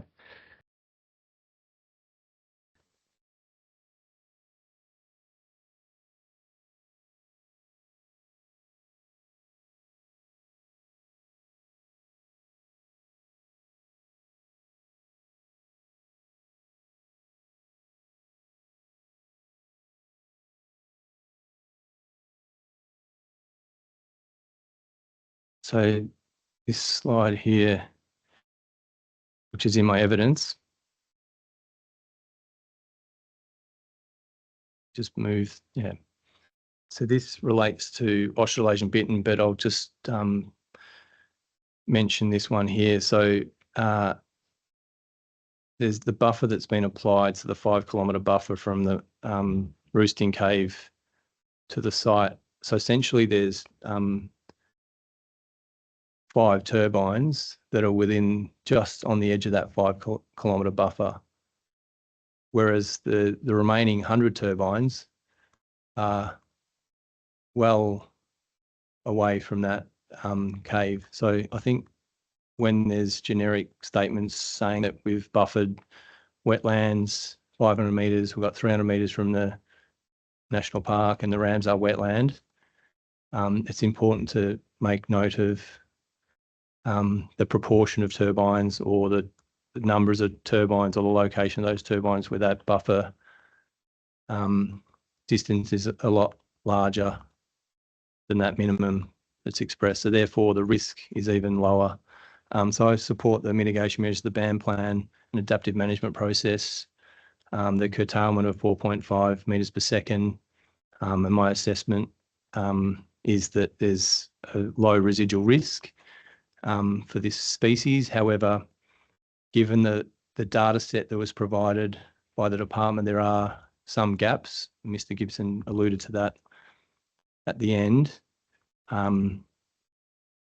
My position or my review is that there's still that potential for a significant risk or significant impact on this species, given that the proximity of some of the caves in relation to the turbine configuration or the site, and that residual risk can be mitigated whereby the significant level can be reduced down, so it's not a significant impact if those mitigation measures are implemented. So i.e. there's the BAM plan and the adaptive management process. So for example, in the first or 2 years or during the monitoring period, there's a mortality event, and I'd certainly be encouraging an emphasis of the BAM plan to concentrate on turbines that are highest at risk, so up the northwest of the site.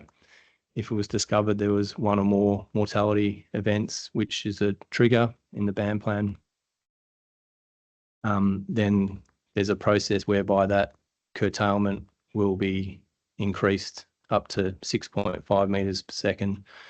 So I'd certainly encourage that adaptive management process to minimise any issues or impacts on the species. What do you say about the suitability of the starting point being 4.5 metres per second in respect to look, I think that's reasonable, particularly given there's a low risk. I think what's come to light over the course of the last few months, even the last couple of weeks with the recent study with Bush et al. Fantastic data set, amazing. It will inform how we do ongoing monitoring and assessment, impact assessment for this species in the state. And then also the duration of the work that was done as part of informing this impact assessment. It's the most, like I said, the data set's quite high and there's a high level of confidence that the starting point is that majority of flights are well below 60 metres. So the risk is extremely low. And for this species, however, just the proximity and some of I don't have that additional data set from DECA in relation to any other radio tracking. So one other thing too, just finally, is the compensation fund, which hasn't been mentioned. So this is above and beyond any requirements that the Commonwealth put on any approval for this project. I suspect, and it's pertinent to Australasian bittern, white-throated needle-tail potentially, and this particular species where there will be specific conditions of approval under the Commonwealth conditions, and they will stipulate that there will be a requirement to have ongoing monitoring and reporting, possibly above and beyond what the EMS contemplates. But that fund, $1 million per year, And also the trigger event of any mortality, I think it's $50,000 per bat. There was some comment in my evidence around whether that applies just at one turbine across the whole site. That would need clarity in the final BAMP plan. But in my response, forget the document number, the 4th of June, I've actually appended the recovery plan and the actions. So 226, essentially the project can fund the full recovery of the species. And if you think about what's been achieved over the last year or so with these use of technology, that can be expanded where we're not only essentially leading to the a very low mortality or risk for this project, but it also informed the entire industry with respect to flight heights and movement and the long-term conservation of the species, which I've identified key threatening processes and key actions that would be funded through that above and beyond any requirements of the EPBC Act or any other conditions relating to this species.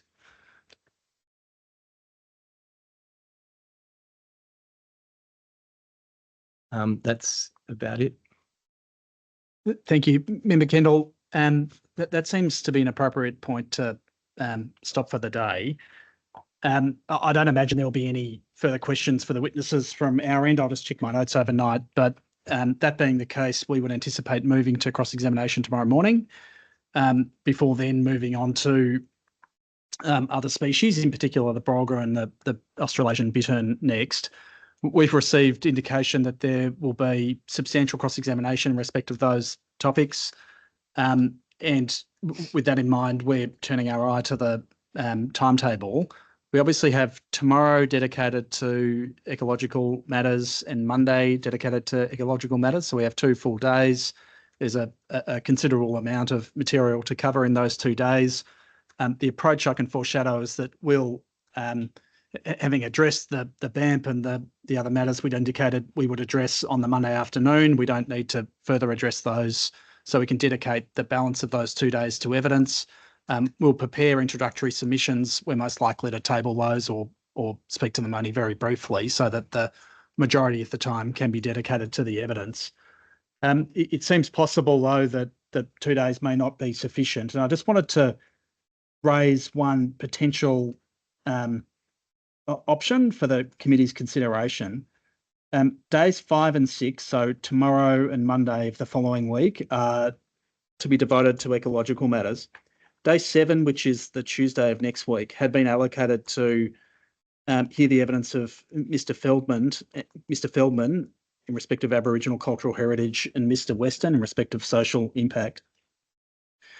Both of those witnesses have indicated that they could attend later in the hearing, and I'll come back to when that might be accommodated. But if the committee was minded to ensure that we complete this evidence as a block, it may be most convenient to dedicate day 7, Tuesday of next week, to the conclusion of that evidence, should that be necessary.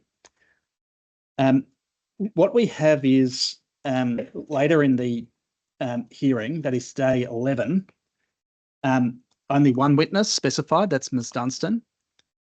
And day 12 was a reserve day allocated to our case. Were the committee minded to utilise the Tuesday for any time needed to conclude the ecological evidence, it would be possible, it seems to us, to have one of Mr. Feldman or Mr. Weston appear on the afternoon of day 11, that is after Ms. Dunstan's evidence, to utilise day 12, which had been the reserve day, to hear the balance of the evidence, that is Mr. Feldman and then Mr. Weston. We could then use the balance of day 12 to address what might be the day 2 set of materials, leaving day 13 in place for our closing submissions following the evidence. It might not be necessary, but we just wanted to flag that as a potential option in light of where we've got to date. Thank you. So I think it's I'm happy to contemplate those suggestions. I think it's probably a little early to make any decisions, of course, on how we need to move forward. I note as well we have a number of parties wanting to ask questions tomorrow, particularly of brolga So I just ask parties to please turn your mind to the most important questions and to proceed with utmost efficiency, and also to the experts in answering those questions to be as succinct and efficient in answering questions so that we can endeavour to move through the material as quickly as possible. And we'll reassess either towards probably Monday, actually, if it's possible to make decisions around the scheduling of those experts currently scheduled for Tuesday. If there does need to be a shift and that decision can be made Monday, that would be preferable to the committee. Thank you. Mr. Tobin, are you about to give me some information about your intention time requests for questions? Yeah, I think we will be a little while on the bat. Yeah, okay, thank you. So I do expect it'll be about an hour. Yes, okay, on the thank bat. you. We've also, the office has sent through a time estimate on other matters, such as the bittern and some other species that are of interest to DECA. Yes. And we've provided an estimate of up to an hour and a half for the balance. Okay, thank you. So in addition to the hour for the bat? I think that's right. Yep. I'd rather be not optimistic and be proven wrong. Thank you. No, that's preferable for us as well. So this stage tomorrow, and just Mr. Chessel, I understand you'll have a review your notes and may have a few questions for the expert, but otherwise we'll move straight into cross-examination. That's the plan, yes. Yes, with DECA, Mr. Cumming, and then any questions from the IAC. So we'll proceed on those in the morning, move into the Brolga and bittern as quickly as possible tomorrow. But on the understanding, we're unlikely to get through the full cross-examination on those tomorrow, and we'll be doing that on Monday. Yeah, I think that's probably right. That's where I see it. I mean, it's hard to say, isn't it? Because maybe there's a degree of duplication between the cross-examination and it might not take as long as anticipated. So we fully endorse the approach that we should be flexible and revisit the matters as we go, but we just thought it prudent to identify that as a potential option if things progress. Yes, fantastic. No, thank you. So we'll revisit that as we need to, and we'll see how we do progress tomorrow. And as you rightly mentioned, of course, parties need to be listening carefully through the cross-examination to avoid any duplicate questions, and just to help keep things moving as well. So just a final note from the IAC or comments in preparation for tomorrow. Member Joyner will be joining us online for the next 3 days. So the three of us, Member Kirsch, Member Wilkinson and myself will be here in person, but Member Joyner will be here online. I can just see Mr. Cumming has his hand up actually, so I'll go to him now. Mr. Cumming? Yes. As I said this morning, Tuesday presents an enormous problem for myself and some others. So if it can be not spread into Tuesday, that would be good. And possibly if the witnesses can maybe shorten their answers a little from 5 minutes down to 30 seconds, it would help. The other thing was the last presentation, I'm not sure if the panel was aware, the sound wasn't working for a fair bit of the start of that. So if any questions are asked tomorrow related to what was already said, it's because we couldn't hear. Okay, thank you for the clarifying that. Mr. Cumming, if you find that does happen during the hearing, I am very happy with you turning on your camera and raising your hand, and I'll come to you. I'd rather correct it in the... Oh, you did. Apologies. I raised my hand 3 times in a row, so trying to alert you. Turn your camera on and let me know if I've not noticed that. Apologies for that happening. You're also welcome to email the team and they'll alert me. So, yes, if we can deal with that in the moment, that would be preferable. Okay, thank you. So, thank you. Great. I think we know what we're in for tomorrow. So, thank you very much to everybody. Have a good restful evening, and we'll see you back here tomorrow at 10 a.m. Thank you. Thank you.